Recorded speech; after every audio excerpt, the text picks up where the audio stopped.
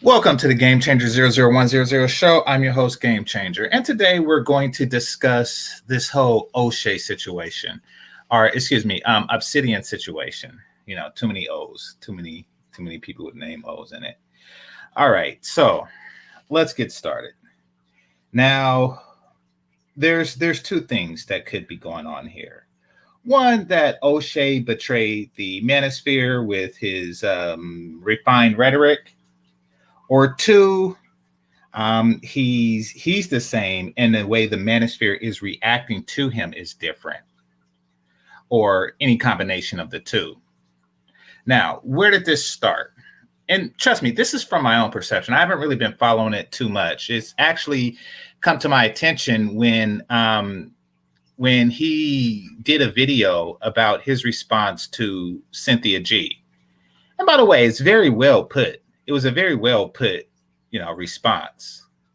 Cynthia G was going with the whole, well, I don't even want to get into that. That was just a very weird thing that she was saying, but it obviously was meant to incite emotions, and he just kind of stood firm and obliterated her points. So kudos to her, or excuse me, kudos to O'Shea for that.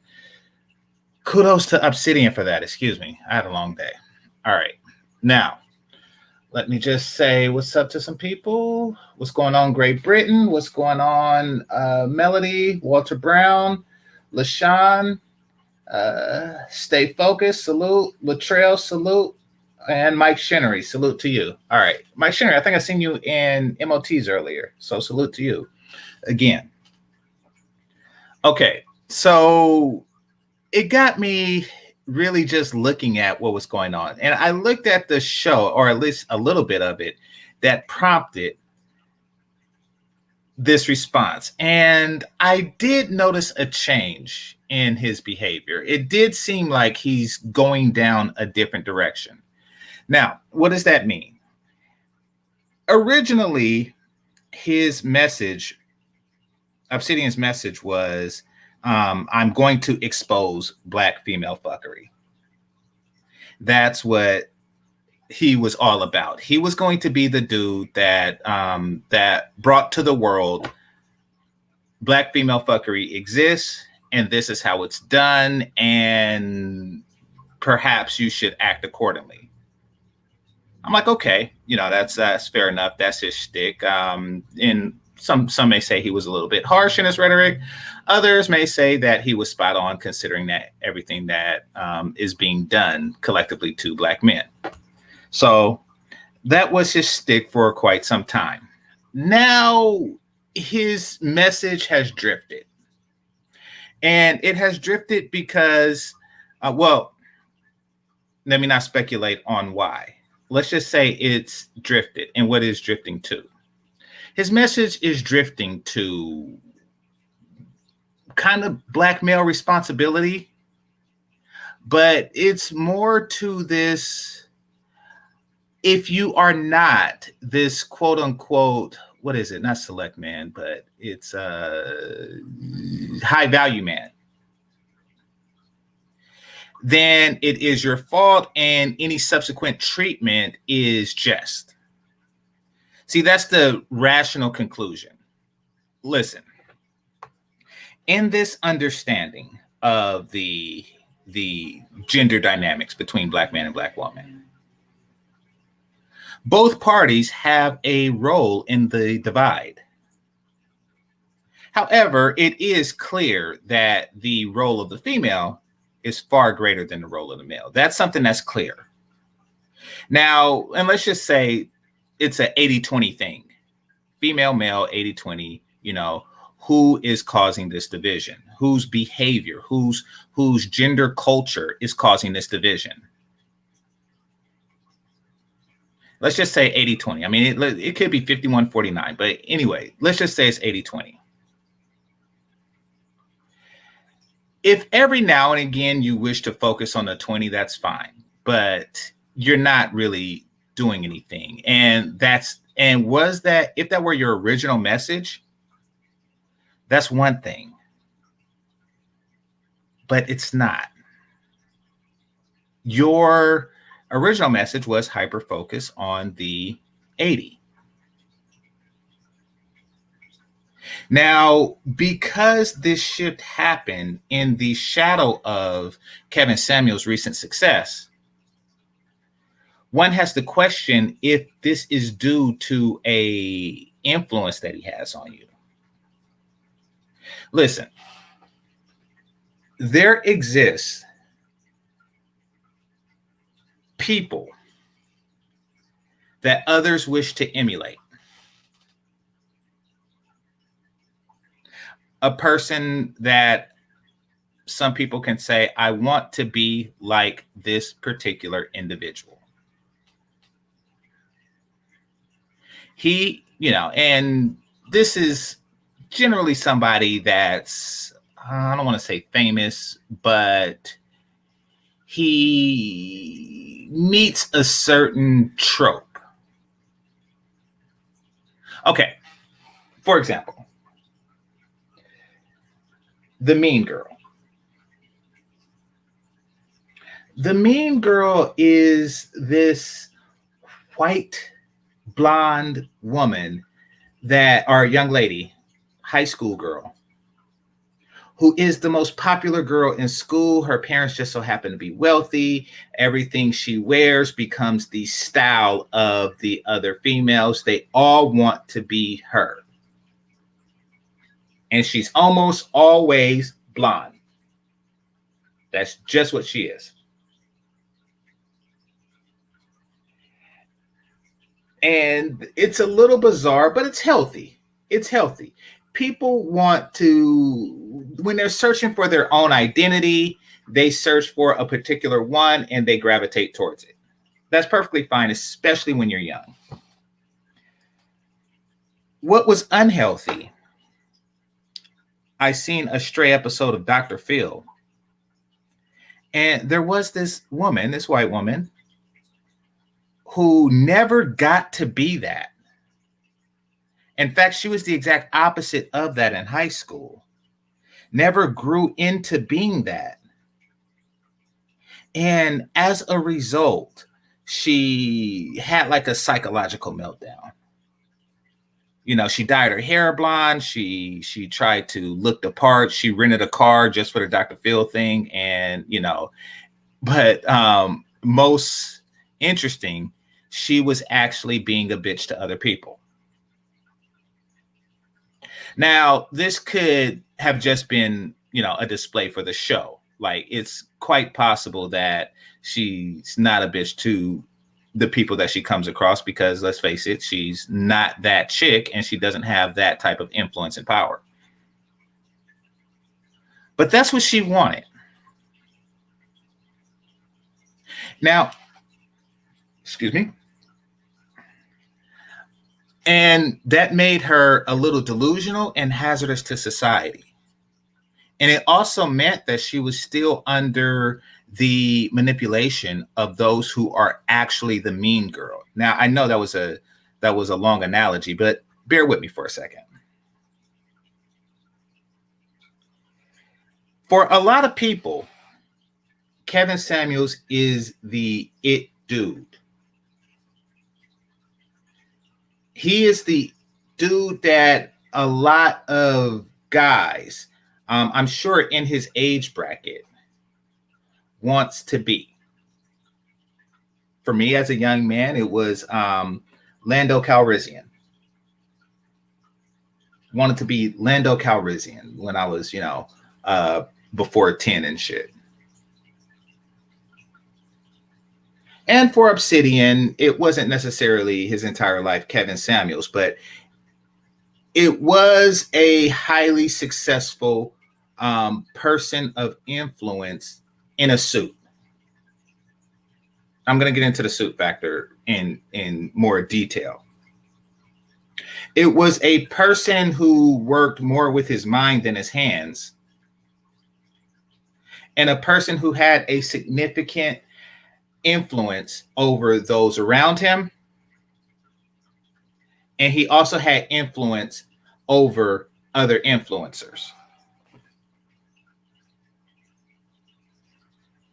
Now, if these guys didn't exist and they, didn't want to be like this guys, then their influence wouldn't exist either. But not only does Kevin Samuels exist, and he is the embodiment of what Obsidian wanted to be,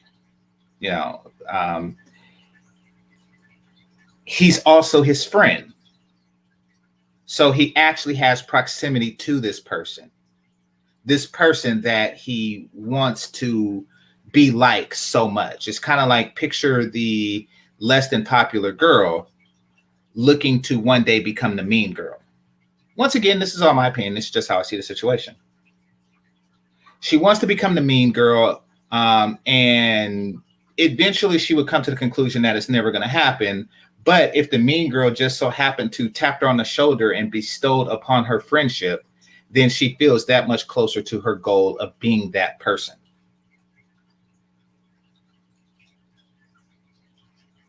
So by making this connection, by making this friendship with him, he started to emulate him a little bit, which once again is healthy to a certain extent. Perhaps not at a certain age, but it's still not harmful. So he started wearing the suits, using terms like, high value man, et cetera, et cetera, et cetera. But there's been a major focus on the suits. Started saying things like, I'm going to brunch, et cetera, et cetera, et cetera. So the behavior started to drift and mirror. Still perfectly fine, and it's really nothing wrong with an adult man wearing a suit. I mean, for me, I rarely ever wear suits. In fact, I don't think I wore one this year or last. It's because, one, I, like outside of church or interviews, I don't see a need for it. Oh, my job don't require that I do it. And it could be, and from what I gather, I think that that's more of a East Coast thing. Like here, it's more like a Mark Zuckerberg type, whatever. Like the CEO doesn't wear suits or anything. And maybe because it's hot, who knows? But it's just not really a corporate requirement. And I work indoors. So, it's never really been a corporate requirement. Oh, no, I did it for a company photo. But no, that was 2018. Yeah. So, yeah, no real need for it. But I mean, I get it. It's what it represents, especially if you're a man of that age. In the 80s, everybody did it.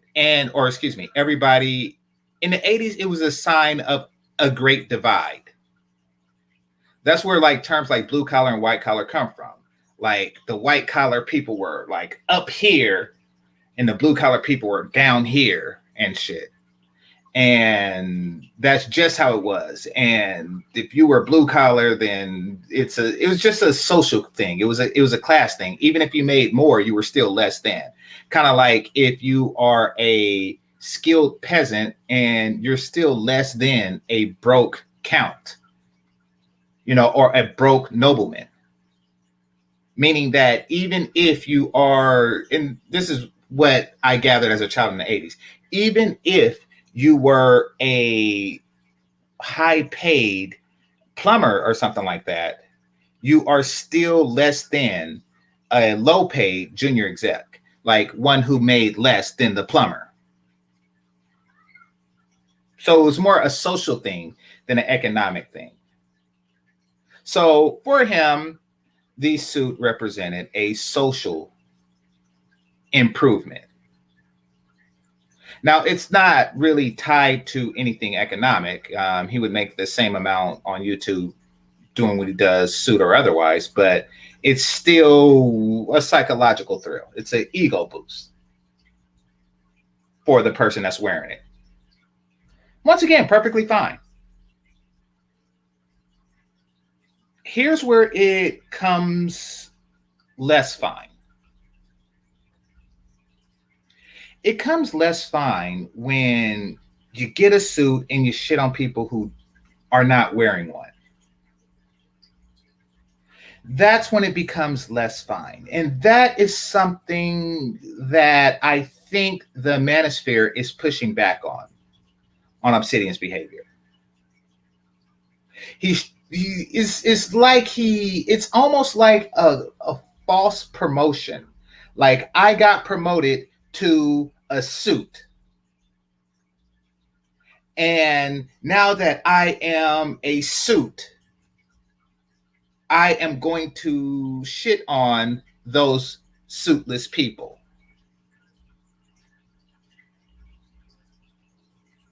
That's what I'm kind of feeling from him.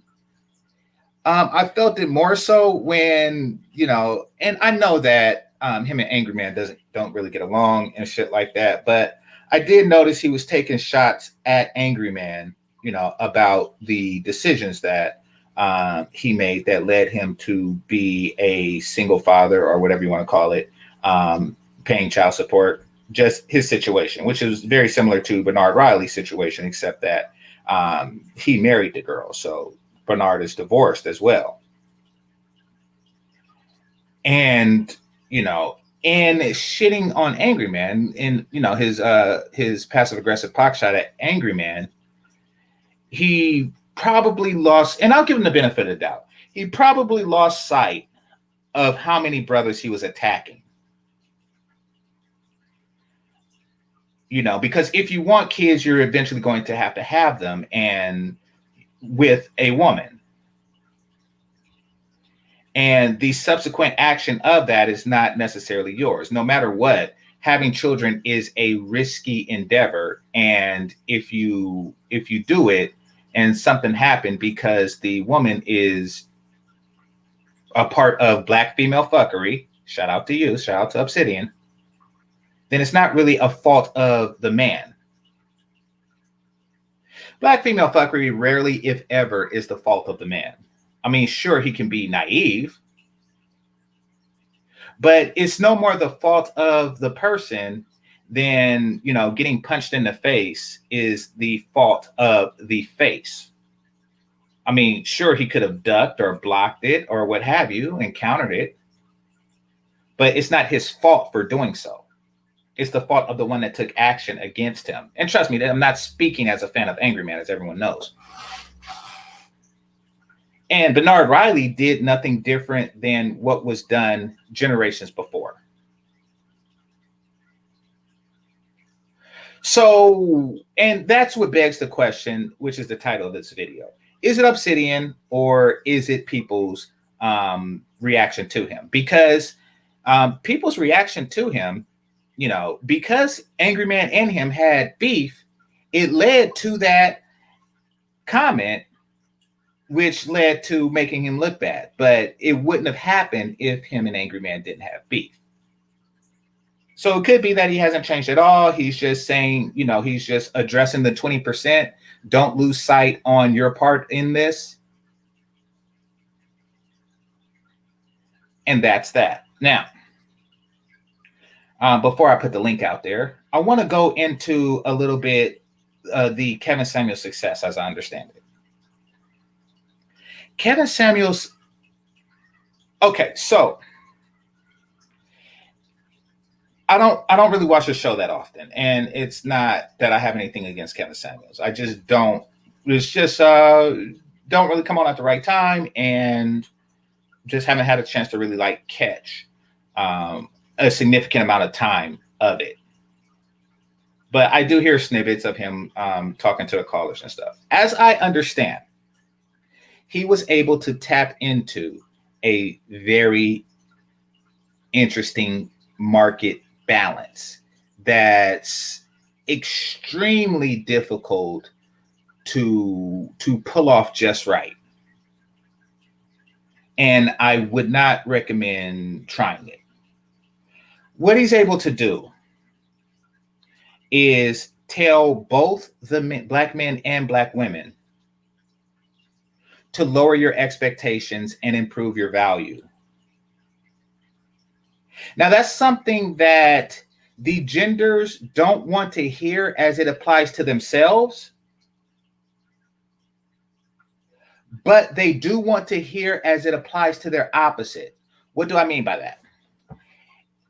What I mean is that black men want to hear somebody tell black women that, you know, they're fat, their hair stinks, their attitude sucks, and they can't take care of kids or cook worth a shit. Black men want to hear that. And black women do not want to hear that. Fuck. All right.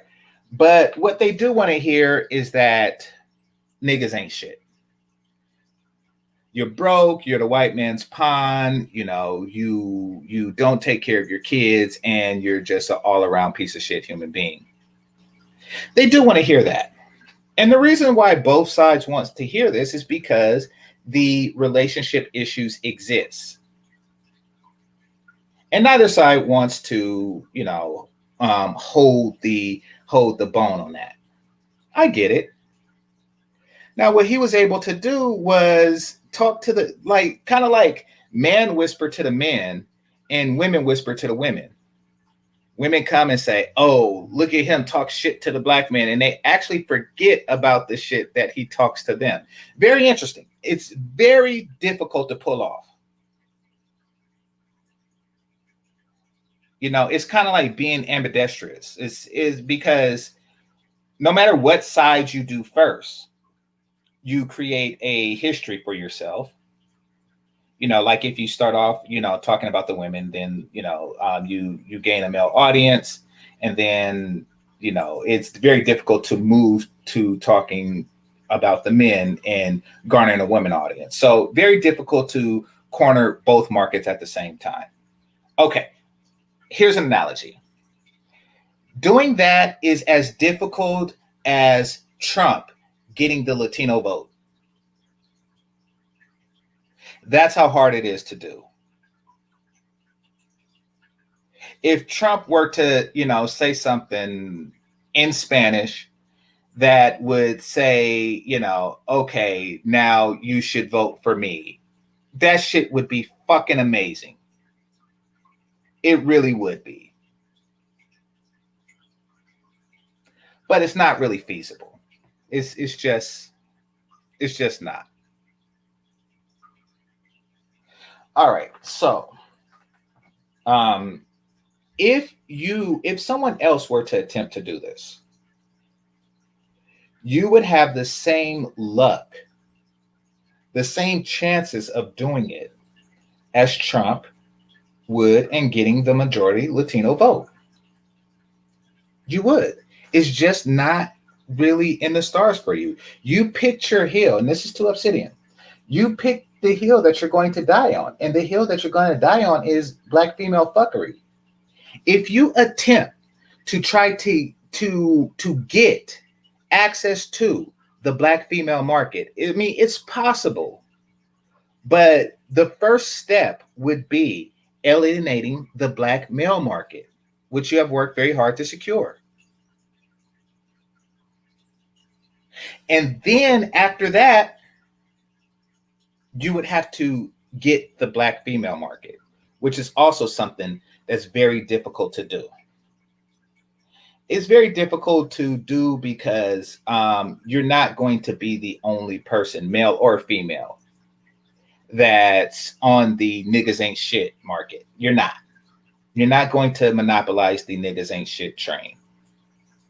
In fact, the people who are successful or semi-successful at doing this to for black women are either a jawline nigga that's selling them a fantasy, and perhaps Kevin Samuels fall into that category to certain women. Who knows? But you know, I'm thinking more like Derek Jackson and shit like that. You're either a jawline nigga and or you have a significant male following, because the women do want black men who can lead other black men into simpery. From what I gather, that's what's attempted. That is what's being attempted to be pulled off. The whole, hey, look, ladies, I got a black male following. What do you want me to tell them to do? Let me lick my lips and you tell me what you want me to command the black men to do. You know, you're kind of like an overseer that's still a slave. That's what they look for, and that's why you see like these type of dudes, and they're always talking that they're basically trying to convince black men to self-improve and lower their standards, while at the same time trying to allow black women to lower their value and improve their standards. You see, that's the message that black women want to give to black men. That's the message that they have been giving to black men for quite some time. Now they just want us to give it to each other. Most smart guys, especially Manosphere guys, are going to spot this change a mile away. Miles away. Others have attempted to do it in the past and their channel didn't grow. So, like, they're going to spot this miles away. I mean, Obsidian, if you're listening, just don't even try it. I mean, you can, but I wouldn't. I wouldn't try it. Okay, so yeah, but Kevin Samuels, for those who are here for money. Oh, actually, let me check my because I haven't been looking at the chat. My bad. Let me check to see if somebody sent me something so I could shout them out. But okay, so for those who are there, for those who are here for the money, right? And there's nothing wrong with that. It's a job, you know. Kevin Samuels set a new cap on how much of it is out there for you. It's a new goal. So in addition to the emulation that already existed for him, just for being that suit dude, there's an additional factor, and that is there's a market to tap into. If I can maintain this perfect balance that Kevin Samuels has mastered, then I will tap into a very lucrative market.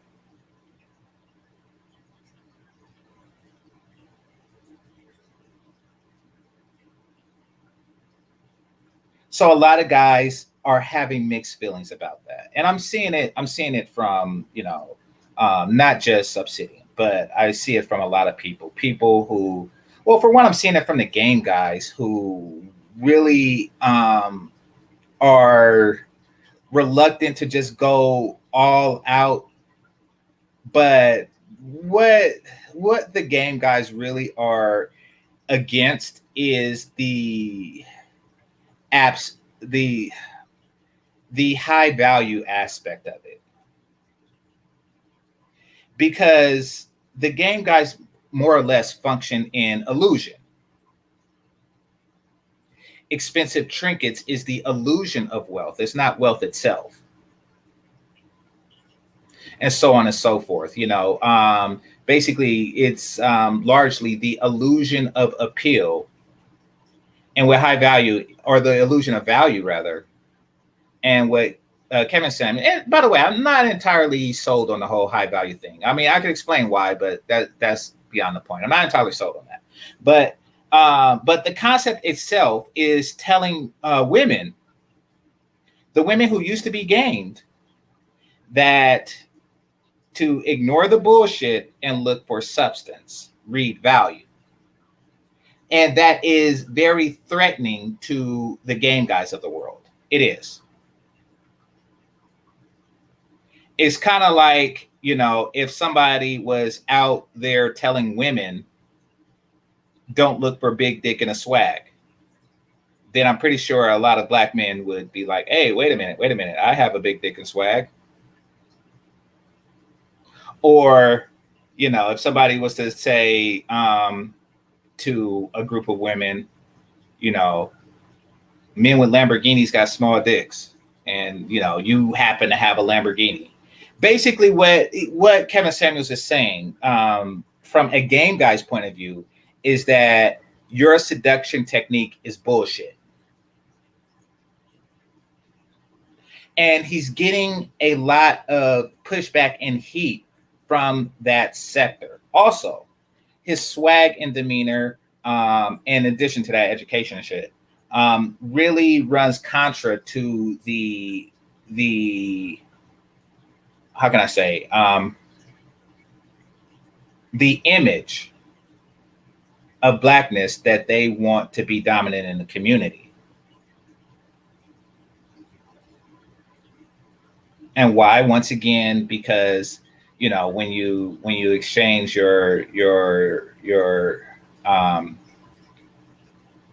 baseball cap with a hairline, and your white tee or your super large t-shirt, with a suit and tie and shit like that, it kind of runs counter to what you're trying to do, what you're trying to sell.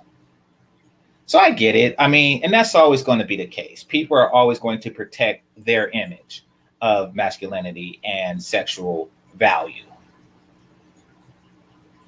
So it's kind of like two peacocks saying, what color feathers, like a peacock that has a dominant purple feathering and a peacock that has a dominant fuchsia feathering. They're both saying, oh, the chick should go after this one. Now, Kevin Samuels is reaching a lot more females. And I think largely it's because they were going for that, his appearance type for quite some time. But and his is also a lot more difficult to obtain. Kevin Samuels appears to be more selective in his mating choices, while the game dudes are pretty much fuck anything. And women don't really need advice on how to get them, because they've already got them.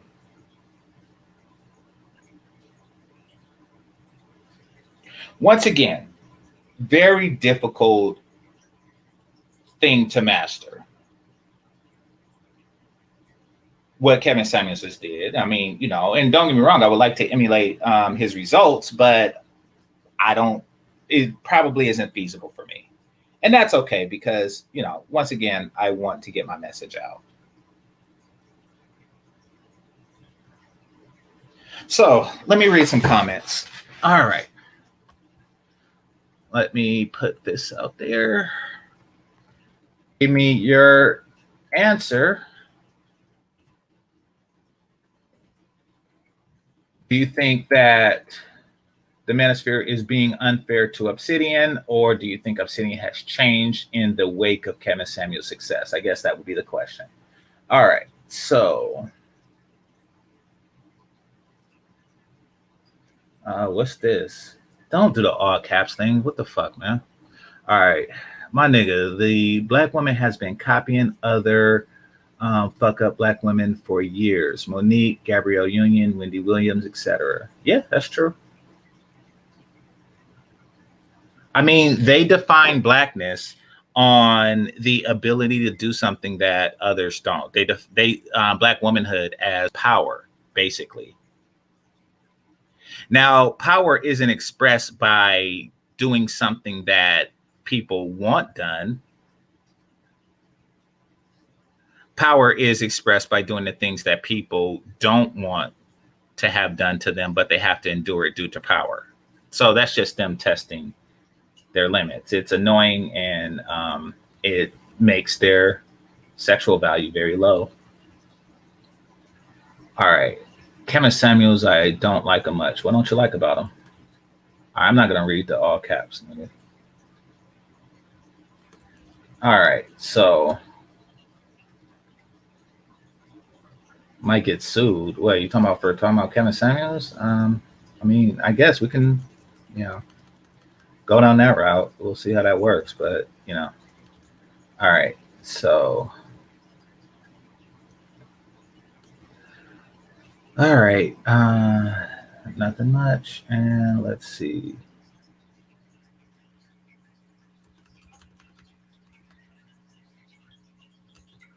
To suit or not to suit? Yeah.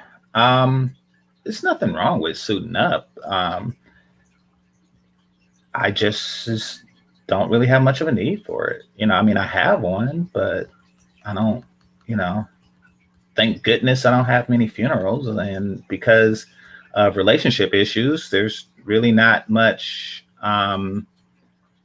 There really aren't many weddings and the Black community, and fortunately for me, I haven't had many funerals lately. So knock on wood on that. Um, yeah. So okay. So yeah, he has been on this suit craze for quite some time, and it's due to Kevin Samuels. It's okay. So imagine if and this is just what I suspect. Imagine if you grew up in a society that viewed you as less than because you were a hardworking man with a blue collar. And this is not for a short period of time. This is for 22 years. I think that it probably would be a good feeling to, put on a suit and, you know, and, do whatever you do in that suit. You feel like a different person, I mean, just picture like a nun in a stiletto, like, oh yeah, this feels good. Like it's just a new feeling. All right.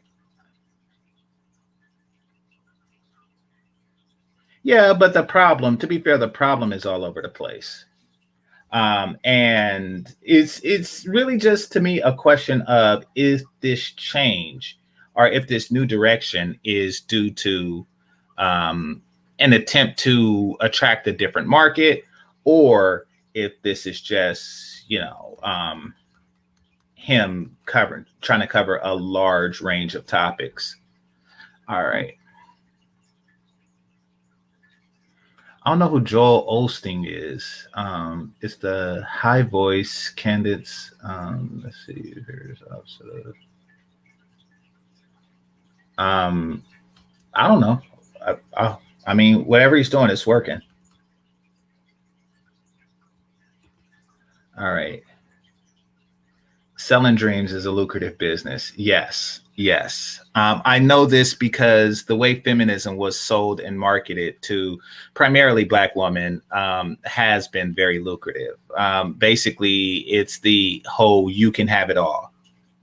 You can have the career, the husband, and the kids. And, you can, and you can ride the carousel too. It's like, you can ride the carousel, and right before you hit the wall, a rich jawline nigga is gonna marry you and buy you shoes every day.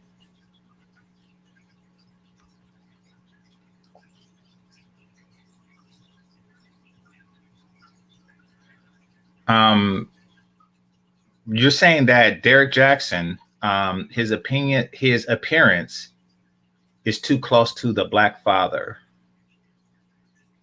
You want to expand on that? Are you saying that the Black father appearance is trope is physically look like Derek Jackson?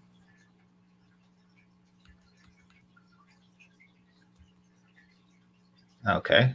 John Clark, he went from 350 patrons to 190. He's losing. Ooh, god damn. Well, yeah, I mean 60, what's that, like $300? So yeah, that's not it's not a small amount, definitely. I mean, I'm just averaging, assuming that it's about $5 each. So I'm a patron of Obsidians, by the way.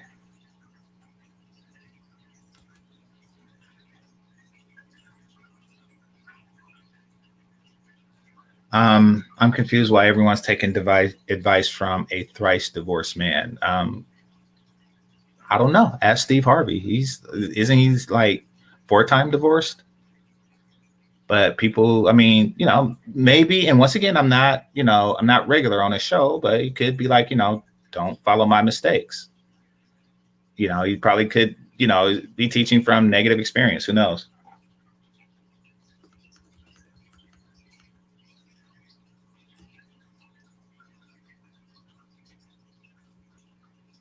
All right.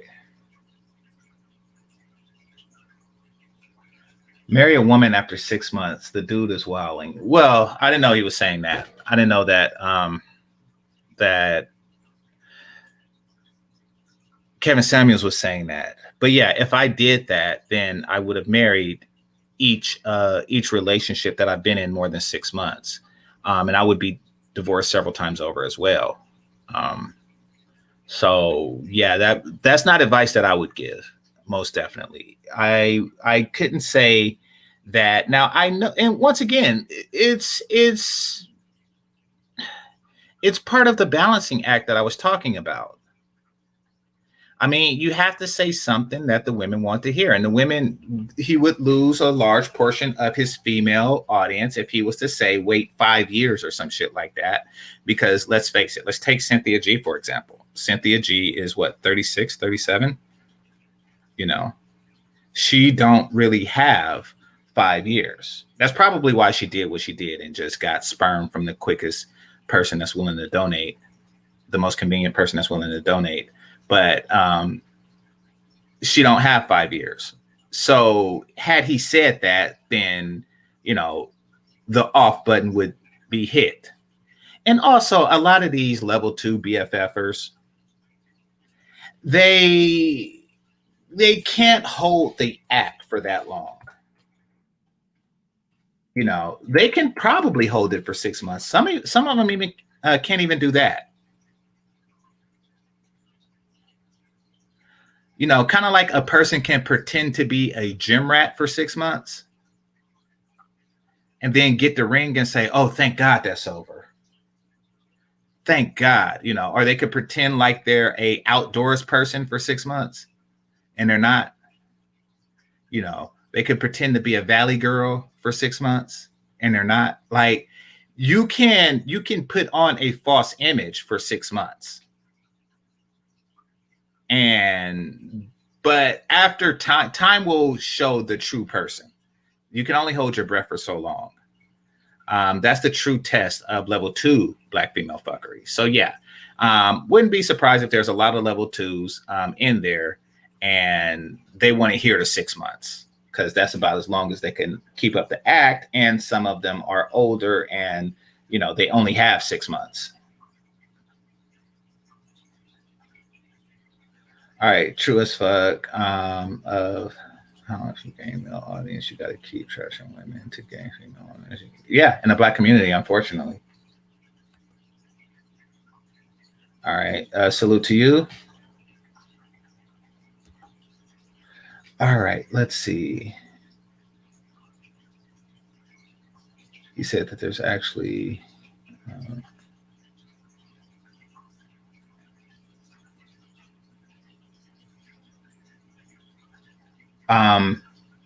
That's a weird thing to say. So wait, let me see. He said actually the rule was 6 months to see if she was fit for you.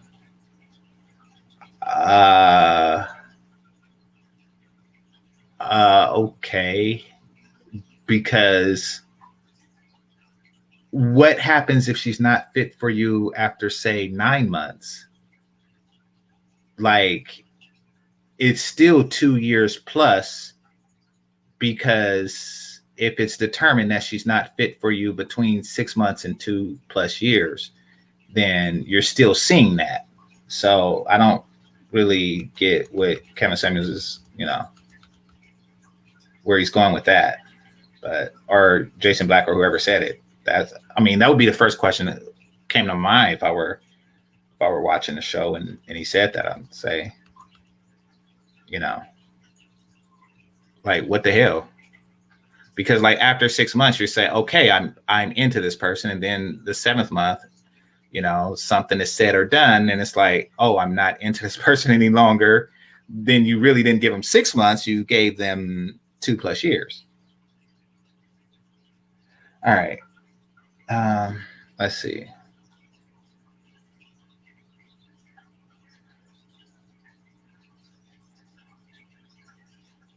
Well, oh, you're talking about the game dudes. All right, here's the thing. Any method of, and you know, I don't want to make this show about shitting on the game dudes. I actually want to get a discussion about the change in behavior that Obsidian is going through. So, here nor there. Any method of gaining a woman's attention outside of what they call game is tricking, or it's just because you're a handsome dude, or et cetera, et cetera, et cetera. But really, the only valid way of getting sexual attention is their way. So that's just their way of invalidating any sexual attention you get that's not through game. But keep in mind that game dudes, I mean, who's making it rain in the club, and et cetera, et cetera, et cetera. Who's buying the drinks, et cetera, et cetera, et cetera. Who's buying the weed, et cetera, et cetera, et cetera. Like, come on now. Let's not be like that. All right.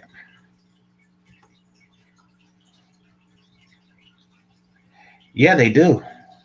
Janet Jackson married her dude for 5 years and divorced him right after the prenup allowed her to do so.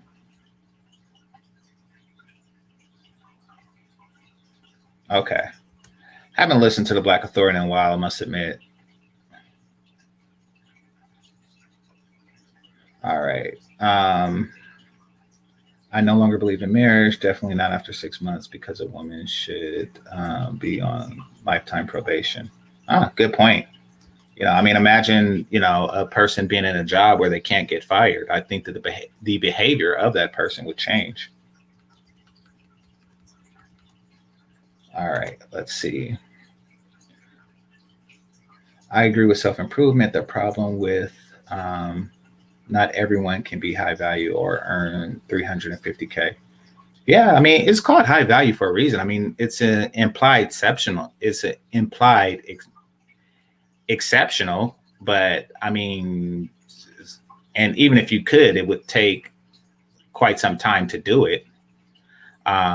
Personally, I think it's very unreasonable that such a large number of women make that a minimum requirement. But I mean, hey, cats for sale. I earn close to 200K, but it will take me a while to get. Yeah, exactly. I mean, if they want to live in a world where 50-year-old men get with 20-year-old women all the time, and I guess, I mean, so if he's speaking to those people, then that's okay.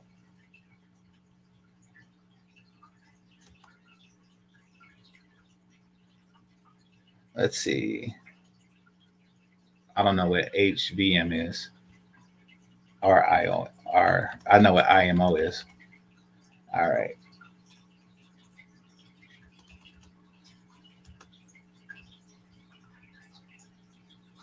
Fucked up 7M. What, 7 million? Yeah, assume they're all like that. You might have been talking to somebody. Oh, you're talking to Charles. Okay.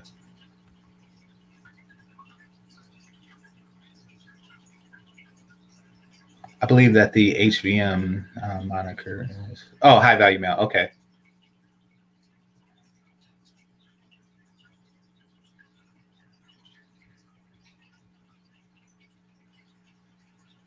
Whoa. Nobody I know from that fraternity that are no, there's a couple, but they're like doctors and shit. From that fraternity actually earns 350K. Very few.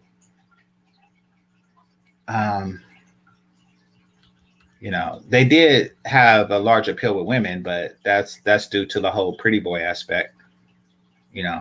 Shout out to the noobs out there. All right, let's see.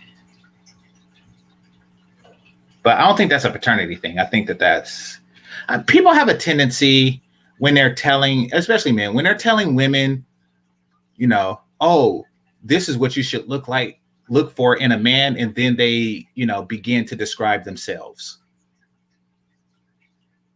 They kind of describe themselves to a T. So let's just say he makes 351K. I doubt he would have said, he should make 400K. Like there's a method to that madness. All right, suit has nothing to do with it. American, let's see. Don't know where you're going with that one, but okay. All right, let's see. His latest videos about condom. If he's slaying, why hasn't he married yet? 6 months, right? You talking about Kevin? I mean, because wasn't it you that said he was married like 3 times?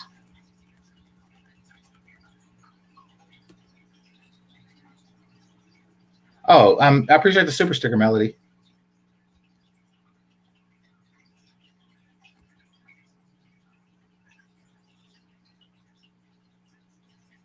He has been suing other YouTubers for criticizing. I didn't even know that was a thing. Shit. Apparently, it's slander to provide evidence against him. Live and learn. All right. I'm apathetic to the suit issue. As the man makes the suit. Okay.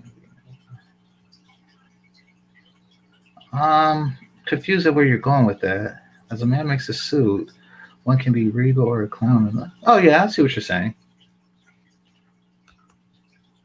Yeah, there's just a certain implied prestige that comes with it that some guys seek, and other guys.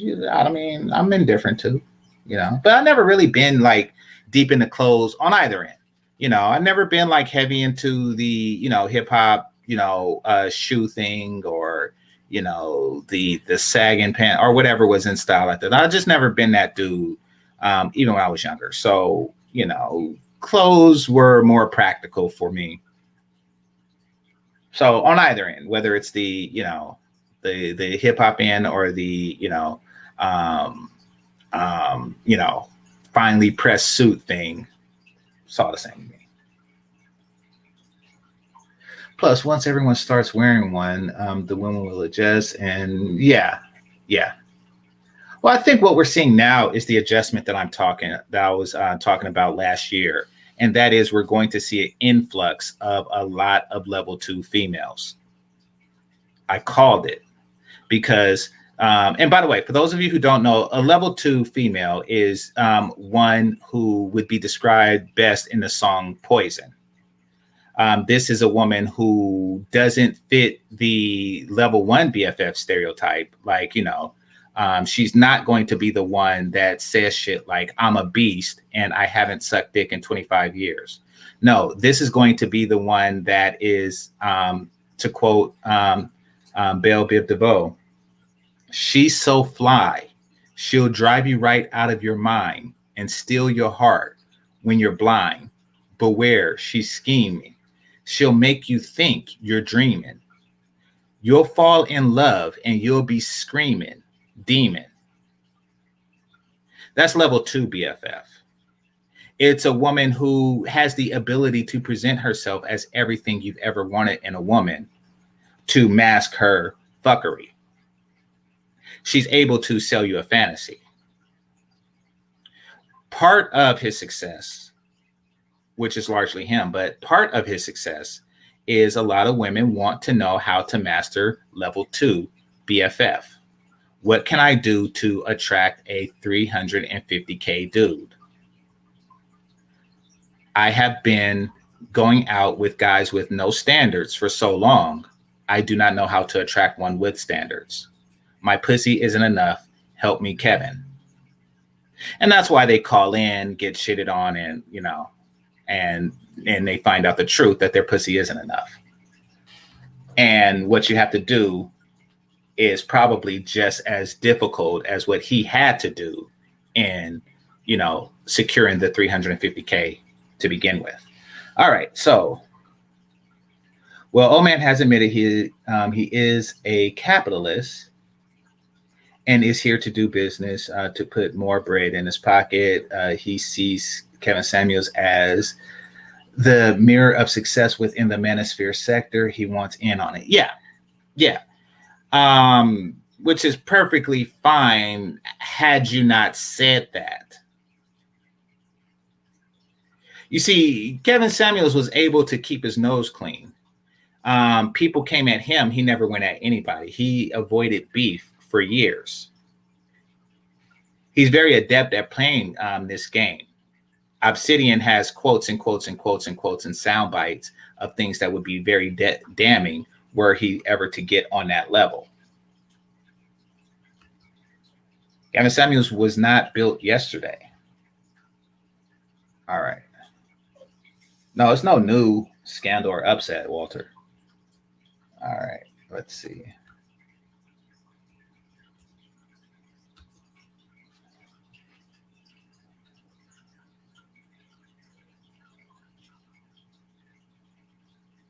Okay.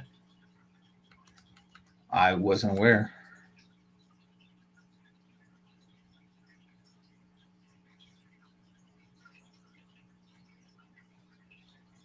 I mean, I never really asked to see it. I don't, to suit or not to suit. Okay, so yeah, we're back where I originally started.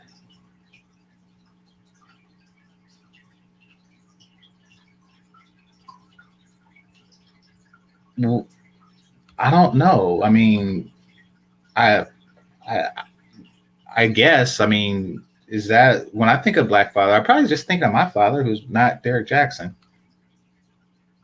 You can't pull off Kevin's message while looking and sounding like the Black Father that most. Okay, but they don't hate Derek Jackson. All right, let's see. Okay, you said that to somebody. Oh, fucking cap locks. All right, let's see.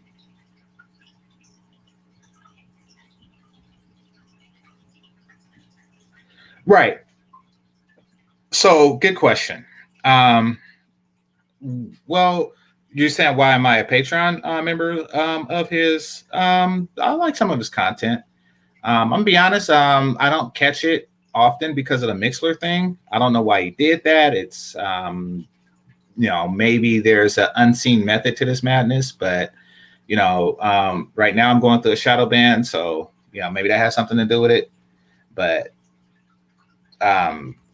yeah, I honestly just like this stuff. Like his message about black female fuckery was spot on at the time that I began to listen to it. All right, let's see. However, when we'll accept Jackson. Okay. Well, I mean, I think that they tell that they accept it with Kevin. I mean, and if they don't, he'll say something about what the men have to do that will entice them. So they stay even when it's not what they want to hear because he'll say something that they want said. That's what I gather.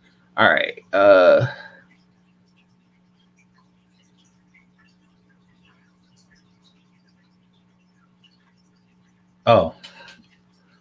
Okay. Well, either way, I mean, what was said there makes more sense, but it's still probably not the best advice for the men.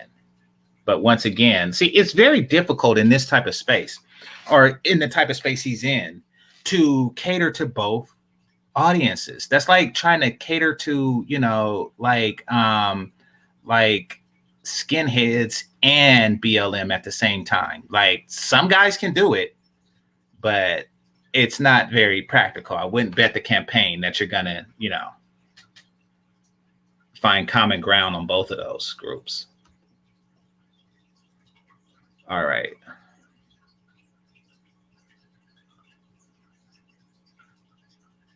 Well, I mean, like Double D was saying, it's part of a selling of a fantasy. It is a fantasy for the rank and file woman to think that she's going to land a 350K guy and 6 months. That is a fantasy. You're telling me that you can land this guy in less time than it would take you to get a degree from DeVry. I guess it's possible, but I see like pump and dump in the future. All right. So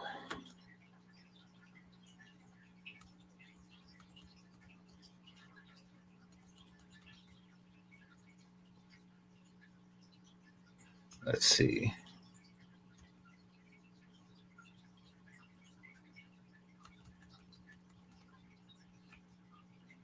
All right, so it's about to be an hour, so I'm gonna just catch up on the message. If nobody wants to join the panel, I'll just catch up on the messages and close down.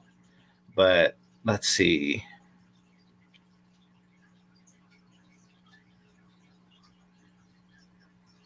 One shouldn't be prone to being attached to things, particularly women, in such fashion that you're unable to jump in the first hand dysfunction. Yeah, exactly.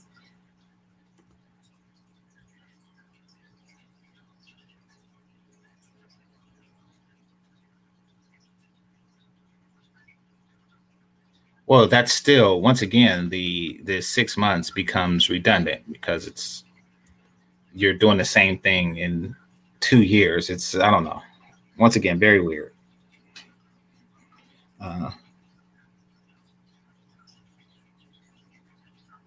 So two, you probably just want to go over the thing again because I covered a lot. So,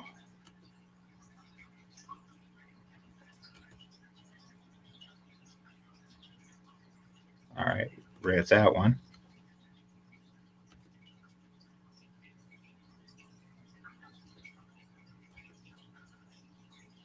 I got you. All right.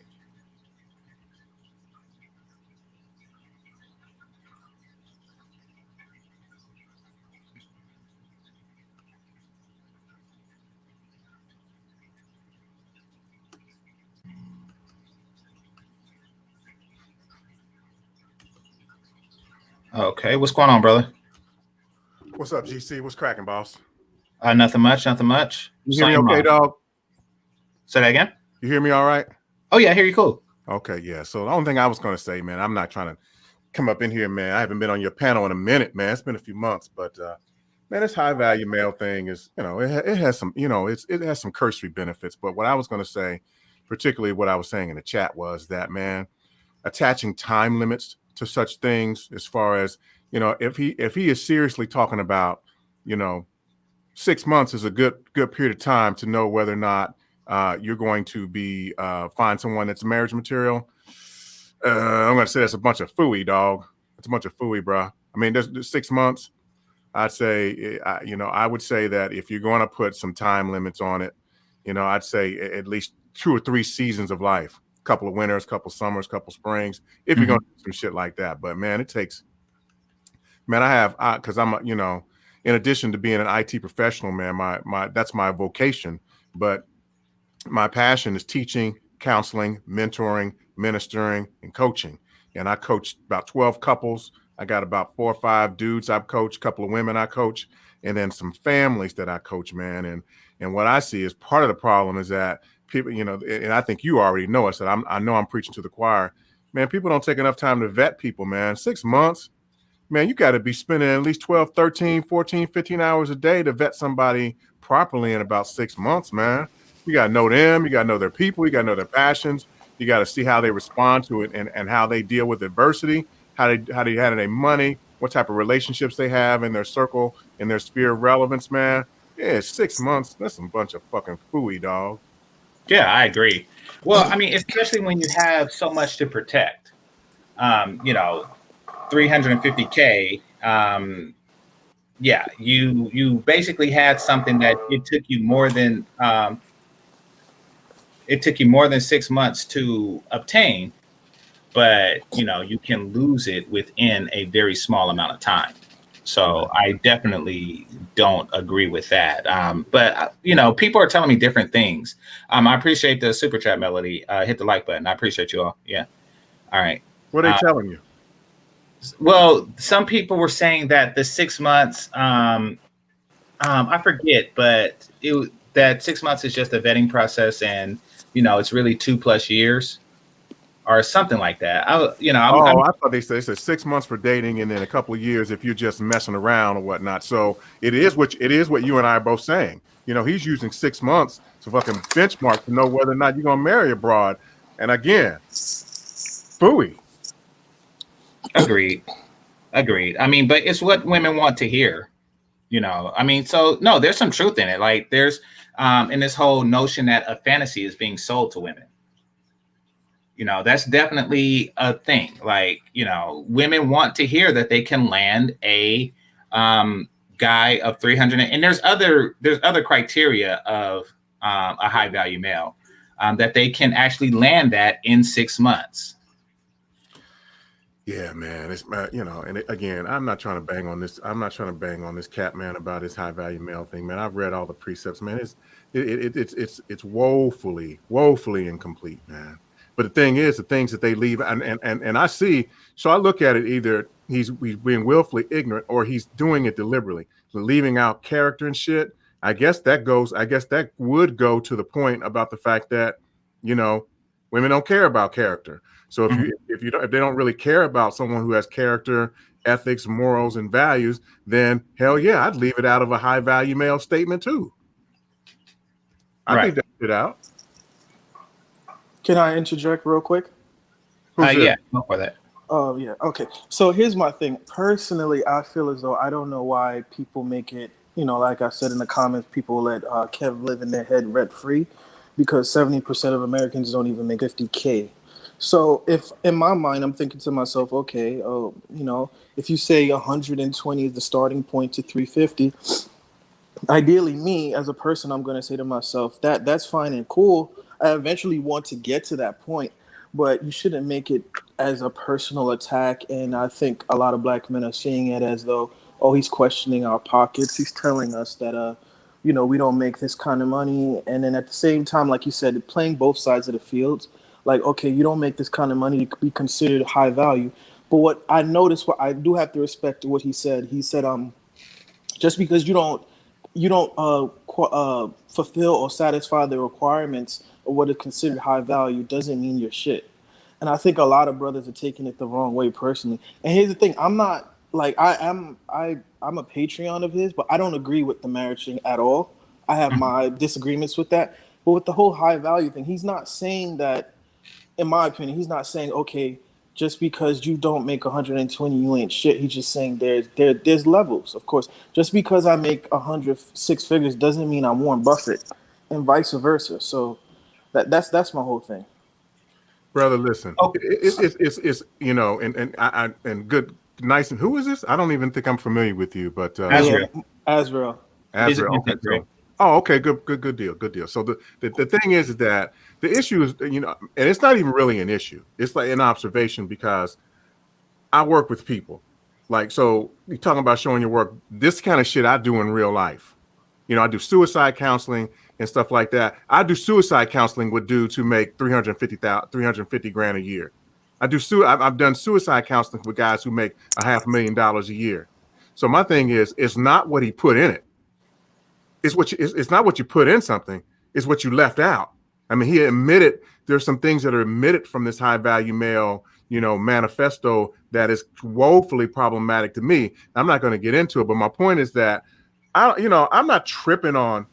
The only reason I have anything personally to say about a game changer is because I work with women and families and young women, and they see shit like this, and that impacts their thinking. And so what it does is that anything that I see out here in the manosphere, in the orthosphere, in any sphere that has an influence on the thinking of people that come under my care, I'm going to take a close look at it.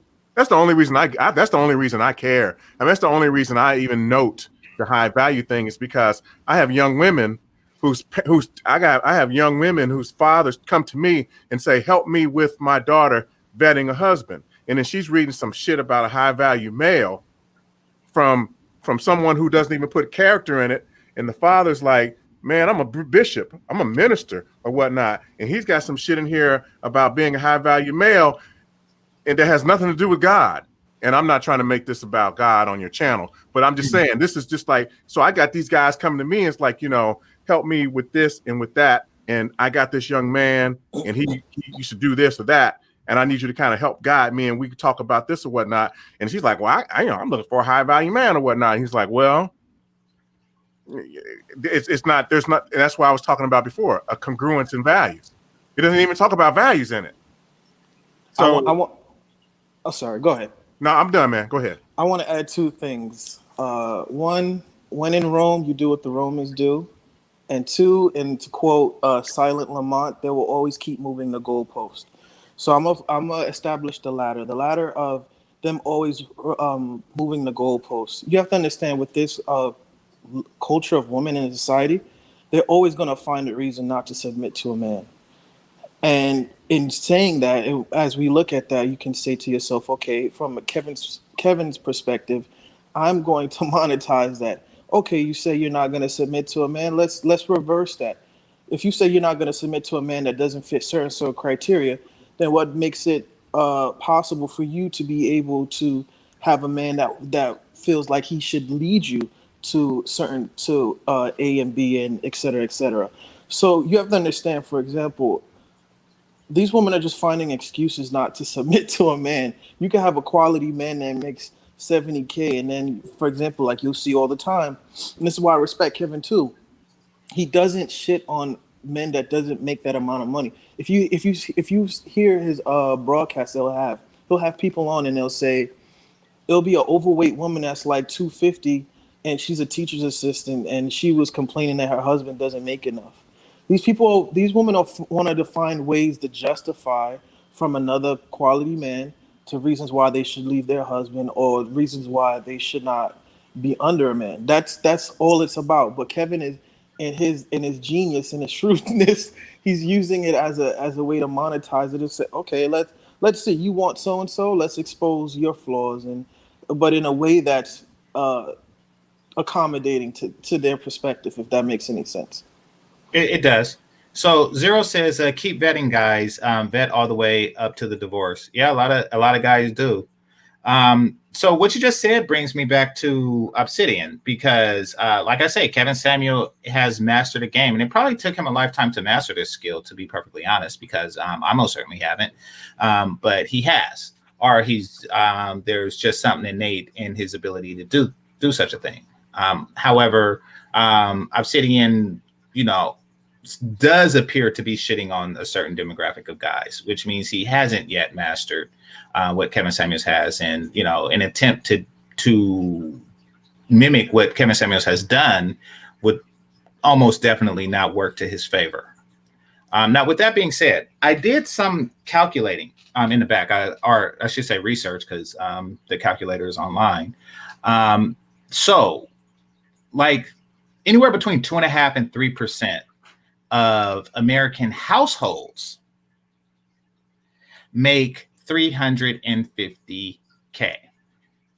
Now, what does that mean?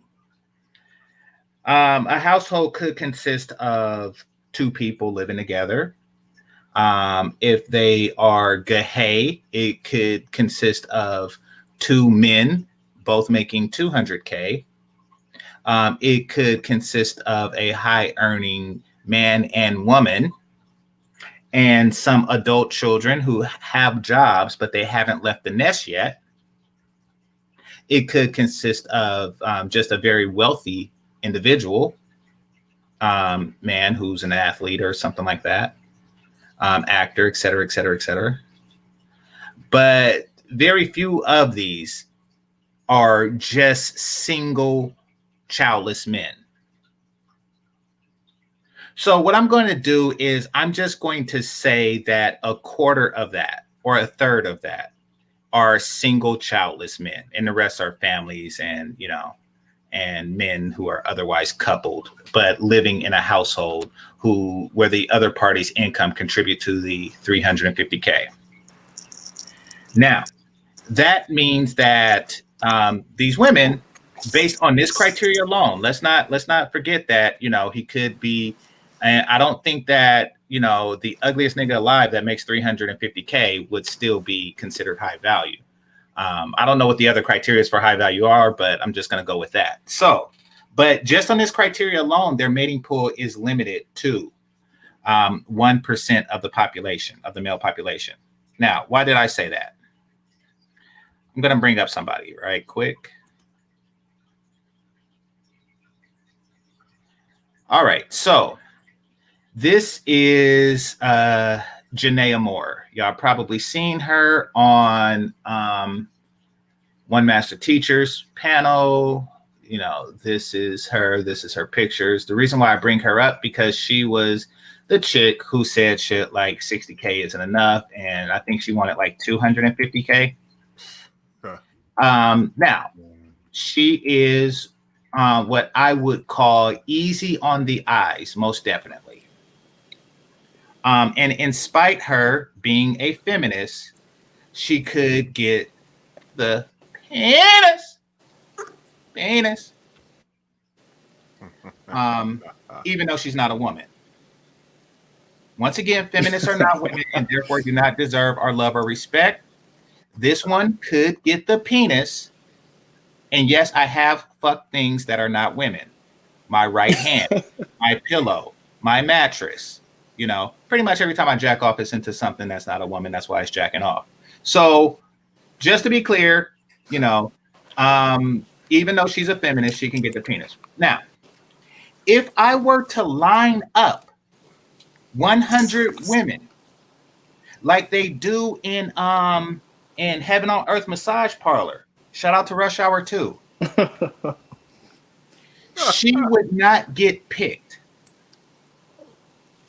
Just like I don't make 350K, she would not get picked if I were to line up 100 women.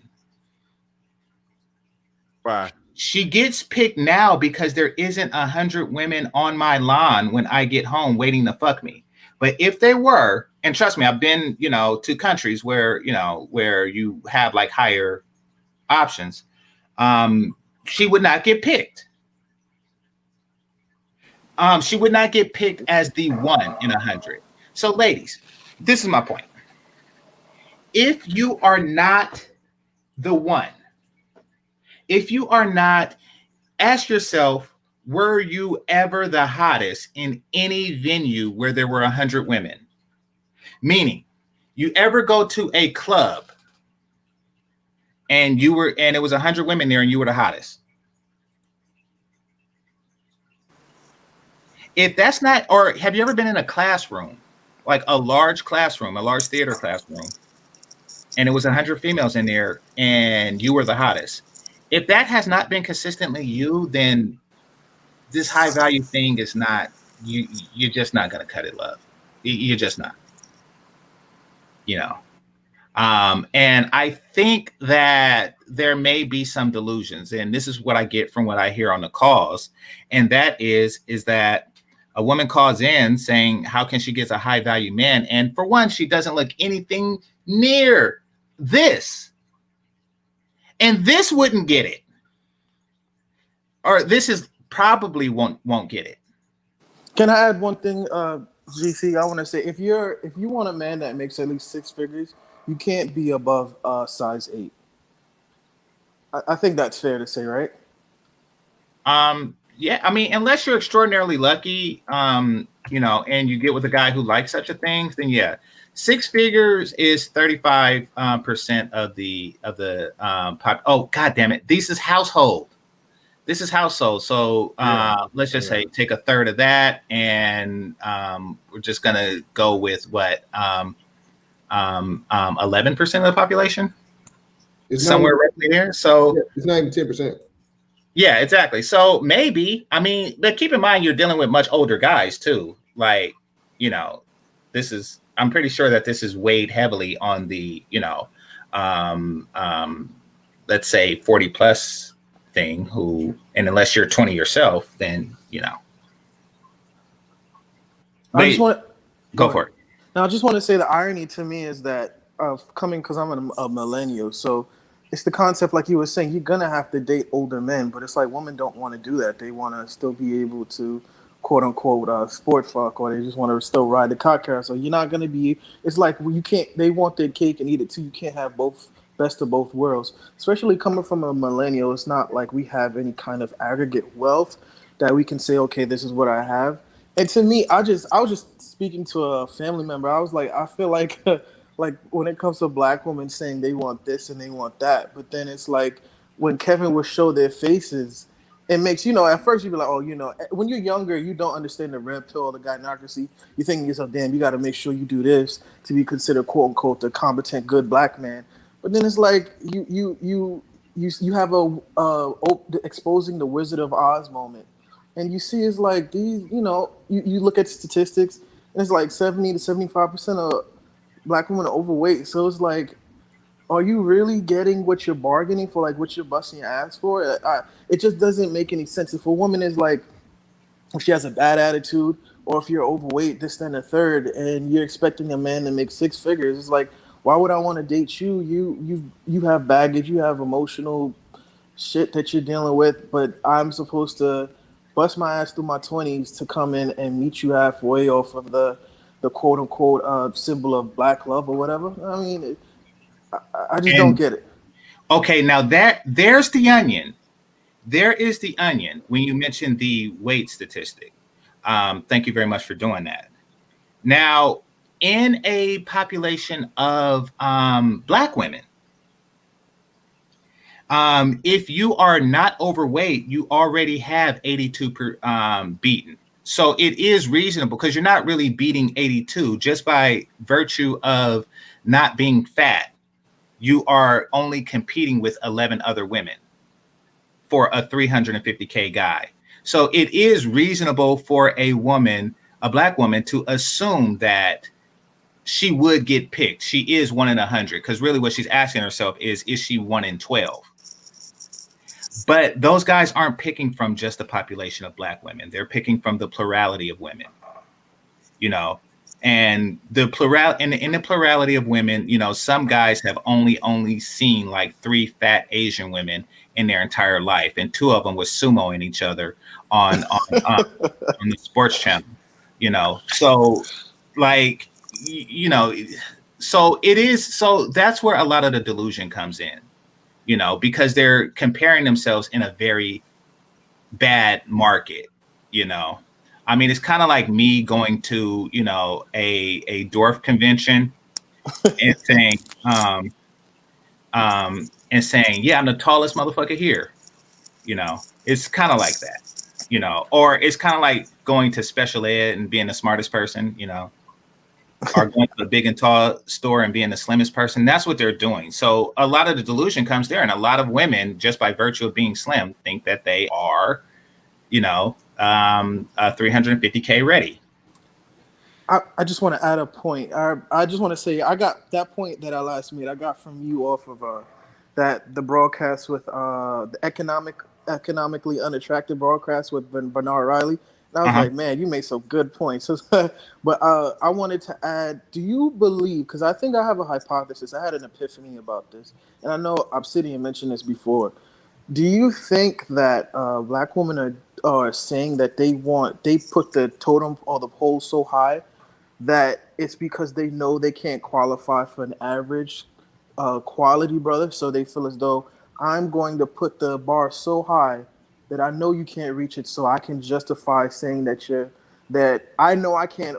It's like what they call it's called making an artificial market, meaning that I'm putting a ludicrous amount of value towards something just because I know you're not going to reach it, but what you don't realize is that you are a quality person. It's just that I'm not a quality. I'm not of a, you know, a high value woman, so to speak. Do you believe that's So you're, probably you're what it you're is? basically saying, is it a shame tactic? Is it to say that since only They, like 1% make it, it's used to shame the other 99%, and to saying that, hey, you know, you don't make 350K and I weigh 350 pounds, so you know it's a wash. No, I get what you're saying, and I would say yes for the women who don't generally date above 100K.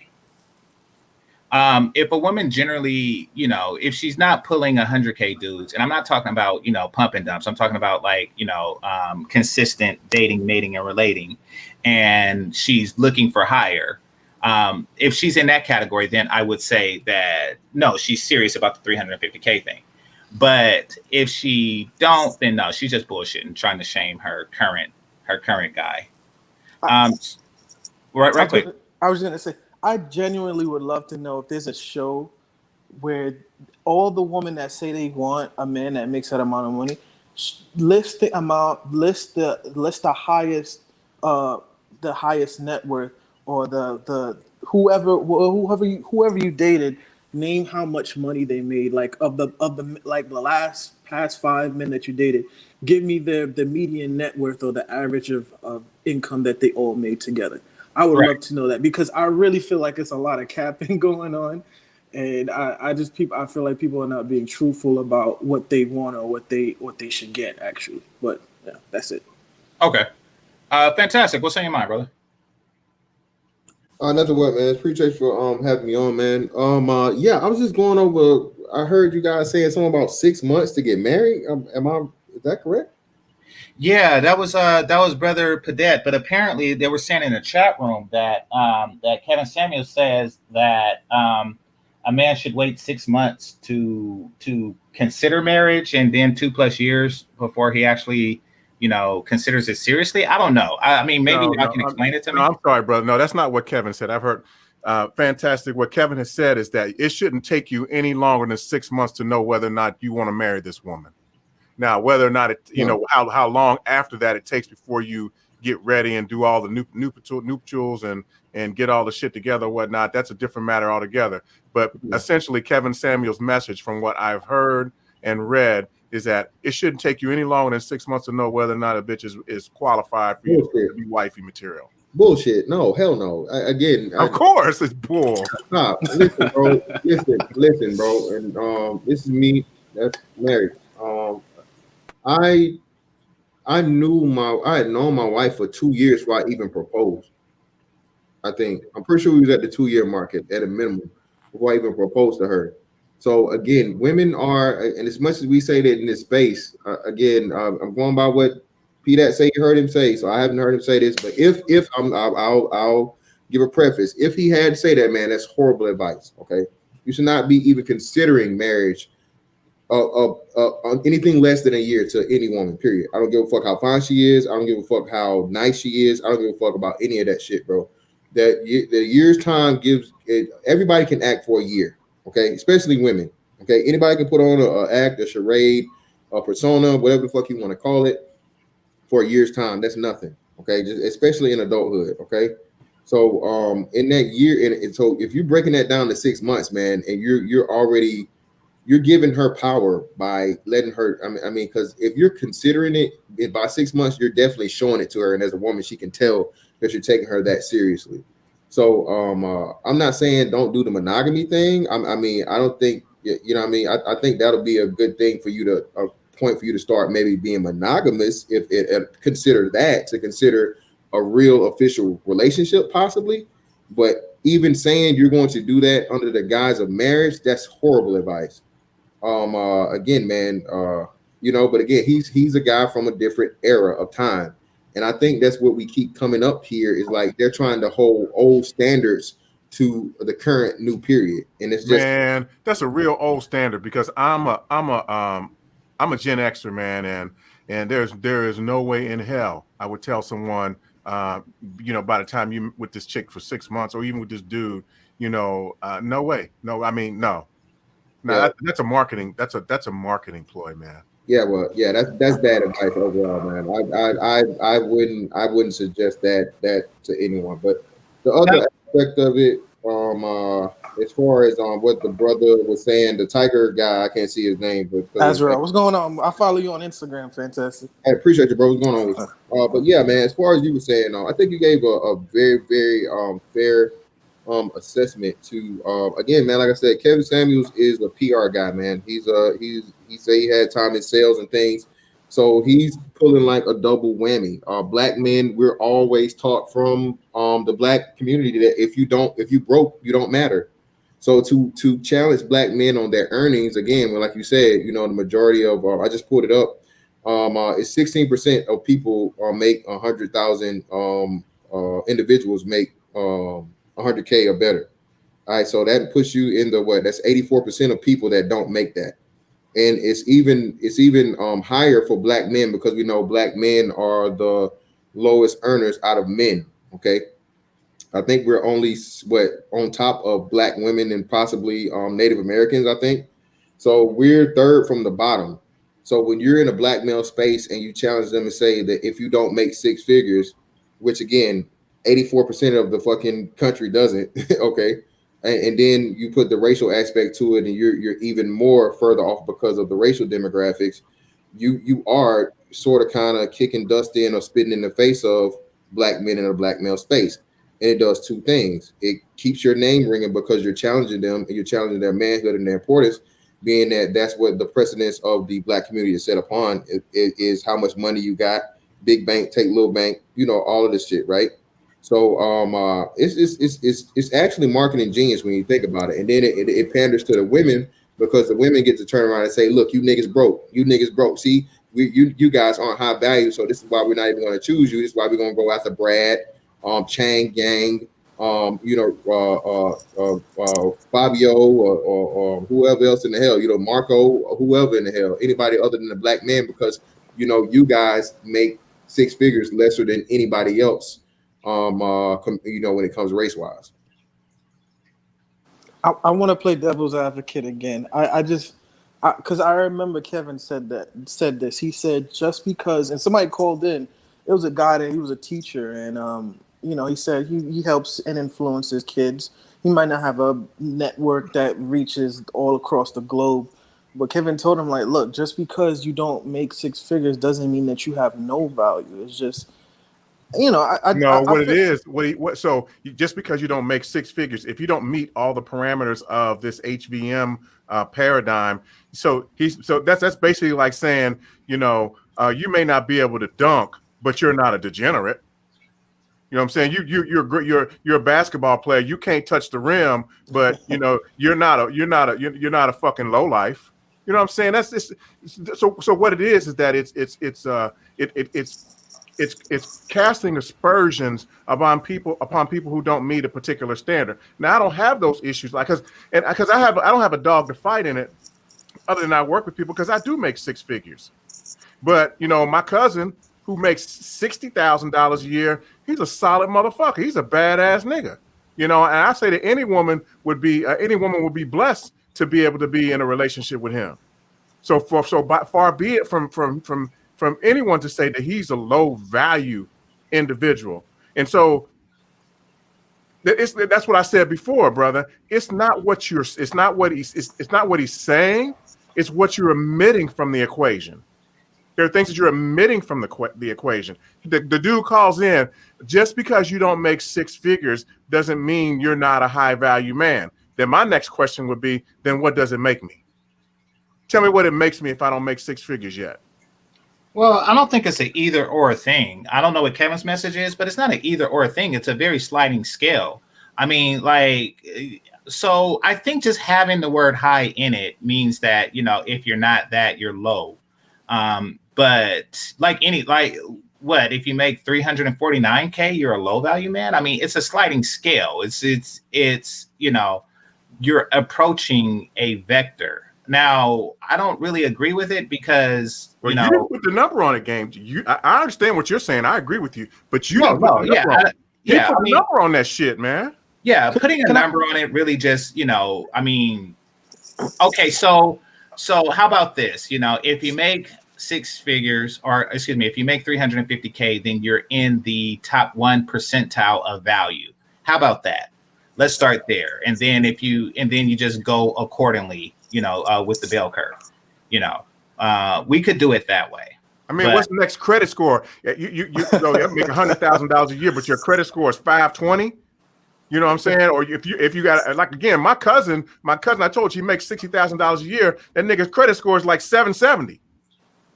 Well, I mean, he's probably, and that's another thing. I mean, because what that does is it eliminates a lot of young men, which, let's face it, if you are a young woman and you're looking for a high earning man, then the best way. Damn, that's a good point you just made right there. Yeah, it eliminates it eliminates damn near everybody in their 20s. I know it probably eliminates you in your 20s.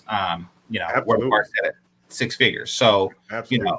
Yeah, it's Go for it. That's some pre- I actually, have a if counter we argument for that. if Go we ahead, were Doc. to read Malevolence in it, which I know you're not reading in Malevolence in it because I'm not, but if we were to read Malevolence in it, that's a pretty slick ass way to eliminate half the population from having females select from. Because like we know you're not we know you're not gonna be choosing none of these young niggas. Choose me, pick me. I make 6 figures. No, it is. It is. I mean, me personally, that's the way it should be. I'm not young, but that's the way it should be done. You know, a woman should get with a guy when she's young and when they're both young, and then support him till he becomes the 350K guy. That's my Don't stance. wait till he's 55 and, you know, then say, you know, oh, here I am. I Right. contributed nothing to your 350K, but here I am. Boobies. Like, what do you do at that point? Like, really? So, and to Fantastic's point, I think that that's part of the dream. I was saying that earlier, that that's part of the dream that's being sold, that a woman can walk up to a guy who makes 350K and in 6 months walk out with a ring and access to 175K. I think that that's the fantasy that's being sold to a lot of women, and you know that's part of the appeal. I want to add a counter argument to what the brother said. Now, when you say he eliminates the ones in the 20s, there's one caveat that Kevin made, and I'm not holding his water or his bucket for him, but there's one caveat he says. He says he admonishes. He says he whenever, especially in the beginning of it when his broadcast started to rise, he would always ask the woman, "Oh, so what are your counterparts doing? What are your sorority sisters, the white ones? Are they married yet?" He would always ask them that, and they would be like, "Oh yeah." But before he would ask them that, they would talk about, "Oh, they can't find a man on their level, blah blah blah." But then that's when he'll ask them, "So what about your white counterparts? So about your non-black counterparts, your sorority sisters?" They found, why is it that by the time they finished college, they all found their husbands. And basically, he was just proving out the point that, and he has a thing. He doesn't say he has high value males, and then he have what is called Henrys, high earners, not really there yet, something like that. Not And rich yet. not rich yet. So, for example, you can have that fulfills what you were saying about him eliminating the people in the 20s, because I definitely agree with that. Because you had a prime example. Somebody came into the show one time. It's not to be so long-winded, but this is a thing that I've experienced, and I've noticed that a lot of black women really don't invest into men that are in college, the college level. Because I'm speaking, I'm 26, right, and I'm going for school for accounting. I'm working on my second degree, this, then the third. But I remember there was a person that called in, and they had a similar situation, close. The girl, the sister met the dude in college, and he was going for accounting, and she went for a real estate degree. Mhm. By the time they came out, she wouldn't marry. He tried to propose to her on her graduation day, and on some level one shit, she was like, "You're ruining my day." She's like, "Don't do that." And then he tried to propose to her again, like about a month or two later, in front of their friends and family, and she wasn't with it. So basically, that's just proving out the point. Like, okay, what GameChanger said, you're supposed to meet your man at that level in terms of when you're in college. You meet somebody at their potential, and you go from there. What black women are doing, they're doing a reverse psychology thing of like, oh, you don't make this kind of money, and I don't know if you're gonna be successful yet. And I've experienced this myself in past relationships. And so it's either, okay, you can be in a situation where, oh, you're not there yet, so let me just find someone else in the meantime. And by the time they hit 30, it's like, oh, I can't find any high value men. Or Kevin, teach me how to find a high value man. It's like those men were there when you were in college, but you weren't willing to invest in them. And when he said that, I was like, yo, like I've lived this. And it's not to, like I said, not to go on long winded, but I know someone because I'm 26. I know someone that's 22, and he was going to school for like electrical engineering, and his girl's like, I feel like I can't really wait for you to finish. come to find out, like she left my friend to deal with a dude that was in his 30s that was a scammer. Like, yeah, he could buy the little bullshit bags and this, that, and the third, but it just goes to show you that black women really are not enthusiastic about investing into a high value man until that high value man has accomplished certain credentials, and that's what when Kevin you're was in college, pointing out. you're not high value yet, anyway. Agreed. See, that's the irony of that. That was the irony of what. So and again, man, I typically don't like the name drop because I believe in discussing ideas and not people. But the idea that white chicks find their bae in college and marry them, but black chicks don't. But the white chicks find their bae in college and marrying them. That white boy, his crack ass ain't no high value man either. He's not high value. Ain't nothing. And that's what I mean when I mention support him to become that. Because what you're doing is by getting him a sandwich, you're saving him, or you're giving him, time. Like say he works, he's an accountant and he's writing a book on the side, Right. Like every moment he's not spending cooking, cleaning, et cetera, et cetera, et cetera, or out looking for, somebody to suck his penis. Every moment he's not doing that, he is spending on his book. So she is, as a helpmate, helping him advance in life. And this is where, a lot of creatives that we have. And the other thing too, she's doing GameChanger. So just go back to the person. Let's go back to these people in college. So this young man is in college. He working. He on the grind. He hitting his books. He handling his business. He working a part-time job. He's starting to hone his craft. He's starting to get a vision for his life and whatnot. He meets a female, and he's not there yet. But there are some things that, and see, this is why all this bullshit, it's wholly incomplete, because this is the kind of shit I do. So the young woman, Becky, in college, and her man ain't there yet. But what are some of the things that she's doing, GameChanger? What are some of the things she's doing, Mr. Fantastic, that's demonstrating her worthiness as a female? Just like you said, GameChanger, she making a nigga a sandwich. She may help him do some research. She may be doing some Googling. Maybe she can sew a button. Maybe she can, find him some discount books, or maybe she can find him some research material. So she's demonstrating the qualities that would make her a suitable helper for the future. But then he said, but the message that we're getting from this individual is that, well, he's not there yet. But who is he telling in the audience that these are some of the things? This is what I'm saying. This is why I said before, it's not what you put in, it's what you leave out of the equation. Because apparently him and Mumia, they're all about having a conversation. Men and women need to get together. They need to start building the community back up again. We need to make love great again, and all this shit. But there's so many variables. There's so many things that are left completely out of the equation. And those things need to be put back into the equation if you're about it. So now your story is, them niggas over there, they hateful. They spend all their time talking about women. They spend all their time running down black women. They're antisocial. Or whatnot. They don't even, and that's the other thing. They say antisocial. Are they talking about antisocial as someone who's a social misfit? Or are they talking about APD, antisocial personality disorder? You know what I'm saying? This is why I'm not permitted to be on the same panel with this individual in question, because I will get to cooking.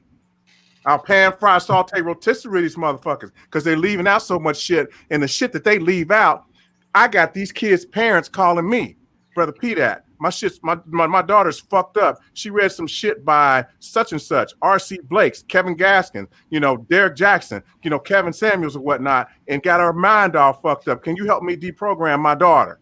Mm-hmm. You know what I'm saying? That's what I'm talking about. So he's not. So to the people in the chat talking about he's living in our head, it ain't got nothing to do with him living in my head. It's the fact I got to clean up his funky ass mess. And then all the Christian women who call that program get nothing but their spirit broken. They call in there and get he is not qualified to talk about God, Jesus, Muhammad, Buddha, Eeyore the donkey. None of that when it comes to people's spirituality. But these okay. Their fucking spirit broke. Yeah, well, let me get Fantastic, but before Fantastic, let me read these super chats real quick, please. All right, so Deborah, I appreciate the super sticker. I appreciate the donation. And Melody, once again, I appreciate you. Please, people, hit the like button for me. I appreciate you, love. All right. Fantastic, please. Yeah, so going back to Azriel's point, it's not just black women that don't have the patience or the understanding of delayed gratification. It's the culture in general. If you don't have it now, again, it don't count. Nobody wants to be around with you for the build. They just want to be there for the celebration and for the success. Right. All the time. Again, you're not, and if you're not a rich nigga, you don't matter. You know what I'm saying? Whether it's by legal means or whether it's by illegal means, whatever it may be. But to the second part of the, I guess in Kevin Samuels' defense, you can't blame him for these women calling in because they see what it is. And like I said, I think again, this is a part of the genius to his thing.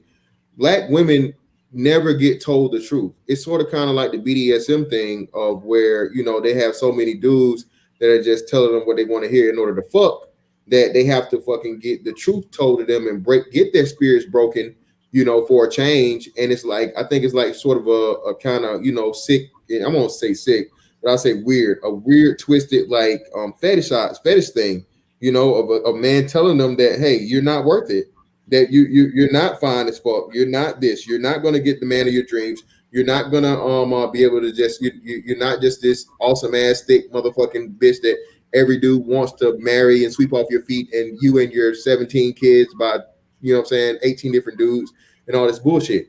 So again, you can't blame Kevin Samuels for, especially if they're calling him for that. If they're calling him for anything religious or in reference to that, that's definitely stupid on their part.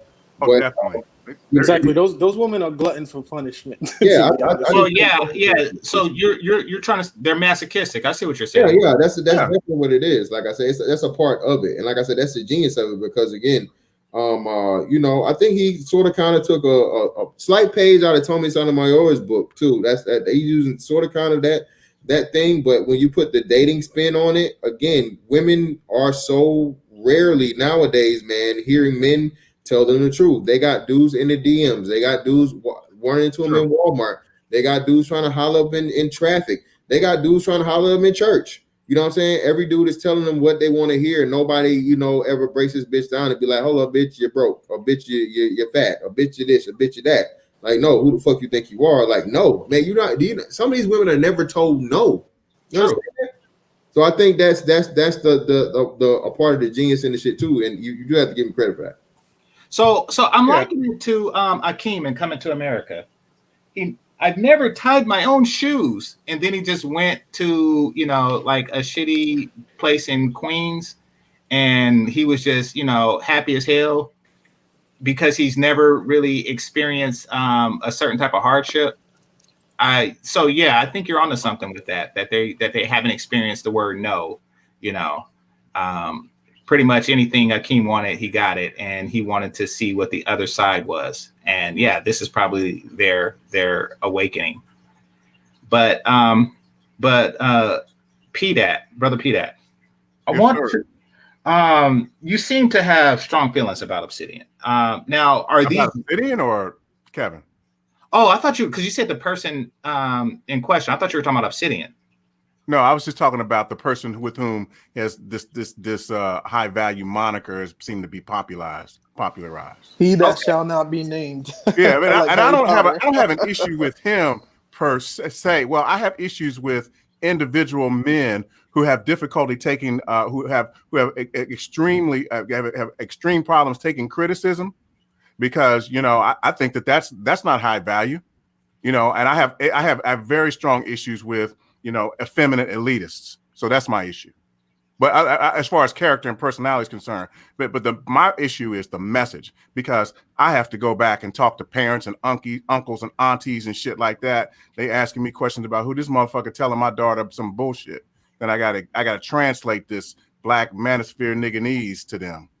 So the effeminate part, I'm not gonna touch that. But okay, good. That's I mean, you can hear my voice, but I'm gonna say elitist. Now, the Henry portion didn't really seem like. I actually agree with the Henry portion of what he was saying. And I do think that more people, particularly Black people, should go for that. So, as far do as you trying feel? to Do you improve feel?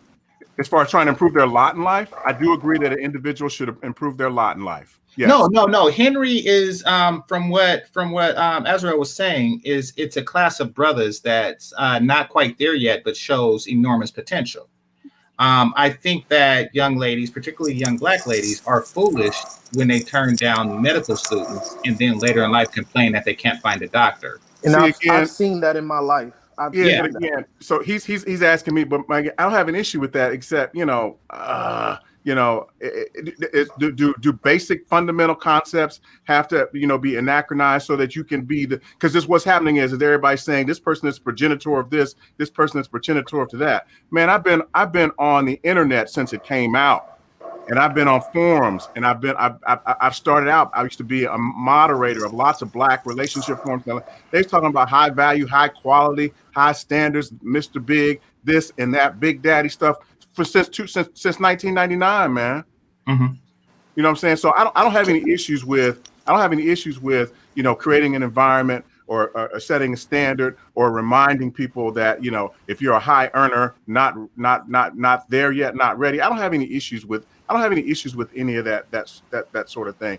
What I'm saying is your claim is of elitism. Now, I want to give a definition to it right quick. Let's just say, for starters, a person can be elite without being an elitist. This goes into a conversation on Ramil's panel. Shout out to him that I had with Mr. Research. Shout out to him also earlier. And I felt he was being an elitist, and that type of behavior causes division. I don't see that in Kevin. People with that particular behavior begin sentences with words like I. They list their accomplishments and then say that this is these things should be valued because these are things that I possess in high quantity. I don't see that with him, and this isn't me, trying to defend Kevin just for the sake of defending Kevin. He could do that on his own if he so chooses, but because I'm definitely going to bring it back to Obsidian after we speak to Gabe. But this is me saying, is that what people really, is that how people really feel about him? Listen, so let me just, since you're asking me, so yeah, elitism is not just about the money thing. The elitism is about your mentality. The elitism is creating barriers and drawing lines between me and you, us and them. You're not a content creator, so you really should have to pay to come up on my fucking panel and talk. I'm not talking about just the money. I'm talking about this whole separation, because that's what they're doing. The Black Manosphere, because people keep calling it the Manosphere. The Black Manosphere. This is just my opinion. This is supposed to be a brotherhood of people who are supposed to be edifying one another. Yes, we do. Iron sharpens iron. Yes, we do disagree. Yes, we do hammer things out. But we hammer things out. But we also, on one hand, we're hammering things out. On the other hand, we're working things out. But you can't be working things. You're not working shit out if you insult your fucking Patreons. Has he done? Okay. Same argument I had with Mr. Research earlier, but has he done that? Is my question. Okay, then fair enough. Then your claim, you watch him more than I do. No, I don't watch him. The thing is, since I'm not really permitted to be on panels, but it's the panels that I've heard and I've watched and all these things that he's been participating in. Okay, fair enough. Yeah, I mean, one shouldn't shit on their own patrons. So yeah, definitely. All right, so we're gonna go to Gabe, and then we're gonna go to the title question. So Gabe. Hey, what's going on, brother? Hey, not too much. Yeah, and I missed your message, man. I've been pretty busy today. I haven't got a chance to get back with you, but yeah, man, I think it's just interesting because I think that one thing that Kevin has accomplished, and this isn't, because I don't watch any of his content. I just think it's just very interesting because he has pretty much obtained what most of the Manosphere has been looking for years and years and years, right? They're a louder voice to the general public. And it's pretty much like everybody, like he stated over and over again that, hey, this is my opinion. And it's like, this is my opinion. and everybody is like comparing themselves to his opinion, or I guess feeling a certain type of way about his opinion. And I think it's just, I think it's just an interesting flex. Yeah, because I think that most people that have the most pushback for it want it. They want that exposure. They want their opinion to matter to so many people. Absolutely. So, I just think that's kind of like an interesting point, and something that he's definitely been doing. So, well, no, he's definitely achieved a level that's far beyond what the Manosphere, was thought to be achievable from this space. To be perfectly honest, yeah. But I mean, he raised the bar. Tommy Sotomayor is, but he's not Manosphere, and it's a whole different thing. So he definitely set a new high bar, and I do believe, and this goes back to the title question, that it did change the behavior of certain YouTubers. Right. So first, let me say salute to Blase. I appreciate Blase Blah. I appreciate you, brother. And so let's get into it. Do you think that because Obsidian, in his defense, he always talked about how men can improve. Even though his core message was black female fuckery, he do take time out to mention the fellas. This is nothing new. It may be done more frequently, and this may be a result of Kevin Samuel's success. Who knows? But people seem to be reacting to a change in his message. Do you think that he's reacting to the reaction, or do you think that okay, once again, did Obsidian betray the Black Manosphere, or did the Black Manosphere betray Obsidian? Let's start with you, PDAP. I don't think that if I had to make a choice, I would say that I would say that his sudden change was problematic for the Manosphere, especially the Black Manosphere, especially for those of his supporters and his subscribers. But no, the Manosphere did not betray him at all. No, he wasn't betrayed by anyone. Do you feel he's betraying the Manosphere by changing his message and saying what he's saying now? Okay, here's the reason why I think it's important for me to have a panel. Because I'm on the West Coast, and Bernard and Obsidian, they start very early for me, and I rarely catch their show. What I'm getting from the Manosphere in general is that there's a trend moving away from him. I'm getting like residual that there's a change. Yeah. Okay, so let me just say this. I don't think that. So, did he betray the Black Manosphere? When I say he betrayed the men, because it's the message to the men, because initially the message was black female fuckery. There are parameters and there are areas in the nature and character of black women that are, if not incorrigible, damn near irredeemable, and it should burn. So that was a portion of the message until and with very little transition, and lead in GameChanger, then it became y'all niggas. And I'm talking about, not that there hasn't always been a consistent message about brothers, we need to get our shit together. That's always been present. Because I've been following Obsidian since he was on Blog Talk Radio, and I fucks with him. But when you go from black female fuckery, pool of your own excrement and blood, to y'all niggas this and y'all niggas that, I think that it was that hard left turn that seemed to belie a sense of confidence and camaraderie, especially for someone who you fucked with for so long. Yeah. Because let me just say this. Because Obsidian, and I'm going to be done. So, the voice of the everyday brother. Okay, so if you're the voice of the everyday brother ain't making six figures. The everyday brother doesn't have this huge network. The everyday brother ain't rocking Brooks Brothers suits and stovepipe hats and shit like that. So if you were the voice of the everyday brother before, and then you make this hard diametrically opposed turn, and not only did he make this turn, he slapped you in your fucking face when he stepped on the pivot foot. So when you pivot, if you pivot, Hey, pivoting. Don't take shots. Was that a shot, or that's just a misspeak? What are you talking about? Pivot. No, I'm talking about when you moving from one position to another. Okay. Pivoting in your positioning. No, I thought that was a leg shot. But go ahead. No, I don't do that shit, man. Oh, Okay, wow. cool. I don't play the dozen, bro. Oh, All right, cool. Wow, that would have been messed up. Yeah, but if you're not, then it's cool. Go. Yeah. No, I knock my. No, he's changing position. I get you. With me. Yeah. So my thing is that. So that's what I'm talking about.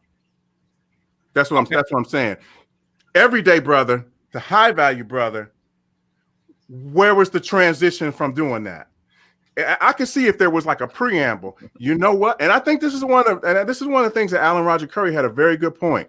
If you're going to change your positioning like that, then there should be some. Okay, so gentlemen, ladies and gentlemen, brothers and sisters and whatnot, I've been giving this some thought.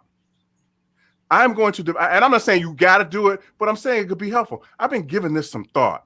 And I think that there should be a transition. I think that we need to change our thinking. I think that I think that we need to reconsider some of the things that have been intrinsic to what we've been doing in the Black Manosphere and our message. So moving forward, I want to start having conversations with brothers about, let's take it off of these bitches for just a minute. Let's talk about the myriad of ways that we can change who we are and what we are as members, as Black men and members of the Black Manosphere. And so let's start having, because if you want to have conversations with women, if you want to have conversations with women, why don't you have conversations with the men first? That's really my point. I think fair enough. I think the brothers. Let's go to I know Melody. She probably don't really feel a dog in a fight, but you do listen to Bernard more than I do. You're wrenched up over there and stuff. You're on the East Coast, so you can wake up when they wake up. So, do you have anything, or you want to pass, or? No, I'm just listening to you guys. Okay, fair enough. Gabe, you got it. Yeah, I was going to say, I think that the brother's previous, his statement and all the things that he said was a perfect example that pretty much answers the question. Is yes, right? For his followers, the people who listen to him for years and years and years, they have an outrage to the change in his position. So I think the answer is yes. But I also, and I don't want to change the conversation, but I do want to ask the question of, is he entitled to do that then, right? Is he entitled to change his position, even if it is so different than what he previously had? Is he allowed to do that? Or is it just like the ultimate sin, like unforgivable if you change your position from what it was before? That's all. Well, good question. I mean, and like I say, so let's just say Trump changed his stance on immigration. Like overnight, for whatever reason, he just said, something, I think we should have more of an open door policy. Mm-hmm. And somebody could say that is, he fell in love with a maid or something like that. Who knows? But there was a sudden change. What would happen is he would lose his core supporters. Yeah. And he would likely or possibly gain a new support group, the fastest growing or the largest minority population in the U.S. right now. Yeah, that's possible. I'd say that it's an extraordinary risk because you're losing your guaranteed voter base in exchange for a potential voter base. Mm-hmm. But I guess piece of that is right. Is that position change? Is it supported by data? Is it supported by something that, maybe, right, it wasn't working. Hey, I'm about to change my position based upon where I'm seeing success is. Is him pivoting towards a more successful route, a route that gives him more of a voice?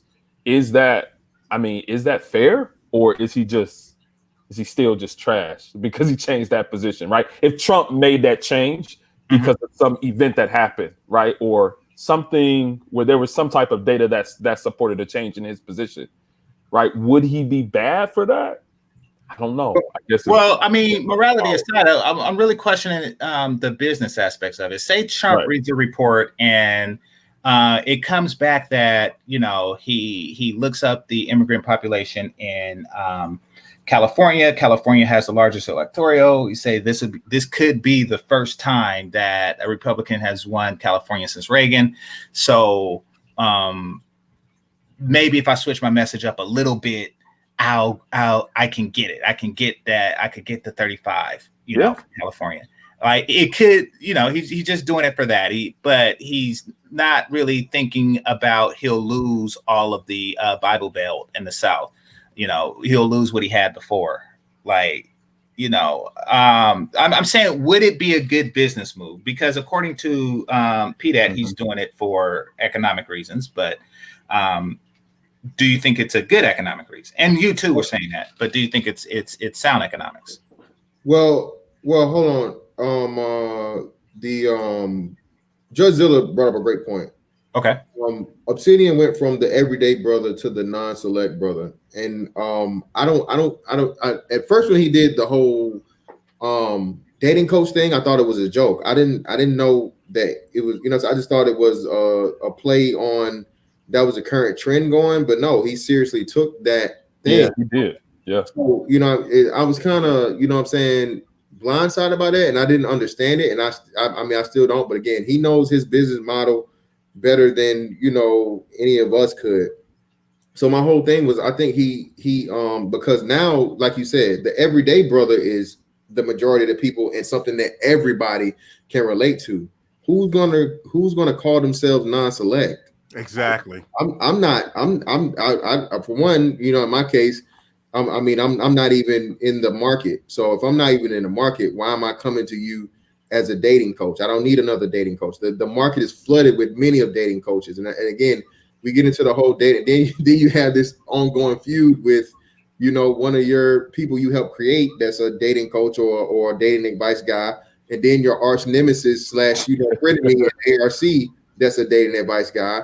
So who do we listen to if and when you're the latest person to the party? You see what I'm saying? And then you're parody in all these dynamics. You're calling yourself the non-select dating coach. I mean, so that means if I go to you, I'm slighting myself by even listening to you, because that's me saying that, hey, I have to listen to this guy because nobody wants me. You see what I'm saying? Mm-hmm. So I don't I don't know. I didn't know what the reason for it was, or.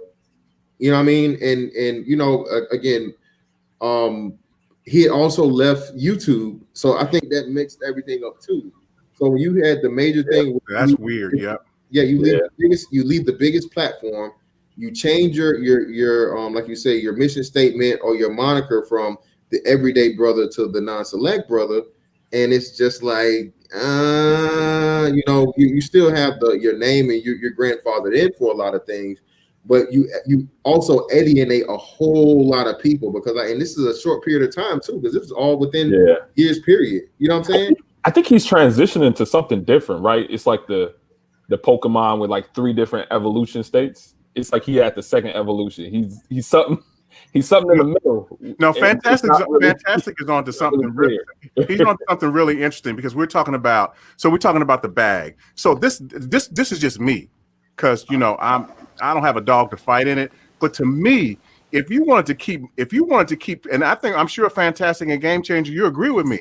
If he wanted to keep stacking that paper, he would not have left YouTube and went to Mixler. He would not have gone from the everyday brother to the non-select brother. If he wanted to keep stacking that paper, if he wanted to keep the bag, he could have just kept doing what he'd been doing. Because he was on the way to keep. He could his bag could be full. Can I interject? If it's about, is it about keeping the bag or making more money? Because I don't see how. I don't see where the other money coming from. I just want to say, go for it. Go ahead. I just want to say 2 things. To Fantastic's point, what Obsidian is doing, he's taking the Voltaire approach. You know, Voltaire was a French philosopher, and what he would do, he would make a mockery of the French church at the time.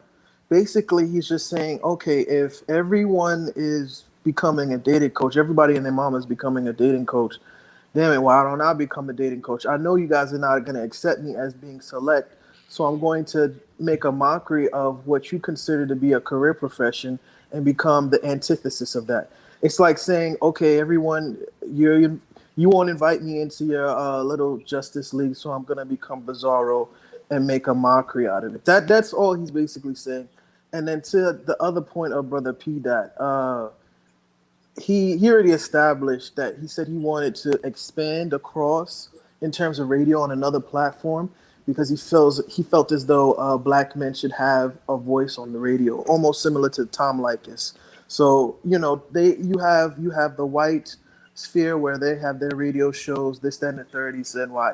His point is why can't black men have a voice on the radio as well? I don't have an issue with that. That makes sense to me. But he didn't have to leave YouTube, especially since his homeboy is slaying on chats and cash apps and shit, doing live streams every night. He could still get that back. So that's what I'm saying. I have no idea. I don't think either of us really. I mean, we're all just speculating. I have no idea what for or what not. I just think it's a little bit different. You know, again, I still fuck with him or whatnot, but I'm just like, I mean, because I ain't never been non-select. But and I am a high value male, and I make more than six figures. It was just entertaining to hear, you know, someone talk about black female fuckery outside of me telling their sons that their daughters are not converted Christian women, and you need to, if they're not a virgin, they're fucked unless they come straight. You know what I'm saying? So I mean, it's a weird stuff, man. I think it's two very obvious points. Is one, that he has definitely changed his position, and two is that he is definitely attempting to unite with Kevin Samuels to be able to expand his voice. I think those are the most two obvious points that we've seen over the last several months. So that's as much as I can say. So let me say something about that real quick, because I ain't trying to, because I know we got heavy hitters on the back. But the thing is that say that was true. Mm-hmm. You got your homeboy's an image consultant. Fly your homeboy in and say, look, we need to line you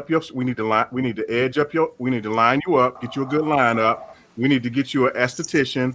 We need to do this. We need to get you on this or whatnot. We need to shape things up. We need to get you a nice 4K camera, and we need to get you behind the camera.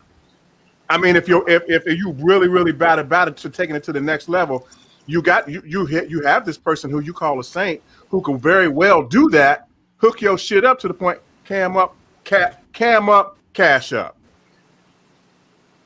So I don't know how to pronounce the name. Can somebody help me with that? It looks like Evie now. Even now. All right. Evie now. Yeah. Oh man, that's a good guess. Okay. Yeah, I hope I got it right. Kevin Samuels is transparent about his beginnings. I think he wants to see better black people. To women, he says, where's your dad, or seek therapy. I don't see the wrong in that. Eat the meat and spit out the bones. Yeah, well, like I said before, both men and women hear what they want to hear. Like, men hear the message he's giving the women, and women hear the message that he's giving the man. And that's a perfect balance that he was able to master. Very few people, can do that. And, I genuinely worry that Obsidian may lose himself in the attempt to do that. Yeah. That he may trade his loyal male audience for a potential female audience. That just seems different. It's not a good mix, really. I mean, Kevin does Kevin, right? But I don't think Kevin does Obsidian does Kevin very well in his projection of his message. I don't know. It seems a little awkward, especially if you've been listening to Obsidian for years.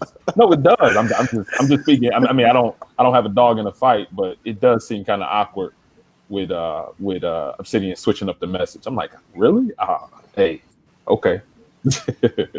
Were you guys around? I think recently. I think it was probably within the last year or so. I was listening to the strangest live stream where a couple of big some of the earlier originators of the Manosphere were talking about. Not about the commission, but they were talking about the business. So, because you got GameChanger, you might remember, Fantasia, you might remember too. There was a point where they were talking about what do we need to do to get all these people together? Like, what do we need to do? Because it was the early beginnings of talking about the Black Manosphere needs to become incorporated. I mean, we need to get on top of this. Now, if you notice, that talk doesn't exist anymore. But no, the talk was on a larger scale, making this more. I wasn't gonna say business. I can't. The word is escaping me, but conglomerate, like, establishing sort of a conglomerate of Black Manosphere content creators, where everybody starts creating content. Everybody can get a piece of this pie. Everybody needs to stop, talking on panels. Everybody needs to get on get a channel, cam up. We can all make money. We can do big things. You know what happened, right? That changed too, didn't you? Everybody would take the Otis route, or the Temptation, the David Ruffin route. That's how a lot of Black men are on that kind of energy. And me myself, I'm guilty of that as well. And to have everybody in congruency would be tough. Everybody's about, no one wants to see you, Otis. Like that. That's the type of. It's just well, I'm gonna be honest. And I'm gonna speak for myself, because I don't really know what happened with that. I'm gonna speak for myself, and I think I can safely speak for Fantastic and perhaps even MOT as well, because it's not really about the money with us. Right. The money talk isn't really. I mean, we're not anti-money, and we appreciate every penny, that's Cash App and Super Chat to us. But since it's more about the message, I probably just didn't have the motivation to go through with that aspect of it. And then I'm speaking for myself and maybe Fantastic. Well, no, I'm here, and I'll just say realistically, bro, it's unrealistic for this is not going to replace my income anytime soon. Listen, it takes years to do that. Nobody, all the people they tell you, the big name guys with the 100K subs and 100 views videos and all these other things and whatnot, what have you, that takes time, man, and years. And like I said, when you have already a solid source of income and a main source of income that you're not willing to jeopardize, you shouldn't be willing to jeopardize, because again, it's going to take years, bro. I'm 17 years in the military, bro. I'm 3 years away from a lifetime paycheck, bro. All right, lifetime. If you think I'm going to dedicate enough time to YouTube to seriously think of any way, shape, form, or fashion to be able to replace my fucking income that I'm making and again, in the military, close to retirement, forget the military. It's ridiculous. Hey, whatever. No, just play college, nigga. But man. I think that's what it is, and it's the allure of it. Every person, and we went through this, me and GameChanger, and the whole little bullshit thing we had with the stream team or whatever. You brothers, it's real cutthroat out here, man. Dudes that really want to do this and see this as a lucrative way of them making it. They have little foresight. They see, and it's a lot of pocket watching and shit, man, and a lot of cutthroat shit over little money. Right? This is the money I get from this. Again, like GameChanger said, man, I appreciate every penny, every dime, every dollar that's given to me. But bro, this is not this shit is not enough money at this level. If you're less than 10K subs, bro, you're not making, whether it's live streams or whether it's pre-recorded content. And then talking about the pre-recorded content versus the thing, shit. Look who's fucking live streaming. You know what I'm saying? Like the main person that was telling us, you niggas, is, you know what I'm saying? And lo and behold, now he's the darling of the space by doing what? The same thing we were told we was fucking up by doing. Exactly. So by all means, man. Again, like I said, man, I don't have no ill will about this shit. And the best thing about me is, like I said, bro, if this shit, shut down tonight.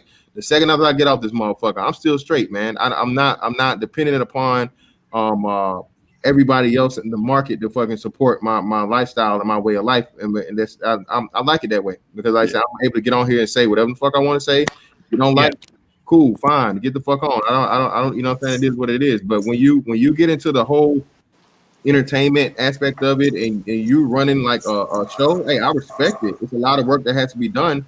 But at the same time, like I said, your fate is controlled by the people. If and when his wave ever, goes over, if it does, or something happens, Now you got to find a whole new business model. You know what I'm saying? You got to refigure out the new algorithm and all this other shit. And like I said, bro, at this point in time, that's just unrealistic for me and not worth the time, effort, or the money. Point blank, period. So I just got one question to ask. Fantastic. So there's not going to be any BABG book signings anytime soon. That's not in your like 5-year plan. No. Not no books, man. It'll be Mr. Fantastic book, but nah. I mean, I'm trying to do the little clothing thing and whatnot, man. If that works, it works. It's just something that I had an idea that I had. I'm still waiting on my trademark to get back. So if I get my trademark, get back, man. That clears. I'll throw that into another level. But again, man, this one thing I'm learning about this. It does teach you the business aspect, and I said they did talk to us about that, the whole business aspect of this and marketing and shit. This is a big thing. I do believe that a lot of brothers, if they do get into it, they should understand, entrepreneurship and, try to do, get LLCs and all these things. A lot of stuff we talk about in this space, man, that this YouTube thing can encourage you to do. And you know what I mean, for the sake of learning how to run your own business and brand yourself. That's great. But at the same time, like I said, if and when you're established, bro, if you're making, a substantial amount of money and you're secure in that, bro, you'd be a fucking fool to get that up for YouTube. That's just my opinion, bro. No ifs, ands, or buts. No, I mean, definitely. So we share that opinion. Let me shout out Direct In. When did Tom Likas ever switch up? Yeah, Tom Likas has been consistent on his message, and even though there's room for improvement on both, because there's really always going to be room for improvement. That's just the nature of improvement. He has stayed consistent on his message. There wasn't a change that I know of when he's seen a potential more lucrative opportunity. So yeah, that's a very good observation. But that's game changer. That's par for the course. I'm sure Tom Likas over the years made lots of adjustments to, or made lots of changes with his production quality, with his standards, with the software that he used, with the equipment. I mean, so that's just generally the part of doing business. But the issue that we're talking about the message. Well, that's what I was getting ready to say. But the issue became here in the quote unquote Black Manosphere is that they got into a continuity of saying, listen to me, do it the way I think that you should do it or whatnot, or you ain't shit. Your Manosphere point, blah, blah, blah, this point, blah, blah, blah, you're doing it wrong, you're not doing it. And that's the other thing too. If it's supposed to be, because the black quote unquote Black Manosphere is supposed to be a community of people who the thing that everybody has in common is that they're content creators, whether they're pre-recorded, stream team, or whatever. What it is that there should have been a sharing of ideas like, oh, this is how you guys want to do it. Okay, more power to you. This is how we're going to do it. More power to us. But what happened was, and that's the whole with the Manosphere 1.2.3.0. Man, I look at things as I look at sometimes that it's not what you say or what you don't say, and sometimes it's not what you don't say, but what you say. And I think that people need to really, really start being more clear about their aims and means before they start running off the mouth. I think it was that Quentin Tarantino movie, 4 Rooms, where Quentin Tarantino tells Tim Roth, the less a man says in the less declarative statements a man makes, the less he is likely to look foolish in retrospect. There has been a plethora of foolish statements made for absolutely no reason, because no matter what these guys said, it did not deter any motherfucker from being part of Stream Team. It didn't stop you, did it? It didn't stop you, Game Changer. It didn't stop you, Fantastic. So what was the fucking purpose of talking to you guys like you were fucking chum and shit? Well, I don't think it was a thing about the whole the chum shit. I just thought this is what like I said, man. We had this conversation, bro.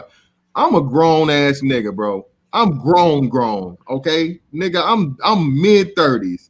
Hey, bro. And again, at the end of the day, I'm cool to be a part of this space and came through the space and whatnot. But nigga, this is my shit. Okay, ain't nobody gonna tell me how to run my shit, especially when I see the shit that they allow some of these niggas to do on here. So if you're gonna tell me, and again, like for we was right, we knew it. Again, we got people that just knows the thing, bro. We and especially we was on it before the fucking before the pandemic even happened, bro. Do y'all understand when the pandemic happened? Like every fucking celebrity started a fucking live stream.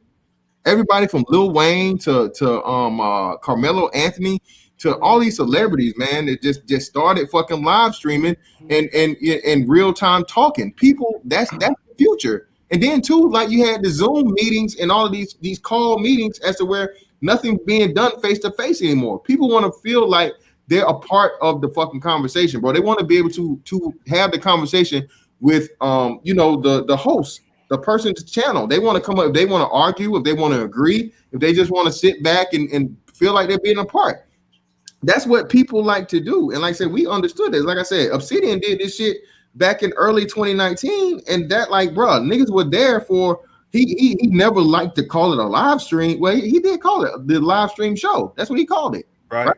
Yeah, but what he did was he said, "Oh, it's not streaming. It's a radio. It's a radio show." I said, "Okay, Nick, what? It's a radio show, but whatever." But still, bro, it was niggas there, bro. I remember Obsidian used to do some days like 10-hour streams, bro. Niggas would be on there a whole 10 hours, 500 deep for 10 hours. So you mean to tell me it was cool a year ago, but now, and like I said, now that we see the table is turning and the shift is happening. I mean, it just is what it is. And again, if you're really trying to get into it, I think the biggest way to grow, the reason why we're growing so fast, because they also said, man, y'all grew your channels extremely fast compared to so on and so forth. You're not supposed to have, because they told me, hey man, it takes you 3 years to get 3,000 subscribers and shit. I hadn't even hit 2 years yet. I'm barely over a year and a half. So the streaming also helps, you know what I'm saying? People, you get more exposure because people get to come through, see the conversation, get in the chat. If they want to hop on the panel. They tell a person, and now, you know what I'm saying, the whole thing expands. So I and lo and behold, again, ultimately, now the main person is getting credit. Like this dude, they got Kevin Samuels right now for YouTuber of the Year, Black YouTuber of the Year. What the fuck is he doing? Streaming. Well deserved. No, just joking. I'm just saying, hey, I'm gonna say it's not. I'm gonna say it's not. But I'm just saying he's doing the same exact thing. Not even, bro, we're not even 6 months removed from that. People don't even understand that. And niggas have a very, very short memory, apparently. So it's just like they was just telling us about how, hey, you streaming niggas gotta go. Streaming niggas out of here. Stream, and lo and behold, like I said, these niggas doing motherfucking numbers and dollars and every motherfucking thing via streaming. Just saying. So this the thing. So this thing for me, I lit. I pay attention to. So GameChanger titled this stream "Black Manosphere versus Obsidian, Who Betrays Who," and like betrayal is a strong word, but I go back and I listen. Like for me, I listen to how niggas talk to one another. Like I pay very, very close attention to a lot of the slick shit that was a lot of the slick shit that's been implied over the past year and a half or 2 years or whatnot, you know. And to me, so lately, so listen, and I'm sure you GameChanger, you know, same thing, fantastic and complex design. How many times have we heard some of these guys use the word hierarchy? Have you guys been hearing the word hierarchy come out a lot in these live streams? I've heard it. I have. I mean, it's laughable, but I've heard it. I'm hearing hierarchy. Why? I mean, it exists, right? I mean, people that they say founders, right? So you know, in your own little world. But why? I'm saying not my world. Right. You're the one who thinks it exists. So in your world, yeah, it does. Oh, see. Well, what I'm saying is that we all know that we all know that in society hierarchies exist. Yeah. But what the fuck kind of hierarchy exists here on YouTube? I don't know. Let's ask Gay Bay. I think when you claim that people are like founders, that kind of puts them at a higher level within the hierarchy. So let's follow. Wait, hold on. What did they find? What did they found exactly? A YouTube channel? Well, founders of the quote unquote Black Manosphere. Right. So how are you demarcating this dominion that you're calling it? What are the boundaries of this, Gabe? Oh, I'm not calling it. I just have heard it before from. Oh, just heard it. People. Yeah. Oh, okay. Mm-hmm. So there's nothing wrong with the hierarchy. Okay. So E-Man. Well, no, I'm saying that that hierarchy is imaginary. It doesn't exist. Okay. Well, hey. Everybody's entitled. Well, I to just their- asked you, like, can you define it clearly? Can you demarcate anything? There is no there is no Anything? demarcation. Right, there's nothing. It's imaginary, dude. It's Okay, it's bullshit. listen. Exactly. So this what There point I'm it trying to get at. So what is the purpose of what is the purpose of elucidating that? What's the purpose of shining a light on that? And I'll tell you, this is just my opinion. Like in all things, people, and not in all things, but in a lot of things, people wish to have preeminence over someone else. This is why the stream team was told they wasn't shit. It's like Dr. Dre said in that song. The Dr. Dre said, y'all, the stream teamers should have been bowing down to the people who came before, right? Like Dr. Dre said, I started this gangster shit, and this the motherfucking thanks I get. That's what that's what the expectation was. Is it okay for us to forge this new path? Wait, who's us? Wait, what are you talking about? I'm talking about the stream teamers. That I think that's the message. That was a message that I listen. I pay attention to what things people say, but like I said, Game Changer, and I pay attention to what people don't say. Why is it so important to talk about hierarchy in this space? Why is it so important to make demarcations between one man, between groups of men, of brother? Yeah. Why are we select versus non-select? Why are we high value versus some kind of value versus low value? Well, I do think, and this is probably another reason why I stayed away from I don't even remember it, but why I stood away from the incorporated thing. That money does have a way of affecting people's behavior and attracting a certain type of people. So, Exactly. So and definitely causing divisions. And that's why you start to get people saying, you start getting these passive aggressive pot shots like, this person is of less quality because, his camera isn't this, or his switchboard isn't this, or his microphone isn't this. You start getting shit like that when money is a factor. But I don't even want to go back into that. And this is one of the reasons. This is one of the reasons why, we've coined this term Black Manosphere. But if you let me tell it, it's just a bunch of black people. It's just a bunch of black men on YouTube making YouTube videos about different types of content, because it's not a fucking competition. If there was a sort of a mission statement for the Black Manosphere, it's supposed to be. It's a conglomeration of mostly black conservative men who are supposed to be red pill aware, who make content geared towards enlightening other black men through a red pill lens. That was initially what it was started to be from. That was initial the point of reference. What is it now? So right quick. Let me read this super chat, and then I'm gonna go to the money piece. Then I'm gonna go to Aegon because he's been waiting for a while. But as far as, let me read the super chat. So I just think it's funny. Old man yells, "Mama!" Yeah, that's his staple. Now, whenever something becomes that, like say you have a best friend that you work with or something like that, or a good friend, but find out that he makes 20% more than you for the same job, that may change your perception of everything. The job, him, yourself, even whatever led you to that past. So it has that psychological effect on people. And that's why, I appreciate it, but I try not to let it affect me in that way. And if others do, and I think that some of the changes that you guys are seeing and complaining about, this person is streaming, this person is doing this person is doing that, comes from the division that money caused, because we're all going to make a different amount here on YouTube. It's based on donations and stuff like that. And you know what? There's someone in the chat room by the name of Jack Nickelback.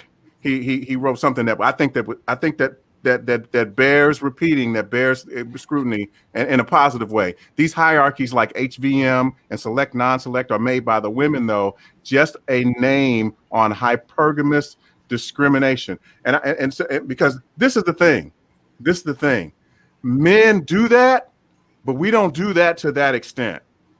We don't do that. We don't do like this is the whole this is one of the reasons why some of this shit that's been happening in the Black Manospheres made me look kind of funny sideways. I'm already funny looking as it is, but make me look kind of what's up with all these labels and these names and niggas putting on other niggas, man. Well, once again, this is labels, just like name brands, are tools for marketing, and because this has become a money making engine, marketing is necessary.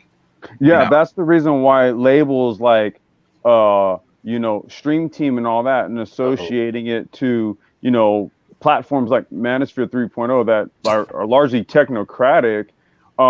That's where you basically say, hey, well, Taz is a part of you niggas, so all you niggas, you go, right? So basically what he did was he dumped Taz on the brain trust, and I'm like, whoa, dude, what? Gabe, you remember this, right? I don't remember anything that you're talking about. Oh no, I know you don't. I know you don't.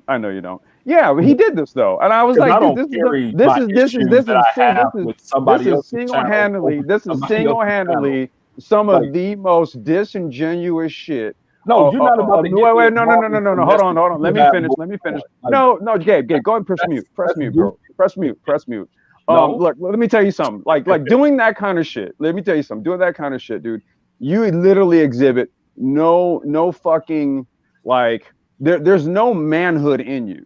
Okay? Pulling people into hold on, Gabe. Let me finish. You can have your moment. You can have your moment, because I'm not even talking about you. I'm not even talking about Gabe, you. let him finish. Let me finish, Gabe. Let me finish, Gabe. Okay, because see, your rep with regards to trolling me is known all throughout the Manosphere, and people know I don't even respond back.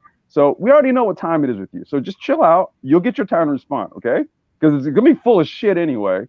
But you'll get your time. You're gonna get your time. You're gonna get your time. Complex. No shot. Okay. No okay. shots. GameChanger, fair enough. GC, fair enough.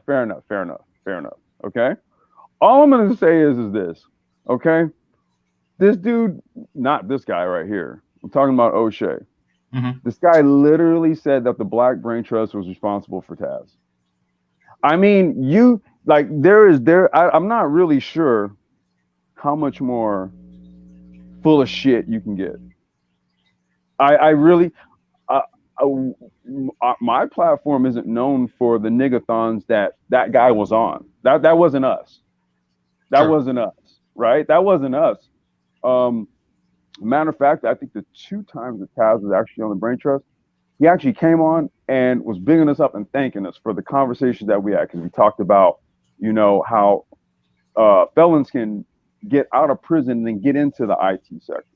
Okay, we went on Nyla's and we talked about cybersecurity and all that kind of stuff, right?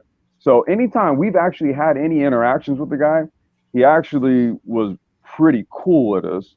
But to say that whatever trouble I guess he caused in this sector was because we brought him in, I don't know just how much more dishonest you can be. And so what I've always sat back in amazement is that people saw this, right? They saw it, and they see it all the time, because you guys are actually kind of talking about it now. Like, can people pivot? Should you hold people to their stance and all this and all that? And I think it's more or less just apropos of Black culture as a whole, right?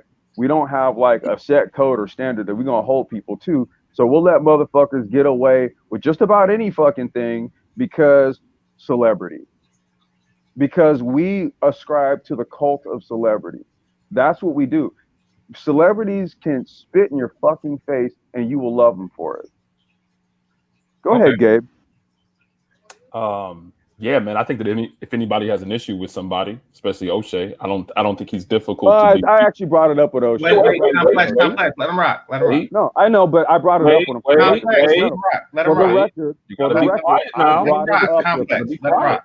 All right. But for the record, I brought it up with him. Be quiet now. All right. Thanks. Well, no. Wait. I gotta clarify, bro. Go ahead, Gabe. You can be quiet. Thanks. What I'm saying is that I think that if anybody has an issue, especially with O'Shea, I don't think he's too far away to be reached. And I think it's a bit of a feminine quality to try to bring somebody else in. Hey, haven't you heard of that? Haven't you heard so and so saying this? Yeah, listen to this guy. Yeah, you're Listen still to this talking, guy. so you can be Wait, quiet. hold on. Thanks. Hold on. Yeah, so wait. Well, here's what I'll do. I'll go dig up the Bernard Riley video. I'll go dig up. Wait, hold on. I'll dig up the Bernard. I will dig up the Bernard Riley video where I asked him to make the video public. I asked him to make the video public, and he said no. He said no. Okay, fair enough. So let's do this. Let's do this. Let's bring it back. Who just left? See, now we. Oh no, Aegon's still here. Fantastic left. Okay. So let's bring it back to Obsidian. So Aegon, what's on your mind? Okay. The problem with Obsidian did betray the Black Manosphere. It didn't betray him. The problem with him is not that he's trash, bad, or good, as Gabe A presented. The problem is that he has no integrity. You talking? He has Obsidian has no integrity. And it seems that a lot of Black people have a Fisher Price, South to Zero type of a version of business, where basically integrity doesn't mean anything as long as it makes money. China gets the United States companies go to China to get their products produced and then QA them, then bring them back over here. Chinese companies steal their ideas and try to sell them with terrible QA, and people still go to the U.S. brands because QA matters, aka integrity. When your integrity is compromised, people look at you different, except for when you're in the Black community where people will act like just because you're making money off of a very cheap, dangerous product is still good because you're winning. Obsidian, his integrity was shot when he basically went against his own fan base. In politics, that's called political suicide. And most don't do it. Most people don't do it because it's not smart. And basically, when you commit that political suicide, the other side that you're betraying, that you basically on the side, the new side that you're on the side of won't trust you either, because you'll go anywhere, you do anything for money, because integrity does matter, except for when you're dealing with Black people. And when you have the numbers and the money, no matter how you got them, there's going to be a contingent of people trying to throw the dirt that they've done under the bus and say you need to be like them. But then most Black people are like them, and then we find ourselves in the Black Manosphere trying to fix a problem of people like them, but then people like them come around, and then it goes all over again. That's all I gotta say. So you think that he compromised his integrity with these new changes? Yes, because he said he was the voice of the everyday brother. He exposed things about himself, doing a prom story, his dealings with Black women, and we all have a lot of the same experiences, and he came together on that. But he went against that when he first said MGTOWs was losers for a guy that basically didn't feel that way either, And they come. The thing is like this: these guys run off integrity, but they're in the realm of entertainment. But they won't say what they're doing is entertainment because they know that they won't have a good fan. They won't have a big fan base because nobody will take them serious. Aegon, do they entertain you? At times they do. Okay, so then if they're entertaining, then it's entertainment. No, right? What I'm saying that's well, no, because see what people do is they'll watch the news if they want to be informed or if they want to watch news, some serious content. But the problem is that people are going to watch this shit to be entertained, right? So I don't think people are under any illusion as to what this dude's doing. I mean, what are these presupposed rules, though, right? Is he really here to live by some type of, I guess, unwritten standard for the way that he operates in this space? I think it's been pretty loose in this space, honestly. So I don't know if it's so much of that big of an integrity issue when it's a lot of times Wild Wild West here. So tell us about it. Well, you bring up an interesting point. That because the MGTOW comment was years ago, or maybe a year and some change ago. Right. So that being stated then would mean that this probably isn't a switch up. No, it is a switch up. It's just that was the beginning. Because Kevin Samuels was there. He was the one who, you could tell, he's the one who pumped his head up to do that. Because he was completely different. This is when he had the panels with Rude, C Boogie, Nagone 11, all them dudes, and it was like a record stop. It was like a record. Yeah, fantastic. Everybody was there. It was like a record stop. It was like, what? Like this is going against basically what we've been doing for like you've been talking about for the last 2 years. What is this? And then he basically couldn't back it up. So basically that's when he went to Mixler and stuff like that. And it's like he's been trying to find himself or trying to find a way to make money. So he really wasn't about what he was talking about, which we should take into note because we shouldn't be here to make money. It should be a byproduct of what we do. But when it goes into the realm of making money, throwing black men under the bus is very profitable. It's more profitable than helping them. Everybody knows that. Everybody knows that. Like you got to be a blind man to see it's not easy to throw a dress and a wig on and get bread. It seems like you're ascribing him to what you think that it should be because you said that's not why we're here. That's not why we are here to make money. So why was the Black Manosphere formed? Why was the Black Manosphere made? You said why was the Black Manosphere made? Yes. It's imaginary, dude. It's not a real thing, bro. Well, he said it's imaginary. It's not a real thing. But I guess my whole point is but it's a real thing. Yeah. Oh, so I mean, my whole point is that if he has a different motivation than what others have a motivation for, does that make him so wrong, or that it just hold on? You didn't answer my question. Why was the Black Manosphere made? Was made to make men aware of issues happening in the world. Red pill was one of the biggest things for men to become aware of all these situations and circumstances in the world. Really? Wait, you didn't say entertainment, bro. You didn't say entertainment. Okay, but I'm not saying that going to the original entertainment. No, entertainment. I think that I said earlier. One second. I think that I said that, yeah, he has switched his message for sure. So just because he's not keeping to the original, I guess, intent of the Manosphere, does that make him just like this huge, horrible, bad guy? That's hold on, real fast. What is it? Complex. Hold on, my bad, Aegon. Go ahead, dude. No. The thing is not you keep going to this horrible bad dude. No, the thing is that it's about he went against his integrity. He said he was about something. Now he's against it. That's it. In the original question was, did the Black Manosphere betray Obsidian or did he betray the Black Manosphere? He betrayed the Black Manosphere.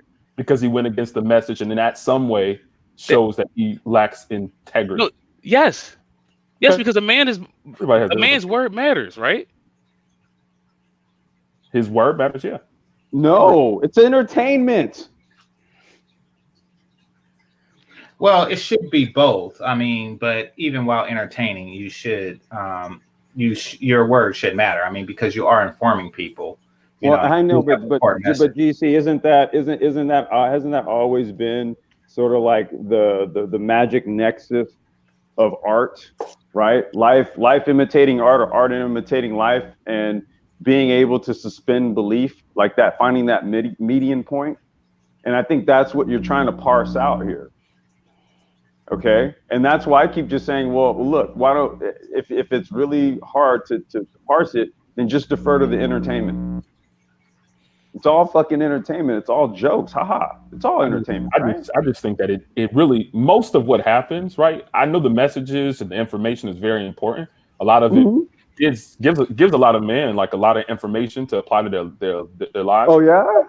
Yeah. You could be quiet. Well, Gabe, why do you like the troll? Is it entertaining? Is it entertaining? Listen, you're just a weirdo. I mean, yeah. Just be quiet. Okay, so whatever y'all. I don't know either. This is what I mean. No, GameChanger. I'm literally. What are you trying to do? This is a real time. This is a real time dissection because on the one side, I'm listening to what Gabe is saying, right? And I'm saying, wait, Gabe. I'm trying to respond to GameChanger here, please. It was none of this game. Please. Whatever this is. Hey, Gabe, please. Okay. Yeah, please. Because yes, please, right. Because like I said, Gabe is telling me he's telling me one thing about what this space is supposed to be about, right? But then I actually see his own behavior directly as it relates to me, and I'm like, whoa, hold on. Because wait, Gabe, hold on. No, I'm just saying that what you're saying right now isn't quite jiving, bro. Like, why are you? It's not quite gelling. It's not quite gelling. The conversation. Yeah, I actually am. Now, if you would quiet down, the conversation, I'll go ahead and continue with what I'm saying, right? Because what Aegon's trying to do, what Aegon's trying to do is he's trying to parse out. Like how serious. No, wait, hold, dude, Gabe, please mute. He's trying to parse out how serious is he to take. He's trying to parse out how serious is he supposed to take content creators and what it is that they say when they all of a sudden will pivot and go back against what they say? And he says, well, wait a minute. So should I just go along with the pivot?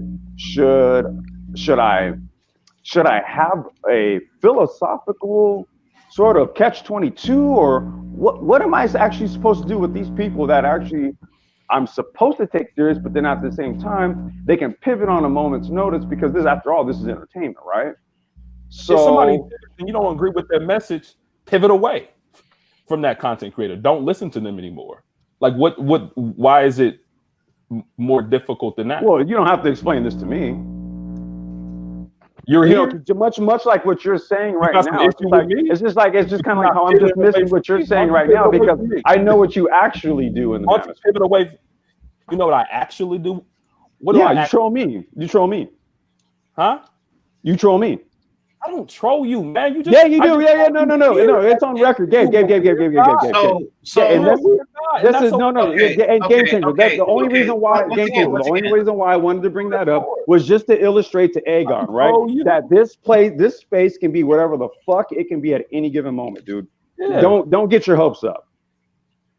Okay. It's not a matter of hopes. I think that what Aegon was saying is true. It is a matter of integrity, and that's what's in question today.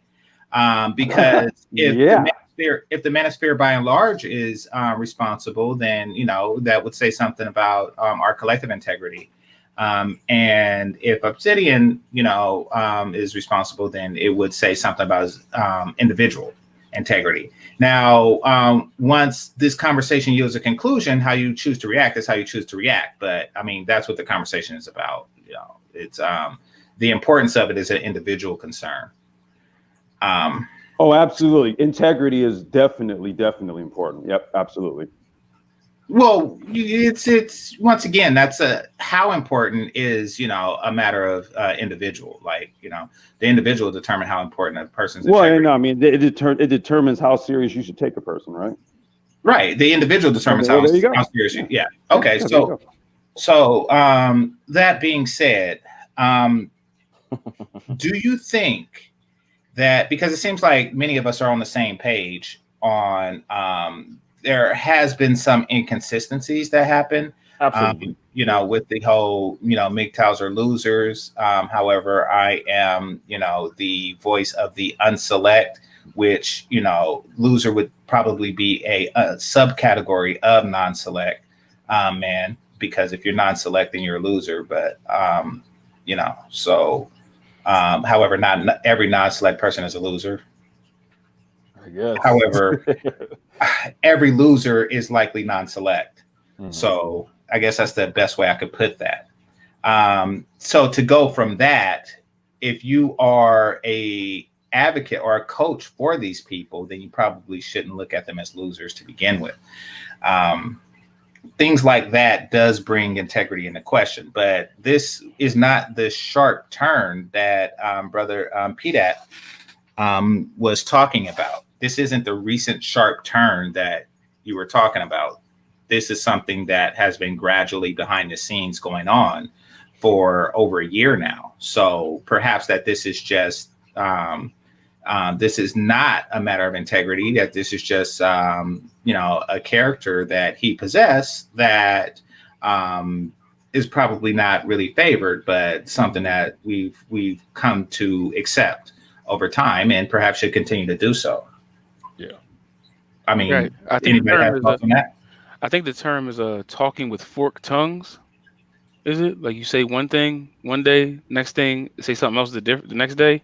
Mm-hmm. Is that how serious can you take a person like that, especially when they're in a space that's supposed to benefit Black men, and then basically if you go against that objective, then what are you then? Like, how do we take you serious after that? And then he wants to buy from you. So then we go into the business side of that. What? It's like, yeah. Okay. Anybody else has thoughts on that? I think it's like a buffet, honestly. I think that if you notice that a certain entree at the buffet, it might be a different cook, right? It might be a different cook where you previously preferred that item. And then and then it's a new cook that comes in and they don't make it the same way that they used it before. And again, it's a buffet. You can pick it up, put it down, or you can just walk by it. I think that he is not outside of walking by and just and maybe even acting like that person doesn't exist. And so I think that you know, to use the phrase that was previously used, pivoting off of people. I think that, I mean, hey, we are all entitled to just pivot off of people that we see that have changed position, and if we don't like it, yeah, like we're entitled to that.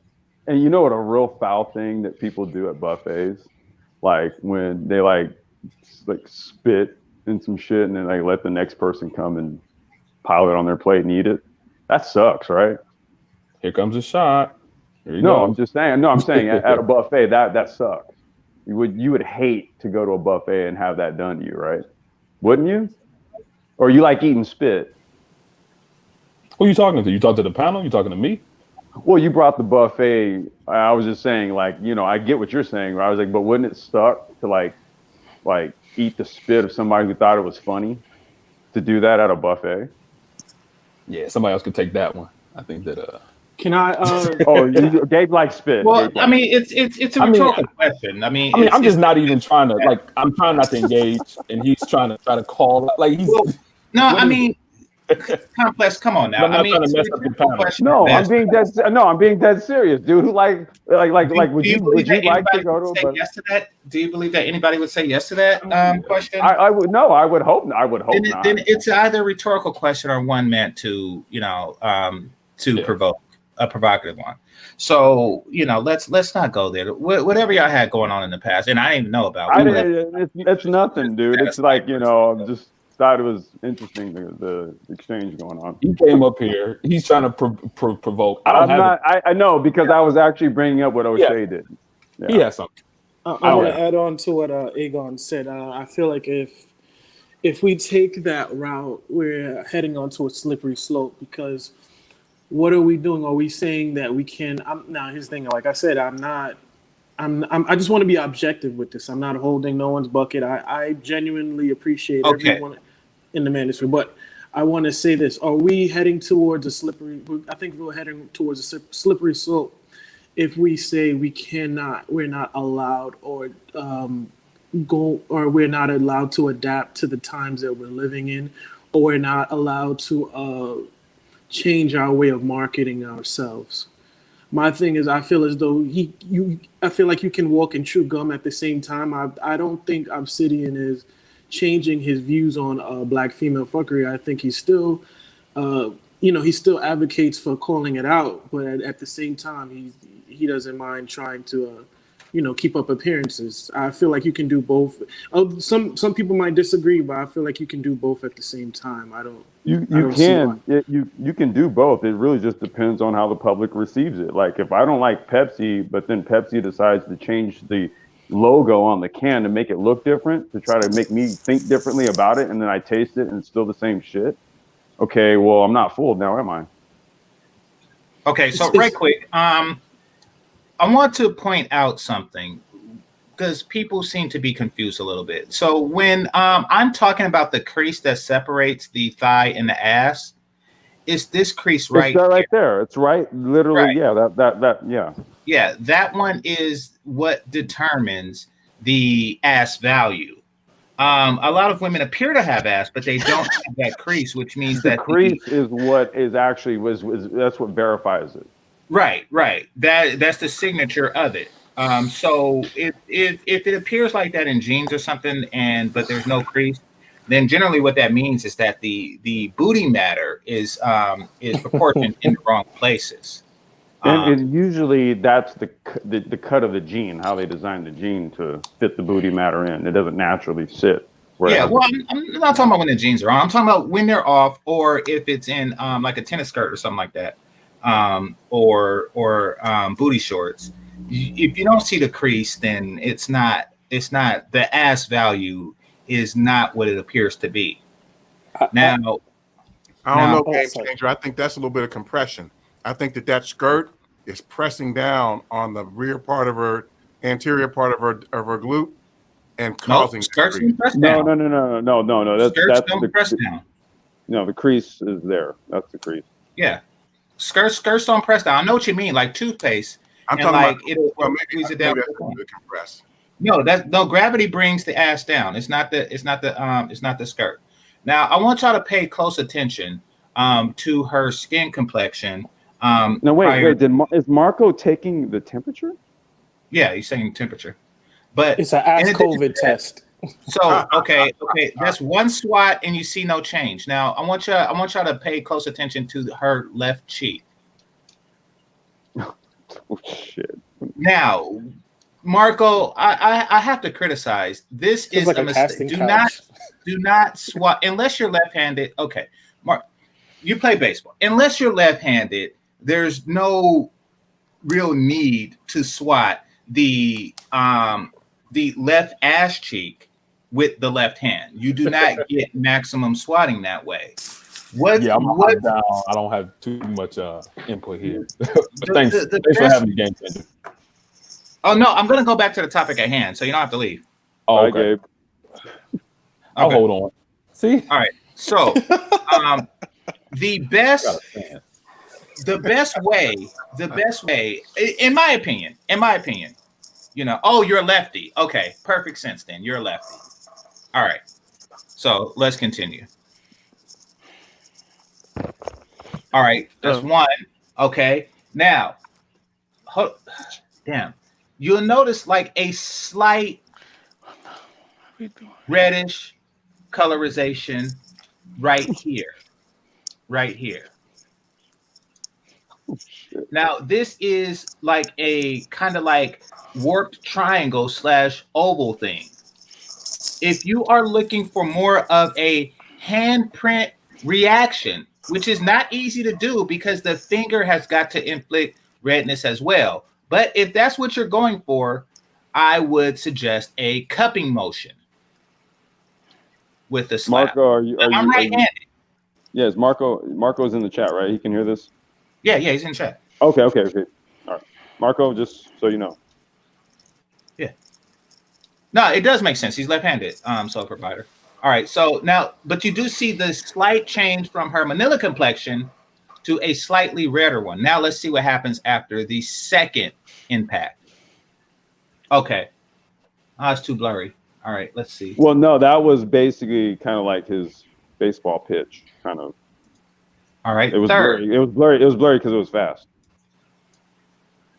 Okay, Marco, it actually seems to get lighter. So yeah, light-skinned girls are funny. So it seems to be healing between smacks. Tripping, man. Oh shit! Tripping. Oh no! Ask epidermologist. Oh! Wait! Okay, there we go. That's the plum. Yeah, it was just an angle. That is the plum right there. And fellas, that's what we're going for. We're going for, okay, my grandparents had a plum tree. We did not like purple. At least I don't. I do not like the purple plum. I like the red plum. Purple was too sweet and green was too sour. Green plum? What the fuck? Well, green is the color of, they don't sell those in the store, but green is the color. It's like when you have green bananas. When it's not ripe. Yeah, exactly. Yeah. They don't sell it in the store, and it might make you sick. I ate it it's extremely sour. I ate it when I was a kid straight off the tree. But that's because I was like too impatient to wait for the red, because I used to play in the tree and I'm like, dang, I want a plum now, and green is all that happens. The same with blackberries. I know that y'all I know that plums don't grow everywhere. They grow out here and they start off green, they turn red, and then they turn purple. And purple is generally what they sell in the store, or red. Now, I prefer red. When smacking, do not go for purple under any circumstances, especially with a light-skinned and or white woman. You don't have to worry about me doing that. This sounds like a brown paper bag test, but just for booty. Or a red paper bag test, yeah. All right. No objections. See the left-handedness of it. I'm okay. Okay. See. Okay. The initial spot, he went for the crack. He went for the upper crack area instead of for focusing on the continued left cheek. You know, which is fine, but I think it'll mess up the reading. All right. So I'm only gonna count 3 impacts to the left cheek because that's what I'm gonna focus on for the redness. All right. So GC, and the G stands for gynecologist. Well, I think I literally have the same temperature gun that I use when I go out to the track. okay. Why is he All right. slapping down? You usually slap up. Wait a minute. You telling me that you do uppercut smacks? I don't.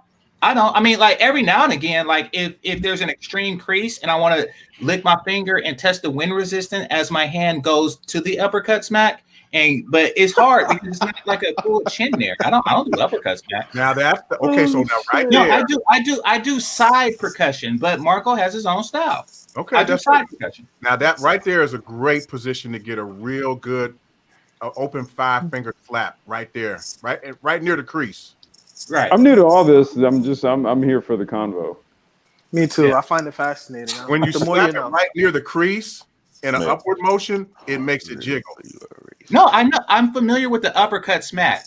Not all asses are made for the uppercut smack. Hers might cut for it, but even still, she would have to be upright. She would have to be upright because you need enough of a cusp to actually, you know, just like in order to uppercut somebody, if you can't uppercut somebody without a chin or a jaw, Right. you can't really uppercut smack a chick unless she has some hang over the crease. I got you. So yeah, I So mean, Gabe, what are your thoughts? what Yeah, don't Gabe. let's not do stuff.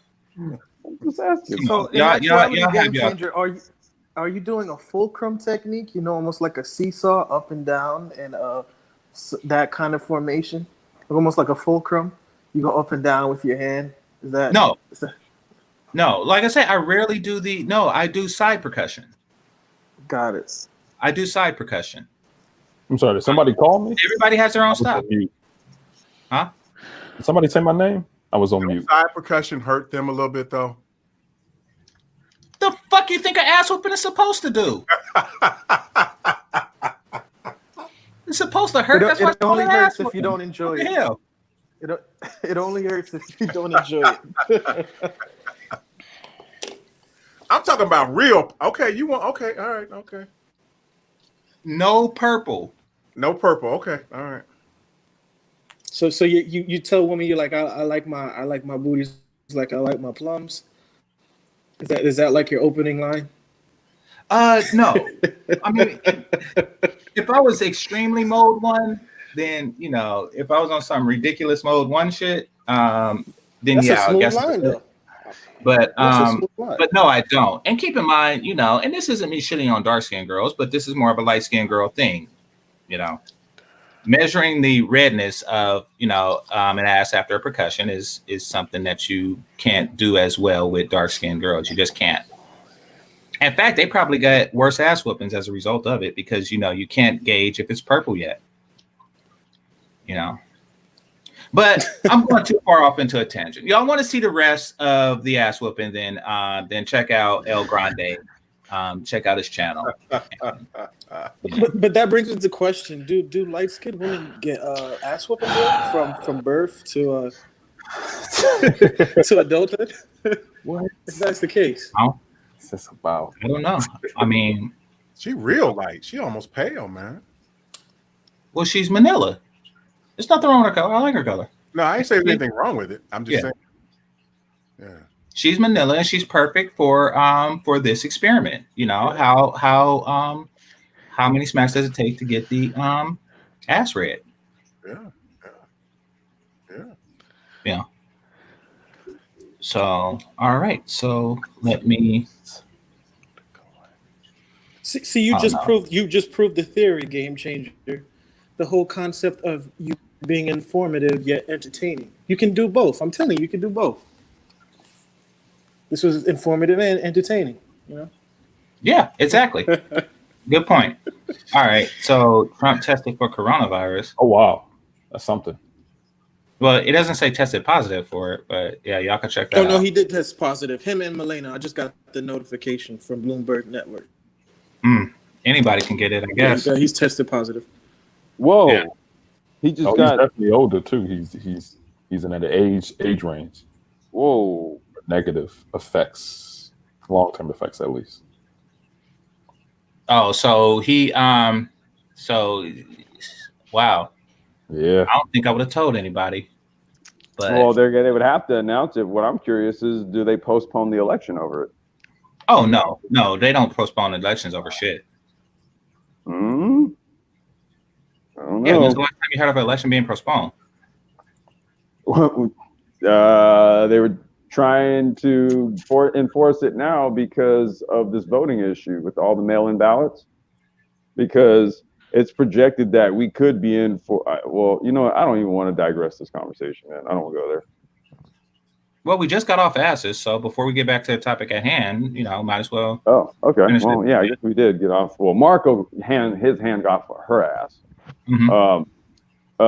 No, but so like let's say for example, when they do the initial on the initial election day, let's just say they make a call for Trump winning because of the ballots that were lodged at the polls, right?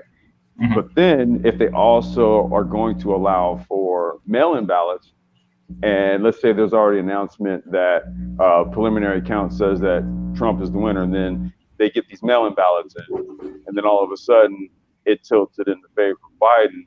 But because they were mailed in, you really couldn't verify them at the polls. And so that's the reason why they were trying to file this injunction with the Supreme Court to not allow this to happen, because you can't verify the vote count that comes in and who did it, and it's a mess. So it's been projected that like if that scenario plays out, we're basically in for a civil war. What?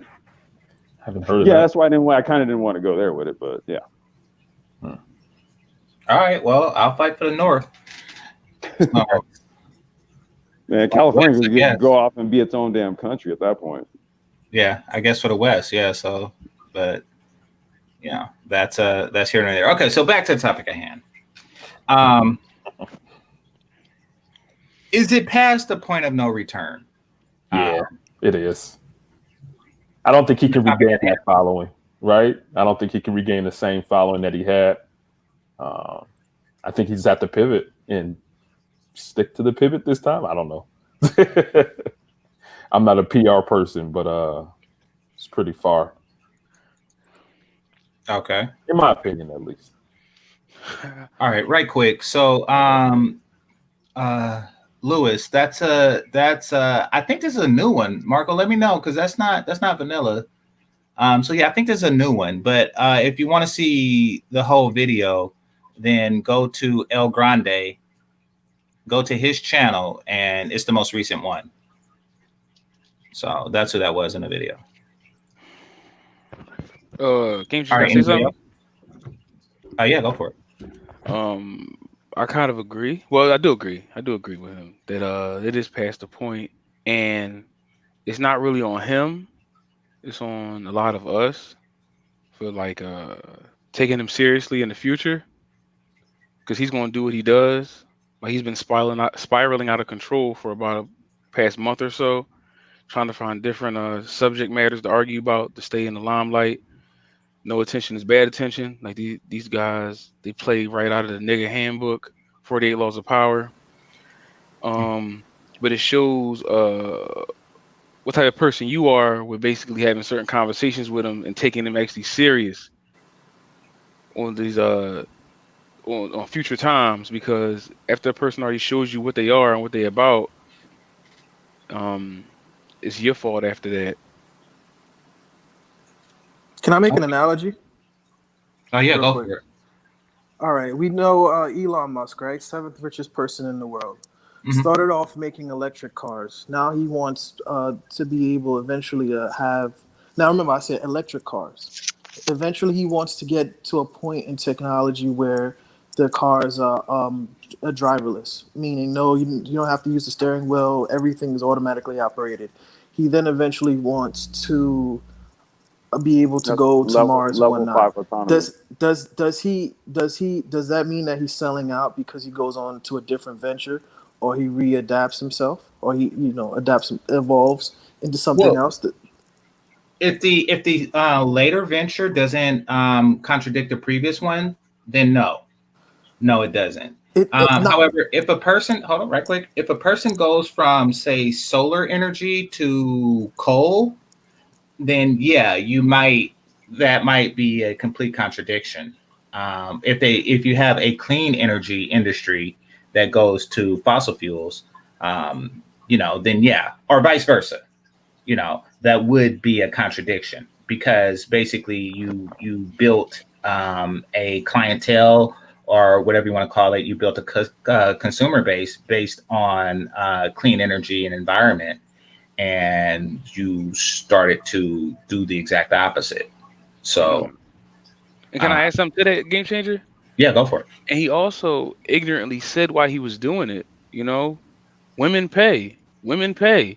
So that's just like a political. It's like a senator saying we're going from solar energy to coal because corporations pay. Corporations pay. It's the same thing. He shouldn't have said that. If he wanted to be that devious, he just shut up. But he really said that women pay more. That's why I'm going to go with what they say. So I mean, There is a lack of guile, but that could be seen as as having integrity, like being an open book like that. But yeah, it wasn't a good thing to say. Nonetheless, there was a politician. I think his name was Wallace. I want to say a Southern politician who did a complete 180 when blacks got the vote. He actually did it twice. He was correct me if I'm wrong. Those who understand history. George Wallace. Yeah, I'm thinking his name is George Wallace. Yeah. So initially, he lost the campaign for city government, or something like that, because he was considered too light on on black people. And then, later he said, nobody is ever going to N-word me or out N-word me again. And then, he just became reputedly semi-racist. And he gained a reputation as a result of that. And then blacks got the right to vote. And he did another 180, and he was kissing a black prom queen on her cheek. So yeah, I think, and it's recorded that he did that. Now, information wasn't readily available, but like the internet, so people got this, they didn't get it all in one time, period. They voted, and then like later they started hearing rumors and whispers. So do you think that this just may be a case of moving in one's own best interest? Racist white men have always fucked back black women. I'm sorry? Racist white men have always fucked black women.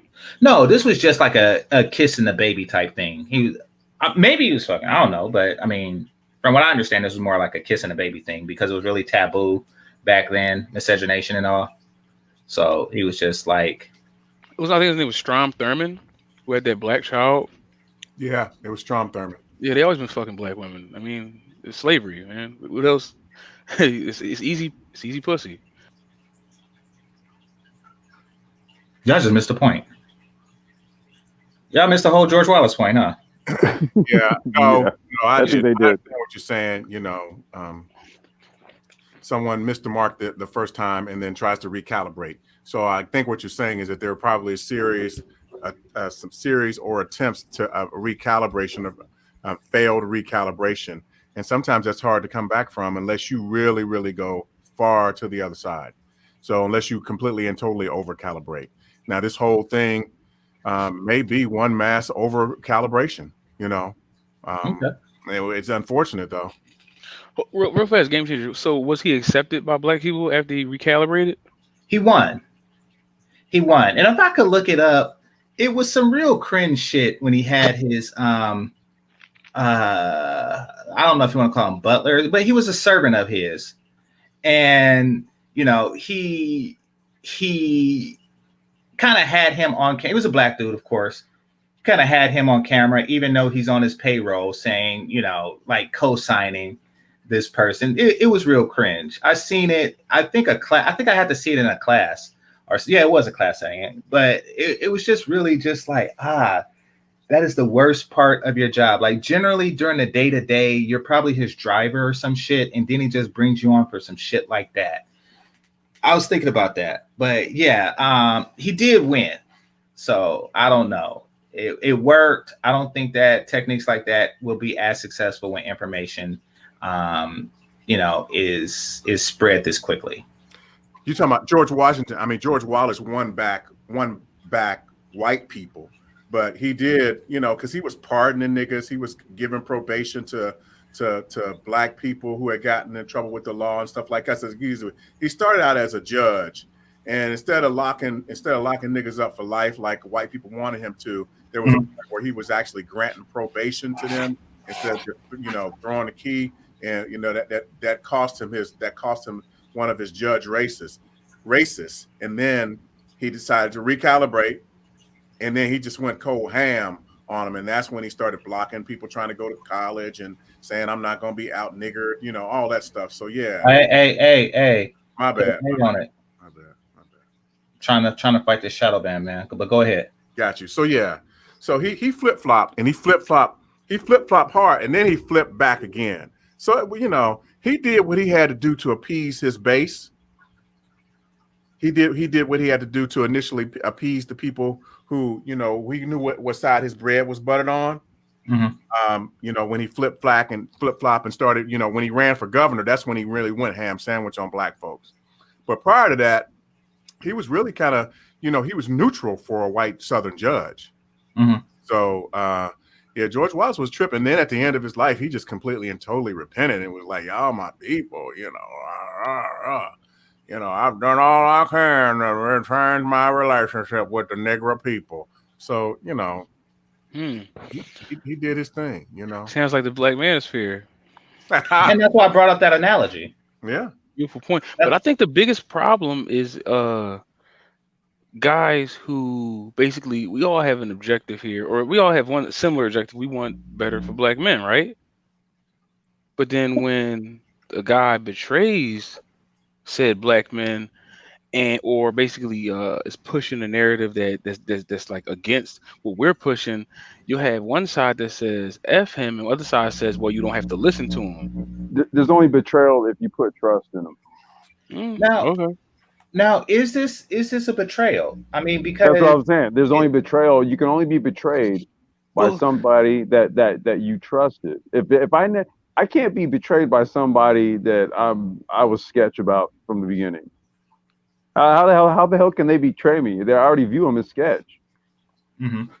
Right? So that's what I mean. I think sometimes people kind of take. See, I get what sounds good. I get what sounds good, but then there's like the action. Well, no, okay. Let's say not portray. I think that I used too big of a word. What I'm saying is that this person is a fraud, and what black people don't like to do is put the scarlet F. Hold on. They don't like to put the scarlet F on people after they committed it. They like to say you don't have to listen to him. But like, no, let's put that F on him. But wait a minute. You still don't got to listen to him. But wait a minute. It's also entertainment, right? So I mean, you can be a fraud entertainer. So hold on. So if he's an entertainer, how much stock are you really putting in it? I mean, how serious do you take Will Smith in his movie roles? Okay, so you guys are saying, so you're saying he's an entertainer. So how about he spoke certain he the voice of the everyday brother. He spoke to the experiences of the everyday brother in an entertaining way. So this, let me tell you what I think. Some part of it, from people that, because I read them damn chats and I listen to people. What happened was, you know, there when the black man when the brother started going onto YouTube listening to Red Pill content, they found a group of men who were giving voice live and direct in full effect, giving a voice to their grievances and their concerns and their observations. And they were connecting the dots of people like us, the everyday brother. And so because some of these brothers were very, very vocal and very, very stern and very, very, visceral in the way that they communicated this stuff. It gave a sense of validation. It gave a sense of confirmation and affirmation to the stuff that we all as everyday brothers have been going through. And so it's like, okay, so he gets it and he's putting that shit out there, doing stuff I can't do. And then now one day, well, see what had happened was, I think that maybe, we need to start having conversations. We need to start doing this and we need to start doing that. And then it's like, wait a minute, you used to speak for me. I thought that your message resonated with me because you spoke directly to my life experiences. You gave voice to my grievances. I think that's what a lot of brothers are getting, right? Because he put a hook in a lot of brothers, right? Yeah. So because he's like, yeah. Because think about it, you guys, the everyday brothers, we the everyday brothers, and this dude is out there in the public, in the marketplace, putting it to these bitches in ways that we can't do. And now all of a sudden, let's pump the brakes on putting it to these bitches right now. And then it's like, well, wait, but that doesn't change my experience. So now it became an affirming, validating message to the everyday brother to wait a minute. I fucking got gaslighted. Well, wait. Are you living vicariously through him? No, I'm not. But I'm just saying. I have to kind of pick apart kind of what you're saying, because see, again, why are we putting so much in a dude that you don't? I'm not gonna go there. But what I'm saying is this: you don't know the dude. I'm just telling you. I'm reporting the news, bro. I'm reporting. No, I know what you're doing. I mean, what I'm saying is that why are you putting so much on this guy? Like, what? I'm trying to see it. Why are you putting so much on this guy? I don't think it's the question of why. It's the fact that a lot of people have put that much credence. Yeah. Okay, so then the question is why? No, it's not why. Like I just asked the question, Gabe. If you don't want to answer it, somebody else can. No, I know why. I know why. I know why. Because when you see heterosexual black men on TV wearing dresses, you have a problem with that, don't you, Complex? Well, I'm sorry. Who wore a dress? You guys know what I'm talking about. When you see black men effeminized on TV, you got a problem with it, right? Oh yeah.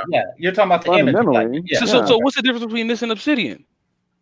Here's the thing. I don't know what I don't it's know. Entertainment. It's entertainment. But this is what I mean. I kind of leave it there. I don't take him. I'm not sure what I'm supposed to be. Look, here's the thing. I've been a happily married man. What the hell is Obsidian saying that resonates with me? He's never been married. I have. Media does matter. Not a damn thing. Well, that's what I mean. I really take what he said. I don't know. I don't really. Media does matter, but I'm telling. Okay, but then we have to bring into question discernment. How discerning are you of the media that you consume?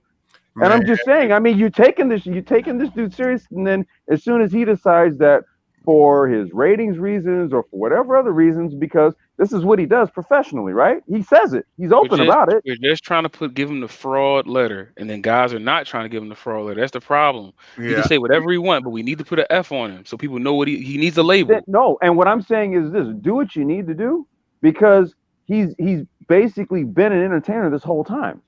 Yeah, but other guys didn't see it. Other guys didn't see it like that. So that's why we're having this discussion. Oh, the joke's on y'all then. I don't know. Yeah. Like it's not about the dude that he had the hook in. You're doing what they was doing, man. Why you're just dude, like maybe you've never talked to me before, bro. I'm being facetious, okay? I'm being facetious, okay? But like so please. I'm saying though that's the reality of it. Even if I say the joke's on you, the reality of it is this: it's up to people to be more discerning of the media that they consume. I agree. But we also have to talk for people that have low discernment. And it's about current state. The current state is that putting money into his pocket, man. Yeah, I mean that's the current state. People can't take back. You can't cry over spilled milk. We know the current state is that people have ascribed to his message, and he has gained a following from that message, and he switched from that message. Whether people need to be more discerning, or that's like a side topic. It's like the fact that he has gained his following and he switched from the message that allowed him to gain that following. That's where the issue is. And not just that complex design, you know, it's not like people's cash contributions. It's not as if it was unsolicited. They're donations, but they're not necessarily unsolicited donations. You know, see this is they paying for a service. You're my mouthpiece. You getting these bitches told. You know, they're gonna get the message, and somebody might change. And I'm not saying. And then I guess at that point, then you have a choice to make, right? Do you continue to support the dude or not? I mean, I do. I've never thrown the dude a dime. Well, that's just me, right? But okay. So, but that's what GameChanger's proposing with the stream. Because you know, when someone's betrayed either in one direction, I'm not proposing. Just so you know, I'm not proposing anything. Yeah, I'm talking about the proposition, the conversation, the proposition, the thought. It's being betrayed or not betrayed. So even pondering that put you at a crossroad complex design. So now it's a lot of brothers at the crossroads like, okay, we're now feeling some kind of way. I mean, do I feel some kind of way about what's been happening, or should I feel some kind of way? And then is that some kind of way, could that be termed as betrayal? And that's I think you can. Okay. By individuals that subscribe to his message, seeing that he's changed his message, I think it's their prerogative to prescribe it as betrayal or not. So it's current state, right? It's betrayal. It's betrayal if you trusted him. Well, we know that they trusted in him. I don't understand why it keeps going back to that of discernment and why did you trust him? And I never gave him a dime. Those are all side randoms, right? The fact that he did get a following from the message. Anyway. Yeah. And it's I'm out now. All right, thanks for having me. I'll let you. All right, thanks for coming up, Gabe. Absolutely. All right, great.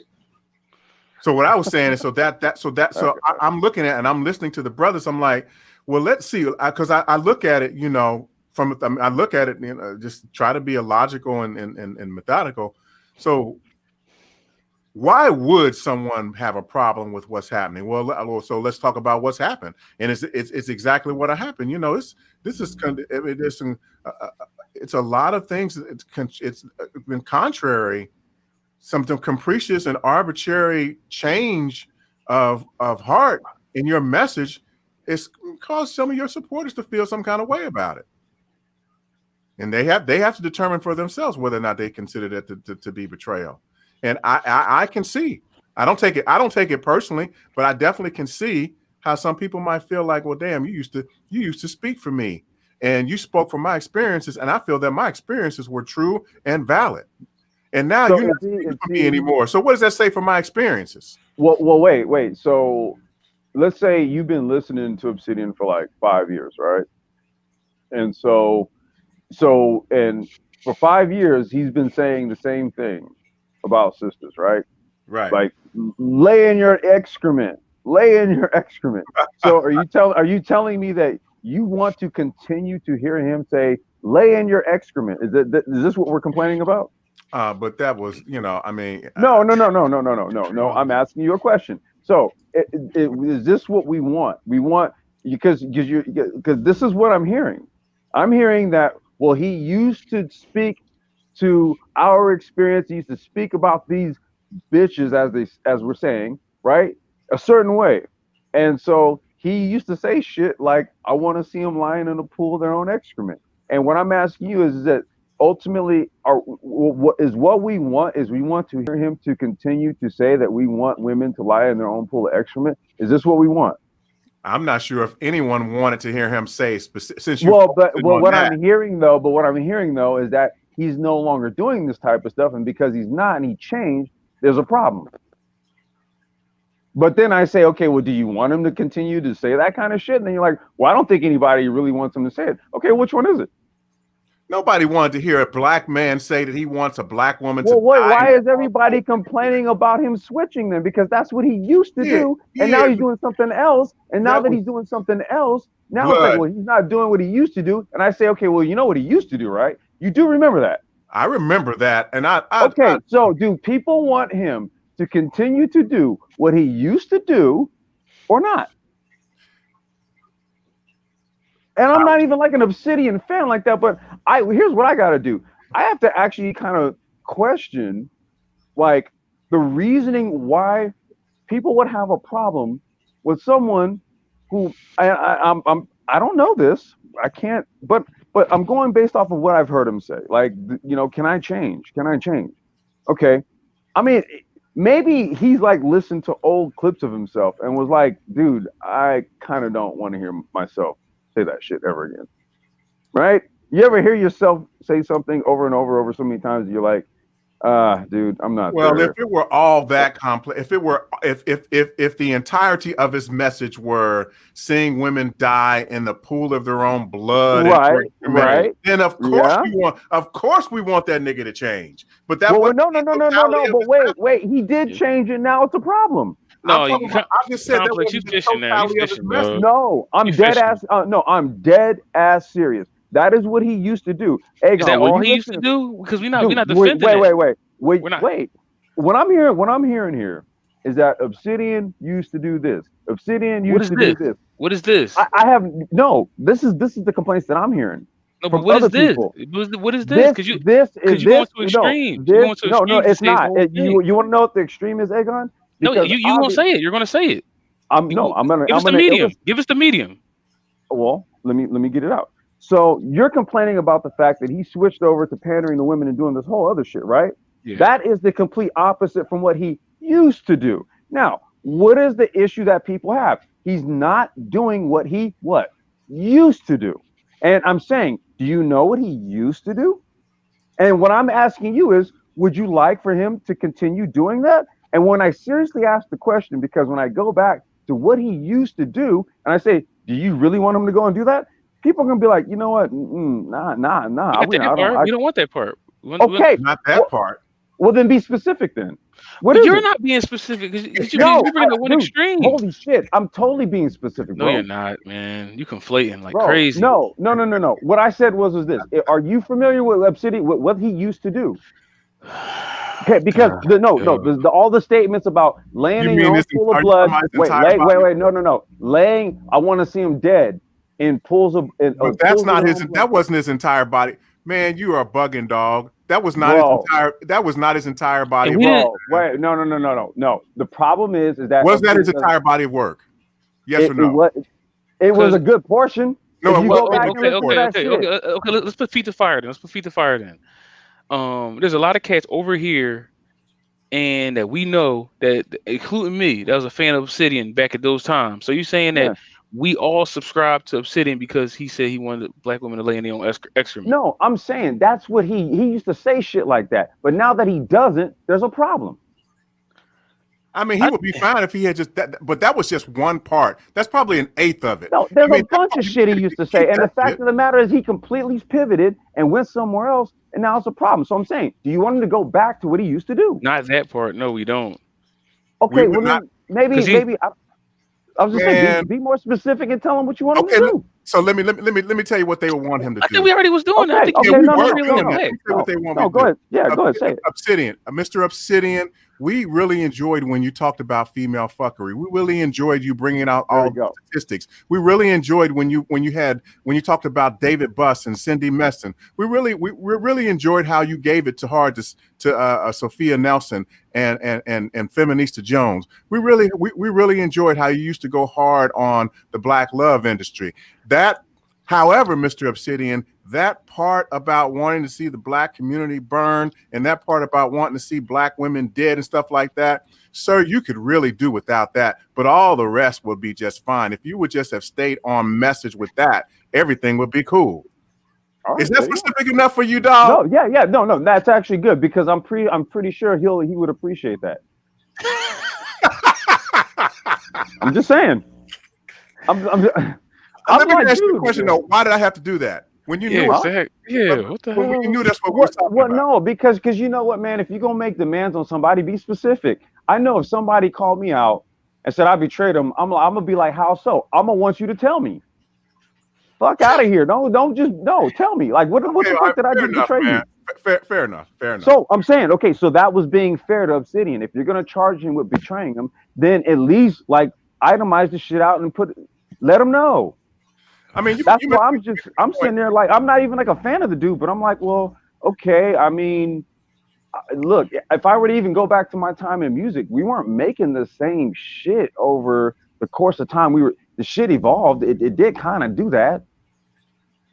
So, I mean, like I said, were you really expecting him to just stay on what he was talking about like 5 years ago? And so then another approach could have been, okay, so you guys, we've been talking about black people for a minute. Okay, we've been doing this for some years now. And so I've been seeing some things, I've been pondering some things. So as my audience, I would like to take a few days or maybe some time over the next couple of weeks, and I want you guys to humor me.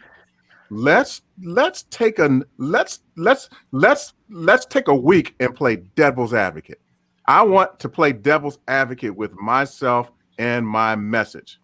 Let's talk about what things could be like. Let's imagine for a minute what things could possibly be like if we could come to a sit down at the table with women. Now, I will say this. One of the things that Obsidian did used to say, to his credit, is he did used to talk about horse trading. Remember that complex? He's talking about horse trading a lot.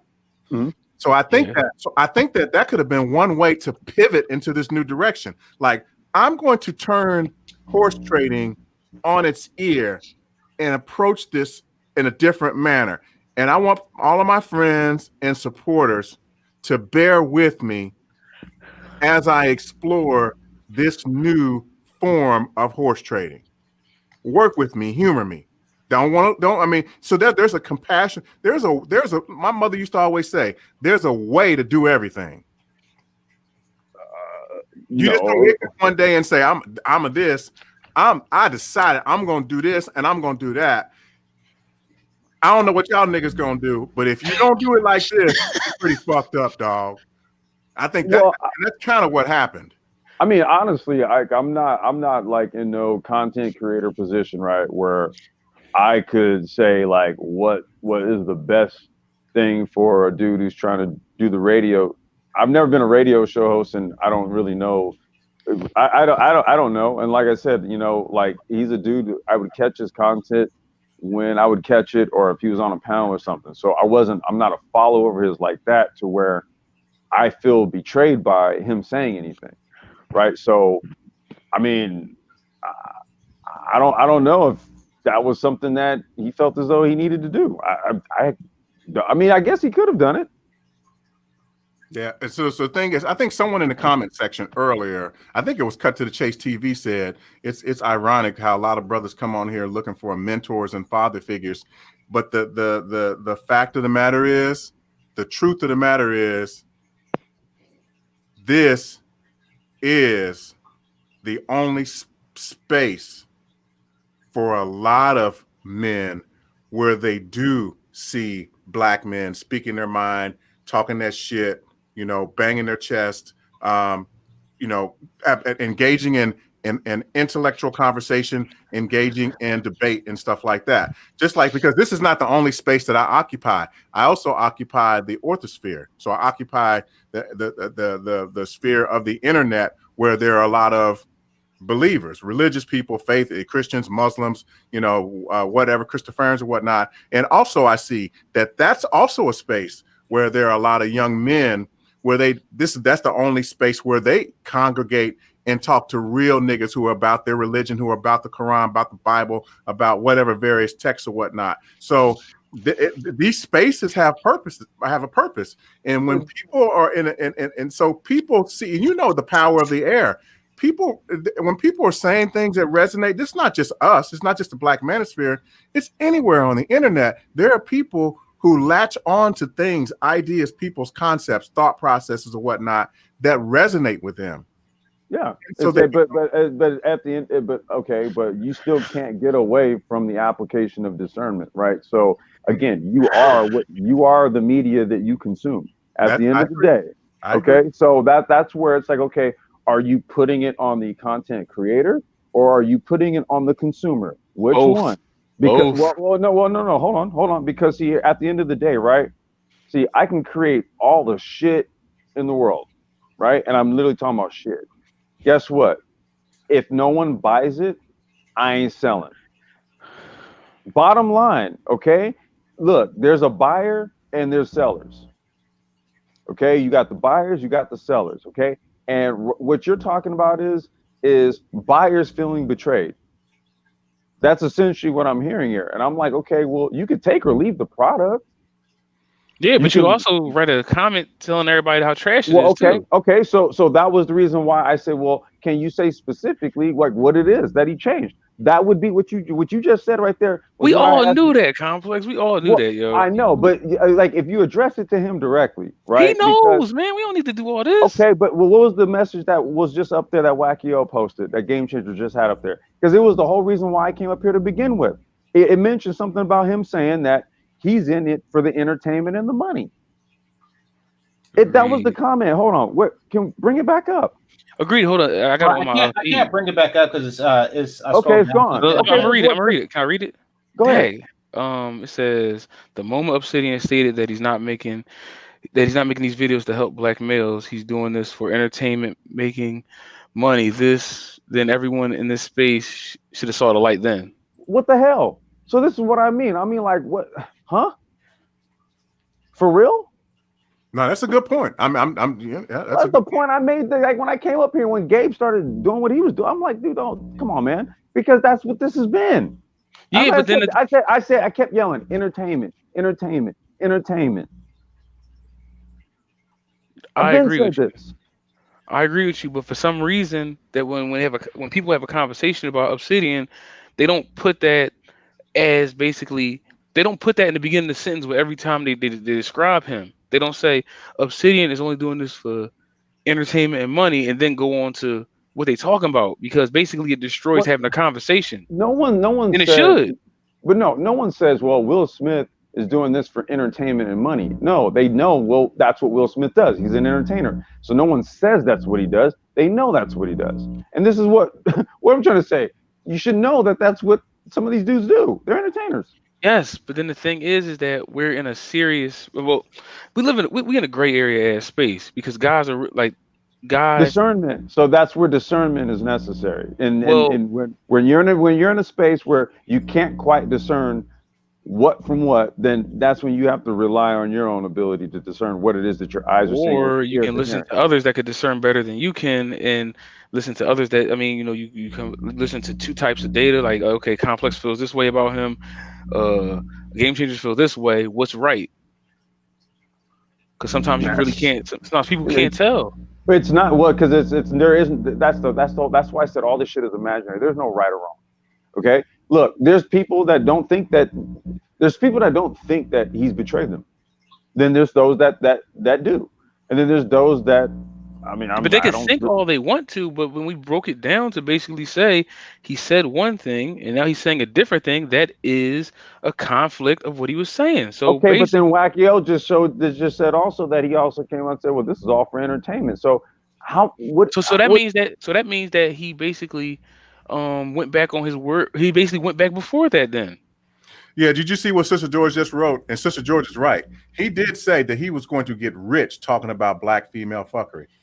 And so he does research. So this is the issue. So this is not the issue, but this is an interesting conversation, because it's undeniable. It's undeniable that a lot of the research that Mumia Obsidian Ali has put into black female fuckery, exposing female nature, is some very, very good and solid and valid stuff. And he made some money off of doing it. So the issue is, because my thing is some of the stuff that he brought forth, like he introduced me to David Bust. There are a lot of things that I have like gleaned from him that has been educational. But at the end of the day, like you said, Complex, I was able to discern the difference between the educational part and the entertainment part, and I had to make a decision for myself. How much am I going to emotionally invest in the entertainment part? or in educational part. So you take the meat and you spit out the bones. I think that if you were to poll people, I think that probably a lot of people are pissed off because the educational part is gone.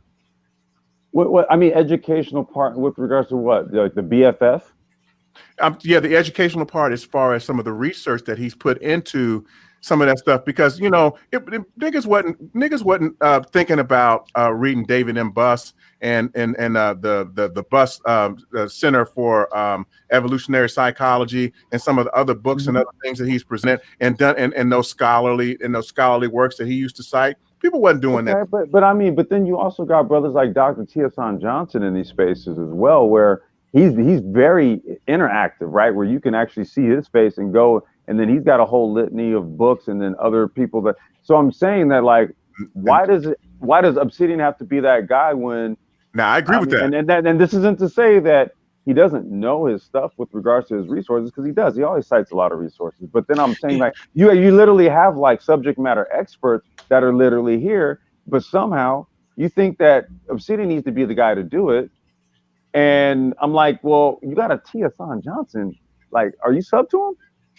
Hold on. I'm sub. I fuck with a lot of these guys. I'm saying like, if you really need that kind of information, fuck with Tiesan Johnson. Yeah, I'm a Patreon member here. You do gotta know that a lot of people liked Obsidian because he was a combination of both. He was it was educational and entertaining, and that's the right. that's the lure that he had. Okay, but then with the BFF thing, he's been talking about it for like a really long time, right? So, what's left for him to like uncover that he kind of already hasn't talked about? I agree, but if it's still... not only that, how many more people have come onto the scene, right, as content creators, quote unquote, that are on that whole sort of stilo? Like, there was a time when he kind of was the guy doing it, but then there's been a whole litany of dudes that come off and they done built their platforms up and off the same type of stuff. So, I mean, is he supposed to still keep doing it after a whole bunch of other people that came after him and then done it? And yeah, I will give you that. I will grant you that, Complex. I think that Mumia, to some degree. So I think that I probably don't think he doesn't have. He could. I don't know. Maybe he didn't have a choice. Maybe he painted himself into a corner because, like you said, Dr. Johnson has some great content, and another brother YouTuber who has some very, very dope content that has a lot of resources and has a lot of research is King Sigma. That nigga be on point, bruh. Yeah. Well, this is what you can also mention the Black Brain Trust too. Black Brain Trust definitely kind of do our thing just a little bit. But no, I'm saying, so since the time that you're talking about when Obsidian was being the guy who he was, okay, you've kind of had like other people come on to build platforms to do things maybe in a similar way, or basically the psychology aspect of it, the book and research side of it. There's people who basically base their whole platform on books and research and psychology and stuff, right? See, so they would be more of an SME to speak to it in more detail. I mean, I think, what Obsidian is doing was he's contextualizing an entire conversation based on numerous data points, books, magazine, articles. He cites various things to contextualize just the subject matter that he's talking about. Don't look to him to be a Tiesan Johnson. I mean, if you want it like that, go to Tiesan Johnson. I think that's why I'm kind of like, okay, so like, how does Obsidian, and I mean, for lack of a better word, how does he grow? I mean, like I said, I'm looking at it from a dude who used to make music, right? The shit that I was making when I started out, okay, wasn't the shit that I was making in 2015 around the time when I stopped making music. Okay, it wasn't the same shit. It wasn't boom bap hip hop and with pause cuts and all that. No, it became like electronic music. So okay, one of the things that this does prove. He could have traveled. He could have traveled. He didn't travel. Nagon was giving him every hint in the world to get out the country, and he didn't want to do it. That's how he could have grew. I mean, he could have did. Look, I mean, people could have done all kind of. I mean, don't get me started on what I could have done. I mean, the fact of the matter is, That's you're what we're here talking today. about. But that's what we're talking about. How he grew. We just gave you an You can only answer. do, but here's the thing: you can only do what you can only mess with today, dude. Today and going forward tomorrow. Like, Yo, Complex, you killing me, man. You keep going. You keep fucking dipping through different doors, man. I'm trying I'm to not, follow you. nah, Aegon, man, nah, man, because you You're know a what I hall of don't like. mirrors, man. Nah, it's no hollow mirrors, bro. Like, I'm dead ass. I'm sitting there like, wow, is this dude really supposed to be talking about the same shit he was talking about 4 years ago? Is this No, what but you're telling me? not the exact. Okay, the same core message should be there, but growth. It should be growth on top of that. Explain that. Explain that. Okay, let's say look, Nagone was talking about going to Brazil. If Obsidian went to Brazil and expanded himself, he could have filmed down there and had interviews down there talking to brothers who went down there. That's But a what if he form of simply growth. did? What if he simply did not want to do that? What? Yo, Complex, I can't do it. You got it, brother Fed. No. That's a real ass question, dude. Like, you're just saying, well, what if he would have just went to Because said he wanted to do you it? started the what ifs when you said how could he have grown? Okay, And I gave you an answer. You can no, I know, but dude, going to Brazil isn't the only way to grow. No, dead ass. You know another I way know, of but growing? I'm just giving you an answer. Okay, well, that's one answer, bro. Another answer is you can change your content. That's another way. Yeah, you can change your content. At one point, Mumia. At one point, now this was real brief. Maybe you know Aegon. Real briefly, he was on SYSBM, and then all of a sudden, I didn't hear him talking about that anymore. Because he don't travel. How you gonna save yourself when you stay here and you're like 50? That's true. Well, God damn. Now that's true though. So that's why I couldn't understand. Like, damn. why are you talking about SYSBM if you're not really? Never mind. So to Aegon, dude. guys, you make a good point. So I think this is what I think. Let me tell you one thing that I think. I think that this kind of proves that you cannot get rich off black female fuckery. It just wasn't gonna happen. Yeah, he should have got some skills. Wait, what? You said what? He should have got some skills and got rich off that. You can't get rich. No, dude. Look, I always. Wait. 3 words.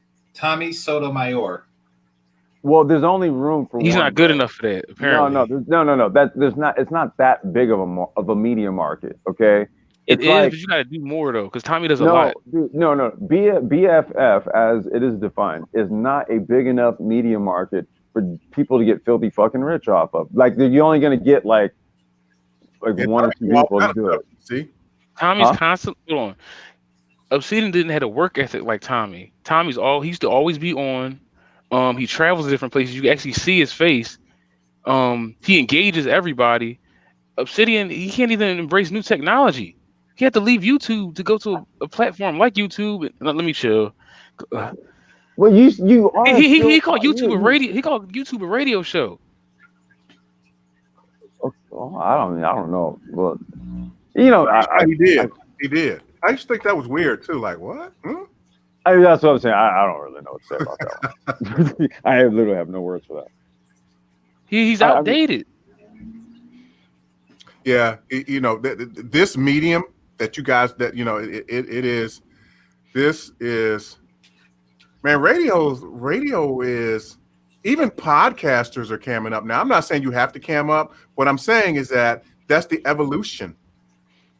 That's the evolution. Sister George is on point again. He's very creative and extremely intellectual. I mean, I'm talking about more intellectual than so. My thing is that I just think that I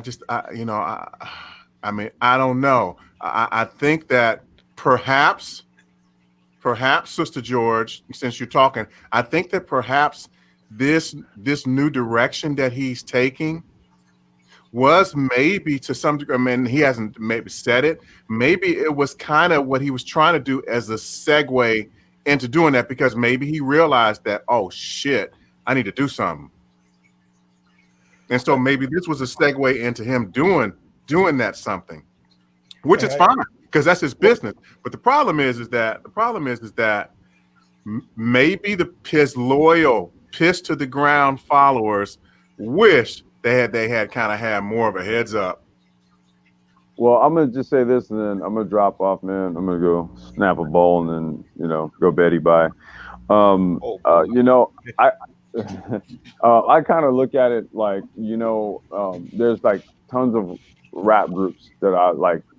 I love them for a certain amount of albums, right? And then after a certain album, I couldn't fuck with them anymore, right? Because either my taste changed or their sound changed or a bit of both. Okay. So it kind of happens.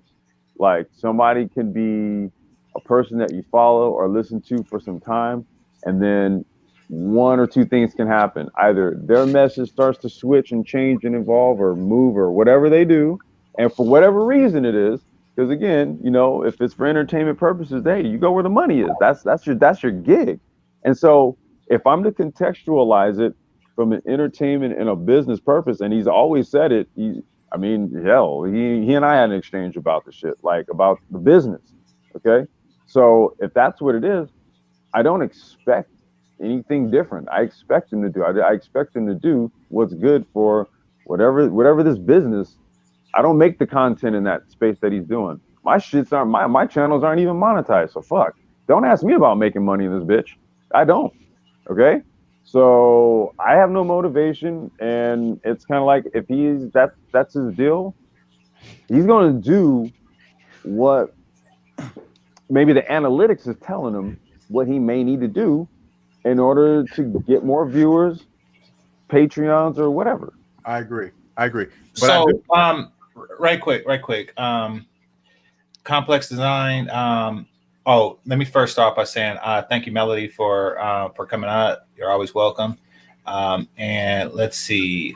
Somebody said Obsidian is just chasing the dollars. He's always been a pseudo intellectual. Now, do you think that what we're doing may cause more harm? Because he seems like he's on the fence in a way, and we're just pushing him to the other side. And we'll start with Wacky.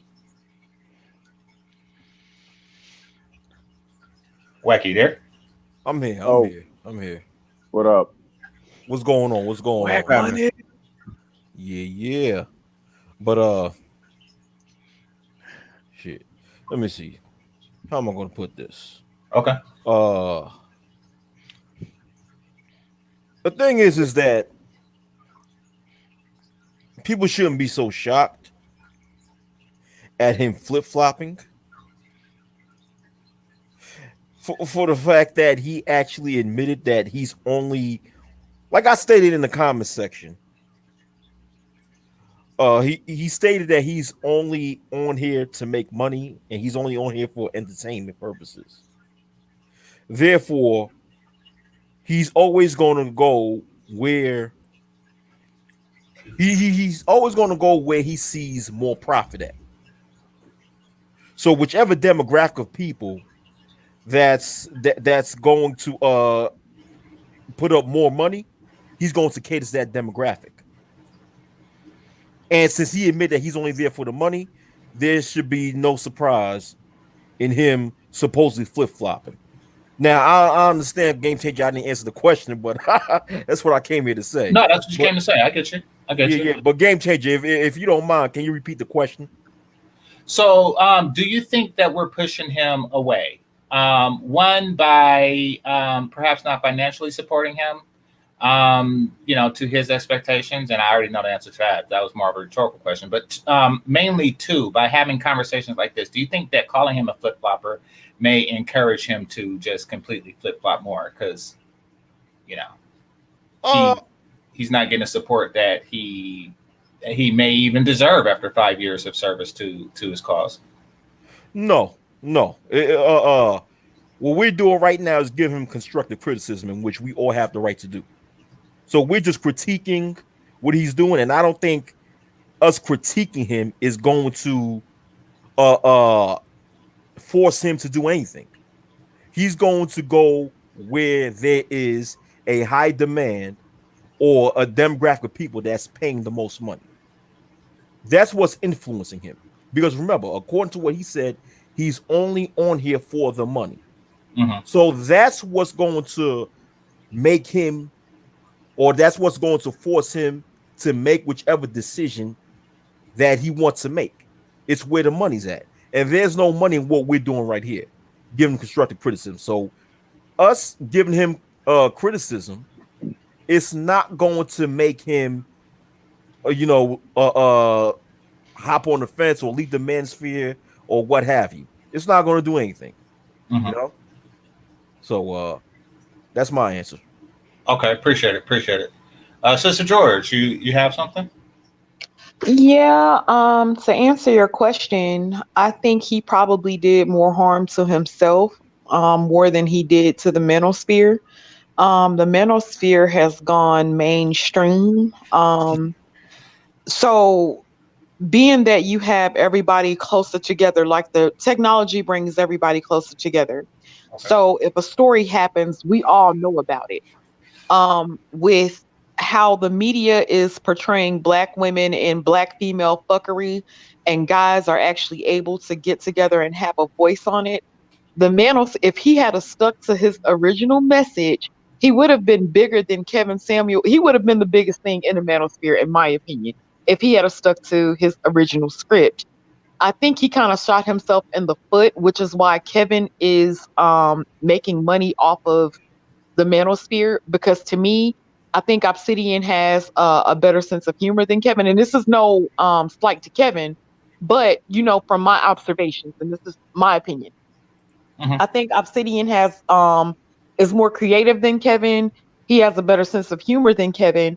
Now, Kevin does have the ability to cam up and does have nice equipment and stuff. But I think if Obsidian had a stuck to his original message with the black female fuckery, he would have been on point with what's going on right now, which is what Kevin is capitalizing on. So I think he did more harm to himself. The Manosphere has gone mainstream and has gone live, whether you guys know it or not. There are a lot of people talking about it. Um, Even women outside of YouTube that I talk to are starting to notice some of the terms. A lot of women know a lot of the terms. And so I feel like it's gone mainstream. I don't think this is like a bus or a train. Nobody's going to stop the Manosphere from going forward. And it's new, so to speak. So to mainstream anyway. So I think that's my take on it. It's So only you're saying that he cashed in on a winning stock too soon. Yes, absolutely too soon. If he had a stuck to the path of black female fuckery, do you know how many men want to hear about black female fuckery? Like notice all the news stories. If you take Meg the Stallion story, right? So women were automatically like, "Oh my God, she got shot. He shot her." There are so many men like, I don't know about all that shit. She's lying. She's lying. If you go and look at the stories that came out of the manosphere, like take a look at Jada Black's for one. Go to not even Tasha K's not in the manosphere, but go to Tasha K. She's saying that she's lying. There are a lot of people that saying that she's lying, and so when you start to see stories like that, Lisa Ray, when that the Fox Soul stuff, and how men were displeased with those types of things, the manosphere has gone live. If he had stayed the course, he would have been the biggest thing in this space, in my opinion. And okay, so now, I can Sister see George, that. you made me rethink something I said before, because you are absolutely right. There was absolutely he would absolutely ever have a shortage of material. He was always going Never. it was about black female fuckery. Now, getting rich off of it, I don't know, because there were some other things that he may have needed to do to take him to the next point of that, getting the bag. But as far as having content and as having a steady stream of income, oh yeah, he had enough material. I mean, he had a lifetime of material that could have kept him going. Well, you know what? Who I would have compared him to? Noticing how Jason Black had never been live to show his face or show any equipment or anything like that. Nobody supposedly knows who Jason Black is. Obsidian could have been on that level with doing his radio show or his podcast in the morning when he had before he gave it over to Rain, before he went over to Bernard's. Obsidian was pulling 500-600 people per episode per day. He always had an all-star panel. The music was always dope. The content was generally dope. it was generally the place to be in the mornings. And plus, he put a lot of us on, to be honest with you. So I feel like he really did shoot himself in the foot. Yeah, and that's that, and so this is actually a good point, Sister George. This is actually a cautionary tale because unfortunately, what are you saying? No, yeah, okay. So you caught it too, Aegon. You want to say no pun intended, Sister George? Can I say something? I think Obsidian shot himself in the foot. See, he decided. Hold on, let me say something. Hold on, guys. Let me finish. May I finish? I think Obsidian shot himself in the foot the moment he decided to go on Mixler. When he decides to go on Mixler, and the moment he decided to stop going on YouTube at one point in time and went on Mixler, a lot of his subscriber base on YouTube did not go on Mixler with him. Wait a minute. Can I just interject something real quick, Wacky? And that just messed them up. Go ahead. Wacky. Well, it wasn't Mixler at first. It was another site that everybody followed him to. And then it was Mixler. And so when he did the second, when he went to the first site, a lot of us did follow him to that first site. When he moved to Mixler and everybody had to download another app, people said, no, I'm not going to keep following you from platform to platform. And that's how I think his fan base decreased, because there was a second platform. Yeah, but when he was on Black Avenger, he was still making videos on YouTube. Yeah, he was. But he was still making videos on YouTube. But there was a time when he decided to go on Mixler. He decided to stop making videos on YouTube and go on Mixler. And a lot of his subscriber base, they decided not to follow him on Mixler. And maybe it's for the same reason what you stated, Sister George. Maybe it's for that same reason. People didn't want to download another app, what have you. But he shot himself in the foot, in my opinion. When y'all do realize that he needs a cane, right? I'm just sitting there in silence, bro. I'm just sitting there. He could have been bigger than Kevin Samuels, right?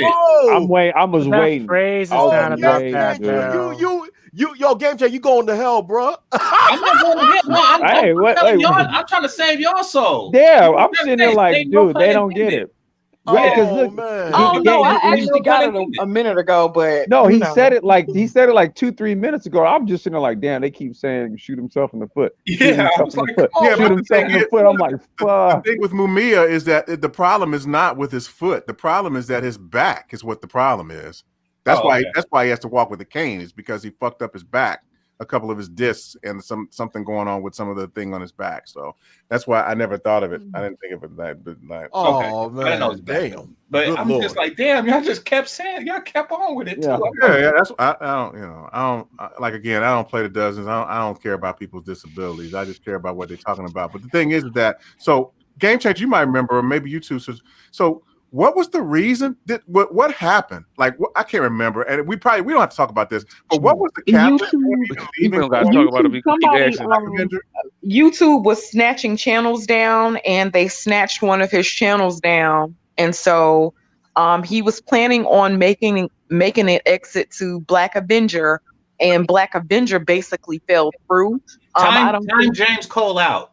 Somebody time James Cole out. Hold on. I don't think he was that. He wasn't consistent on Black Avenger either, though. I was over there. He wasn't consistent like that with the videos. Oh, well, that's where he went to next, but I don't think Black Avenger's website did what it was supposed to do. Yeah, I think it was a lot of technical problems. I don't think they had the money.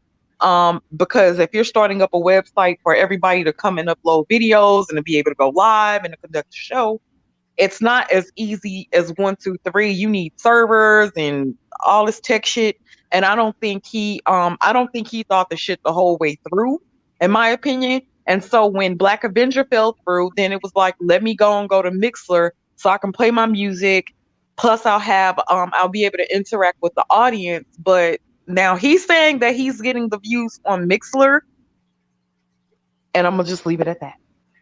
I think he's doing okay on Mixler. I don't know how much money he's making on Mixler, but I think he's doing okay. His shows on Mixler be lit, especially that music. The music be fucking fire on the Mixler show, man.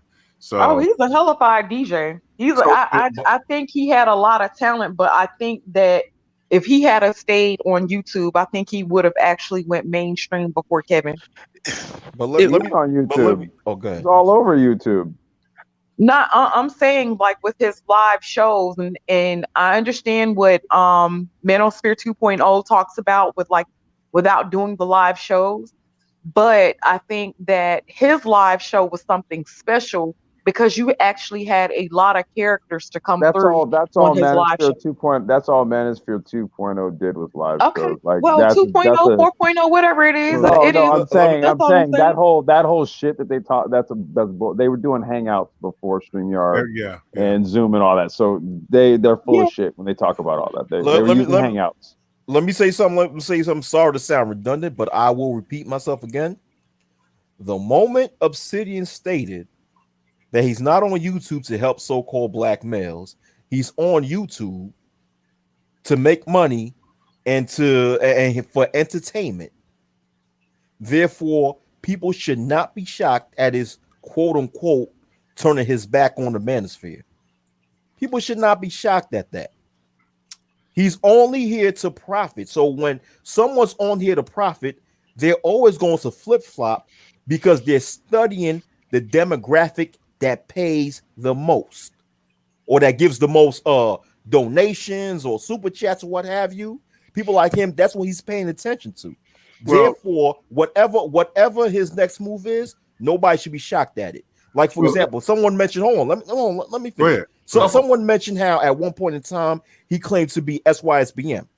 He claimed to be SYSBM at a time when that topic was very popular in these spaces. So he thought that claiming SYSBM is going to increase his popularity and maybe increase his donations and what have you. I mean, he's always going to go to where the topic is. He's always going to go to where the topic is the most popular, because according to him, he's only on YouTube for entertainment and to make money. That's it. That is it. Like, for example, let me tell you something. Let me say some real shit. If Kevin Samuels was not if Kevin Samuels did not have the amount of views that he have now, do you think Obsidian would be his attack dog? Think about that. If Kevin Samuels only had like, let's say 10 to 15 live viewers per video, do you think Obsidian would be his attack dog? No. Hell no. He's always been on some St. Kevin shit. Like, even before the recent bump. Yeah, but he's not going to go as hard for Kevin Samuels as he does now if Kevin Samuels did not have the views. Okay. If you understand what I mean, in my no, I see opinion. what you mean. You said it's partially motivated by him and Kevin have always had a sort of camaraderie. Now I feel like it's more on Obsidian than it is Kevin, because Obsidian Obsidian makes it a point to bring up Kevin's name, I think, every show. But now I don't know. I don't watch Kevin's show like that to say what he does as far as Obsidian is concerned. But I will say that Obsidian has been in Kevin's corner since the Hangout, the days of the Hangout. I agree. He the reason why he nuked his channel. Is that really true? I've heard people say that, but I haven't heard it from either of their own mouths. So I wasn't sure. Why would he say MGTOWs is losers? And that was his main audience. Yeah, that's so. I think that Sister George is on to something. That's Kevin's stance. Kevin's stance is I'm better than y'all. Exactly, and that's this is my thing. Like I have some philosophical. That's one thing, and so this is why I was getting back GameChanger to about it's how you feel about the brothers. Like, how do you really feel about the people that you're supposed to be serving? Now, this might sound corny or whatnot, but you don't shit on the people who are supporting you. You just don't do that shit. And to what Sister George is saying, there's a relationship, but it's certainly not reciprocal, because from the few times, which hasn't been that many times, from the few times that I've heard, Kevin Samuels show, Obsidian's name hasn't been mentioned at all. So the thing is that like, my grandmother, who had dementia, every once in a while she used to be like, "What's really going on?" And that's the question. Like, what the fuck is really going on? Because you have someone, like you said, Sister George came in right on point. Someone who is 10 times more talented, 10 times more intellectual, 10 times more entertaining. Not only, she said he has a better sense of humor, Obsidian has a sense of humor. Because this motherfucker don't have a sense of humor at all. So my thing is, when you have so much, and then think about all the, and to me, it's just unfortunate. Think about all the positive alliances. I know that I used to be on Ren's channel and sometimes GameChanger, Sister George, everybody would pop their head in there and whatnot. He had quiet as it's kept, we might not like, because I have issues with the B1 network. That thing that Obsidian had going with Ren Judah and the Coffee Talk in the mornings, that was a good thing that he had going on. That shit got fucked up. Then the shit with Bernard Riley had a good fucking thing going on. That shit got fucked up. So the issue is, there seems to be some sort of short circuit of principle and purpose that takes place, that transitions into something else that seems good in the moment, and then it fucking short circuits. Have no idea what it is. But the thing is that if I were to go back in hindsight, I would say maybe he could have just kept with the black female fuckery thing, polished, and just used Kevin Samuels, because that's what Kevin Samuels does, polish up his image. Maybe I think there's a fundamental. Can I say something? Can I say something? Well, yeah. This is what happens when a man does not stand on solid ground. Yep, he switched like 5 teams in that conversation. He switched like 5 teams. He doesn't stand on solid ground because remember, he's only chasing the paper. Yeah. Okay. Exactly. So when you're chasing the paper and you just want to be an entertainer, you don't stand for nothing. You don't really stand for nothing. He with Bernard. Yep. He with Bernard. He with Ren. He with the Beetleborgs. He with the Power Rangers. He with everybody. But that's my whole point. That's why I said so. Like, how serious do you really want to take it? Yeah. When he's already basically stated he's an entertainer. He does it for the money. Like I said, I'm pretty sure like the trends, the analytics, and all that stuff will kind of point to what topics. Like you can do keyword searches and all that. He's not stupid in that sense where he's gonna look at what's going to work. Now, I'm going to tell you right now, the reason why Kevin Samuels makes a shit ton of money doing the shows that he does is because he brings women up and he talks directly to them, okay? And then tells them about their black female fuckery, okay? Yep. Like, what Obsidian, the way it worked was, it was a bunch of dudes, just like No. Yes. That's not all the way true because Obsidian literally had the same formula going. He would have females on the panel and he would start conversations with these chicks because I've seen quite a few chicks come to Obsidian's panel and get their asses tore out the frame. But so it was literally it'd be a minimum for that was okay. That was in the quote unquote that manosphere thing, right? Where Kevin is doing his thing. Okay, that's kind of like just I would just call it black YouTube, okay? Because when if the times that I've checked out his live streams or whatever, and I look at the chats, it's equal dudes and chicks in there. And complex, you're putting the cart before the horse. That's something that comes with success, not a path to it. Well, I mean, no, Kevin had an endless stream of callers. Is something that you get when you have thousands of people watching you at once. Right, and I'm saying Kevin had to get to that point too. He's been around a minute. Well, yeah, but he's got to that point now. He's been around a while. But he was doing the same thing Obsidian do. He was hopping on other people's nuts too. Is a different question. But I wanted to play devil's advocate right quick because I'm gonna be here for like 8 more minutes. But I want to play devil's advocate right quick with Wacky and say I do hear Obsidian say that, right? The whole I'm gonna make a mint off of black female fuckery. Most of the time he says that. It seems like he's shrugging off the whole you're taking this personal because of prom or whatever the fuck. You're taking this personal because you're non-select, or it seems like he's shrugging off that argument by saying, I'm not taking it personal. I'm doing this for the money. Now it's just come back to haunt him now. What is your take? Do you accept that might be a possibility? And I'm playing devil's advocate. No, because I've literally heard him stated on live streams, on certain live streams, that in which he stated that he's not here to help black men, that he's here only for entertainment and to make money. Mhm. So it's not even so when he made that statement, making that statement, it has nothing to do with him taking criticism personally. He's literally talking about that he is not interested in helping anybody, which Just goes for the money. contrary to what the Black Manosphere was supposed to be about. Okay. Quite honestly, man, I gotta tell you, Wacky, damn, it's escaped me. I don't think I've ever heard him say that. I have. I've never heard him say that. I So have. I'm with I you, have. Peter, brother Peter. That's like saying you never heard me say penis. What the hell?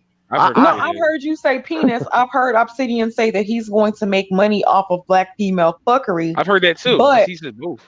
I've never heard him say that he doesn't care about black men. I've never heard him say that, but I've definitely heard him say he was going to make money off of black female fuckery, and he's going to buy a whole lot of nice suits. I've definitely heard Well, yeah. that at times. Yeah, that's what I was talking about. Yeah. Well, I don't think about the care about black men part. I don't know about that part, but he did say that I'm here to make money, and I'm here for entertainment to make money. He said this is a business. I don't know how many times he said it. I didn't hear him say verbatim that he doesn't care about black men, but what he stated is that he's not. What I've heard him state with my own two ears is that he's not here to help black men. And Right, there was a that's- time, yeah, and I'm yeah. not lying about this. I went on one of his live streams in around late 2018, and I asked him a question because Obsidian would always say in his old videos that the biggest problem in Black America in the 21st century is that black men and women don't get along. That's You true. guys heard him say that, right? Yeah. So I Yeah. so I asked him a question. I said, okay, Obsidian, being that you stated that, being that you always make that statement, is your goal is to help black men and women get along? He paused for a few seconds and he said, not necessarily.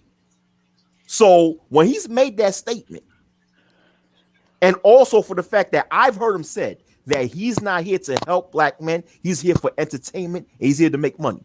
That he don't really care about solving the problems that so-called black males face in America. He's only here to profit.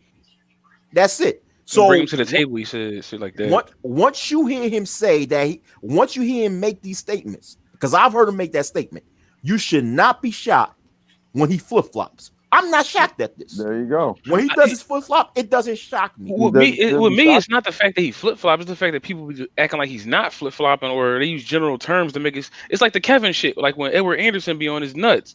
It's like he acts like he don't know what he's doing, but he does. Right. The thing is, it goes back to what Complex was saying, is that a lot of people on here do not have discernment. They don't have discernment. It's like, man, listen. Unfortunately, you have a lot of retards that consist of the viewing audience. You really do. In this motherfucker, man. You have a lot of retards like a fucking, like they got fucking shit for brains. Like, I mean, shit. Oh yeah. I don't know, man. They some fucking they cannot fucking recognize they goddamn nut sacks from their fucking brains and shit. No, but you're right though. That's why I was saying before. People just need to ask them say, like my grandmother used to eat with dementia and all that shit. What's really going on? Because it's just really bizarre. And I go back, GameChanger, about the message. Like so if you want to have a conversation, there's nothing wrong with that. Mm-hmm. And the reason I don't have an issue with Mumia saying I think we should have a conversation, because that's what I do. I have saved like 75 marriages in the past 3 years. So I help people have conversations. So if you say you want to have a conversation, what is the conversation going to consist of? Because neither Mumia nor Kevin, they ain't having no conversation. Like I said before, KS on his show, the primary purpose is to tear down the self-esteem of black women. Now, wait, isn't that all based on the BFF, right? And I am not, I could go on for days and days about the wretched and sinful ways of women, black and white women. But my point is that your daily show, you tearing down the self-esteem and breaking the spirits of black women, and then your boys over here saying we want to have a conversation. That's some schizo shit, man. It is. God damn. That's some schizo shit. If you're gonna have a conversation, have a conversation. And then if you also gonna have a conversation, and you like Mumia, you saying you're gonna have a conversation, then why is it that the men, because you got to have two sides of this party to have a conversation. You got to have the men, you got to have the women. You want the men to have a conversation with the women, but then the men, why would they listen to you and want to have a conversation with you when you're telling them, well, you're not a content creator, so you ain't shit. You're not high value, so you don't make six figures, so you ain't shit. You don't wear a suit, so you ain't shit. Then who the fuck you talking to? Talking about you want me to have? I'm supposed to have a conversation because you say so, nigga. You think I ain't shit? Fuck you. So isn't that doing to the men what you say he was doing to the women? Exactly. Okay, so then you're not the voice of the everyday brother. It seems like he's going in a self-improvement direction. He going to a lot of directions, man. Right. And what I'm saying is that entirely bad? I mean, yes. Is it bad because it's not consistent with his previous message, or is it just bad because I don't know how many messages this nigga got? Millions. He like 20 people. I mean, it's bad. It's bad when you come on here and say that you're not really here. Once again, I'm sorry to be redundant, but I have to be, right? When you say that you don't care about black males, in which that goes once again, that goes contrary to what this space was made for. This space was made. Well, there's several reasons why this space was created, right? But one of the reasons why the space was created is to help elevate the conditions of so-called black males in the Western Hemisphere and help them be better men. Right. So when you walking around, when you come into space and say that you don't care for so-called black males, that you here for money entertainment, you just totally contradict what this space was for. But at the same time, claim to create the space in which you haven't. You know, that's what's bad. That's what's bad. You know, when you putting the desire to make money over actually doing what this space was created for. You know what I'm saying? It's just so that's what's bad. It shows disloyalty. Yeah, like, exactly. So DJ, I'm gonna say DJ Nav. I don't know who girl you saying he stole, but the women that I deal with don't deal with effeminate elitist sodomizers. So I don't know who you talking about. Oh wow. Thank you so much for having me, Game Changer. This was wonderful. I got to go. Let's do Y'all closing thought. Yeah. Is that your closing thought, Sister George? Yes, it is. Yes, it is. Well, I mean, because brother, that's slanderous unless you have evidence of it, and I'm sure you don't. So let's not do that, you know. But I mean, the effeminate and all the other shit, that's a matter of opinion. But the other thing, that's slanderous unless you once again have evidence. So let's not go there. But let's do closing thoughts, bro. What's your closing thoughts, Padel, brother? P that. No, good conversation, man. It's a great questions. Awesome questions, great panel. I mean, I fuck with you, GC, man. I think you do good work, man. All right, cool. Appreciate you, bro. All right, Aegon, what's on your mind? Thanks for having me on. Shout out to everybody on the panel. Obsidian gonna do what he want. Every content creator is gonna do what they want. But me as a fan, a guy who's been here for a couple years listening, I just call you out on your bullshit because there's people out here that lack discernment, and it's media. So basically, if nobody says anything, then it's gonna become normal. So why not? You lying? Why don't I just call you out on that? And the best thing about it is not about the content creators, it's the people that defend them. Just listen to how they defend them. They use vague words. They act like what they doing ain't so bad, and then They'll gaslight you. It's them. They're the real problem. That's what I say.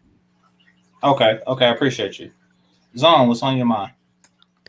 I just think that he's having a hard time competing with Kevin, so that's why he's like flip flopping, trying to gain new audience to build his channel. Because if he continued to stay on the BFF, then it's difficult for him to grow his channel since he has to compete with Kevin. So that's why he's kind of flip flopping to kind of like gain new subscribers on his channel to grow his channel. So he's looking for a new market share, and Yeah, looking to crack into the black female market as Kevin did, and then the subsequent black men who come for the females, and and the females who come for them. I get you. I get what you're saying. That's a very difficult thing to do. I used to promote parties for to help out friends who's in his very fraternity actually. So his brothers rather. Yeah, that's what they tell you, to get as many attractive females as you can to go.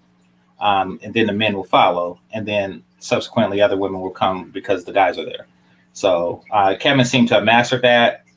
And, yeah, I could see Obsidian trying to follow suit. I wouldn't necessarily say he's in competition with Kevin, but he's at least looking to get it like Kevin. Absolutely. well, the thing is, he wouldn't be able to like get the subscriber counts if like the live viewer counts if Kevin's on, since they will rather watch Kevin instead of him, which hurts him and the amount of money he can make.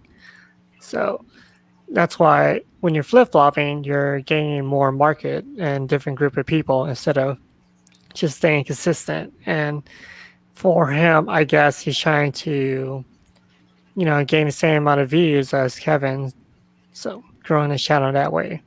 Okay. Can I say something real fast? Yeah, they won't go to wacky. Okay. Obsidian had a talent in bringing people together. I mean, like Sister George said, a lot of people here got put on because of him. He negates that talent, and everybody else kind of does too, because they put it on him. That's the reason why we listen to him. It ain't just him. His talent was in the brothers that was on his channel, and basically the different type of cats. So it's just not him. It was Nagoon 11. It was C Boogie when he wasn't out of his fucking mind. It was Rude when he wasn't out of his mind. It was you. It's Mr. Fantastic. It's like it was more than just him. So I say this: he don't believe in himself. So basically, that's why he keeps doing that shit. I think open panels was a novel idea. O'Shea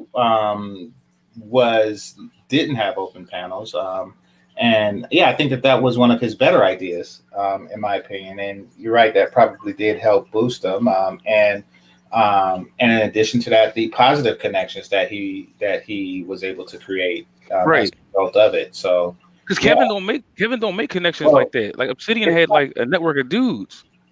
Yeah, it's not really in my opinion, it's not really over for Obsidian. Of course, it's an entertainment space. It's not. I mean, because you're talking in past tense, so who knows what'll bring next month, and what have you. But let's great expectations. I appreciate you, brother. Appreciate the $5 super chat. He says, I think Kevin has done more for the black community than his critics. He wins. Yo, that dude's a comedian, dog. Yo, he wins, yo. He wins for the night. That's hilarious, right there. He wins for the funniest statement of the night. Well, I don't know his body of work to say yay or nay. So and neither and most likely neither does he or she. The black community is not on YouTube. Exactly. But I said say 25 marriages in the past year and a half, 2 years or whatnot. That's more. I save people from going to. I save people from going to jail and dying. So I'm not. We don't worry about that, man. Yeah, but anyhow, right? But I guess it's my closing thoughts. Yeah, go for it. Yeah. Okay. Well, number one, GameChanger. Thank you for inviting me on the panel. Mm-hmm. I appreciate it. Always great to have a conversation with you and build with you and the other brothers and sisters on the panel. Secondly, I want to quote a comment from a person in the comment section. This person's called Era Black TV. He said, y'all can't come to YouTube looking for parenting guidance and therapy, which is absolutely true. That's facts, right there. I 100% agree with Era Black TV on that, which is why it's necessary for people to actually think for themselves. You know, ever since I've been on YouTube in and out and making content, I always promoted people to think for themselves and utilize wisdom. It is naturally inside of all of us. When it comes, wisdom is naturally stored inside of all of us. It is up to us to tap into it, so we could know what is right and what is wrong, so we won't have to rely on complete strangers on the internet to trying to give us advice when 9 times out of 10 they probably don't have any wisdom themselves. You know. So with that, I would like to say peace and shalom to everybody in the panel and everybody in the chat. This was a good panel. Peace. Peace. All right, I'm gonna read this last thing from Azriel because I find it very disturbing. You say y'all gonna do Obsidian like the senators did Julius Caesar. I feel like this is 3 hours of March. Come on. Clean blades though, fellas. Okay. I'm not gonna really get into the history of it, but they were openly his enemies. Like, these are senators that openly fought against him initially, and perhaps should not have been seen as his allies ever. But I get what you're saying. In general, what you're doing is you're calling us backstabbers, and that's not at least what I'm about. I understand what Obsidians did. He basically pioneered the very template that I use now, where I, begin with an opening monologue and then have an open panel, to discuss the issue, that the title issue. So, all due respect to him for that. What I'm saying, the reason why I brought up this discussion is to determine if it's generally understood that he may have lost his way, and if so, should he find it? And I think that that's reasonable. There's no backstab. I mean, the analogy is not really applicable here, but I mean, the question is, are we backstabbers? Come on, GC, man. Why are you dignifying that, man? He obviously wasn't even listening to the conversation, man. This was all philosophical and esoterical meandering, man. Game changer. Trying to stab that brother. Game changer. What's up? Can you click on Blaze the Stampede's comment, yo? Yeah, let me read this super chat. Great Expectations again says, we need to learn how to stay in our area codes. I think that's a shot because Obsidian hasn't really moved or traveled or vacation. I think that's a shot at Obsidian. Okay, I see what you're saying. And yeah, in my opinion, he should travel. And that's simply because I travel, and I enjoy it a lot. But yeah, were I in Obsidian's position, I would be abroad and I would practice smacking light-skinned girls in the ass with my weapon. But he's a different person with different desires. So, True. And all right, and last one. No, I'm not calling you guys backstabbers, just joking. I just think people take them too seriously. Okay, I see what you're saying. So the joke is that he was our Caesar. Yeah, Caesar came into power through conquest, not popularity, but I get what you're saying. I truly do. All right, so glad you do, man. Yeah. With that being said, I would like to thank the Cash App. Oh, let me check my phone. Hold on. Oh, Game Changer, can you check Blaze's comment real fast? Yeah.